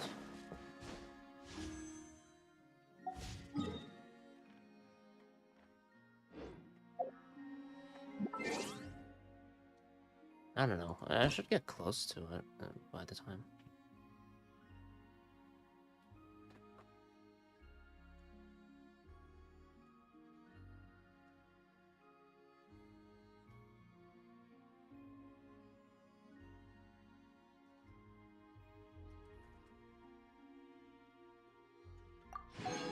I haven't seen Kaza in forever. Okay. Yeah, that's it. That's it for all the story stuff. I have no reason to stream Genshin until the next patch, I think. Nephra's the only new character, so I already did her trial, so, you know, no need to play her stuff or anything. There's no story quest for her. Yeah, so I'm chilling on Genshin now. It's really just like Honkai Impact when the new chapter releases November, I think. The finale for Emphorius, and then other stuff. Yeah. I guess that's about it. Or, like, unless I need to do that one Mr. Click event, I think. And other stuff, probably. So, yeah. Not too much, though. Okay, I'm gonna hop off now. Yeah, so far I'm just enjoying it way more than Atlan. No one's died or anything, really, but I don't know. It's just like... I think it was just because, like, since Nod-Krai, there's no expectation on, like, a principle. As with War in Natlan, I'm able to just go into it and be like, oh yeah, I'm enjoying it. I'm enjoying it for what it is. As opposed to like Natlan, which, I don't know, the whole war thing against the Night Kingdom was pretty whatever for me. Or against the Abyss, I should say. Yeah, so that's it. I'm gonna hop off now. I won't be on until probably late night today, this Wednesday, if anything, because I'm gonna be doing some stuff, celebrating some like late birthday celebrations, because Let them do as they please. getting people together is a thing. That's all. Alright, anyway, I'm gonna hop off now. And, yeah, I don't know what I'll do next time. Do At Night Abyss, I think? Try that game out. I don't know if I'll end up just playing that game on my own time afterwards, or what have you. I don't know if I'll try to play Wuthering Waves, because the one time I tried to play it, it was laggy as hell. So, you know, can't do anything there. Yeah, anyway, that's it. I'm gonna hop off now. See ya. I don't know what else I'm gonna do, so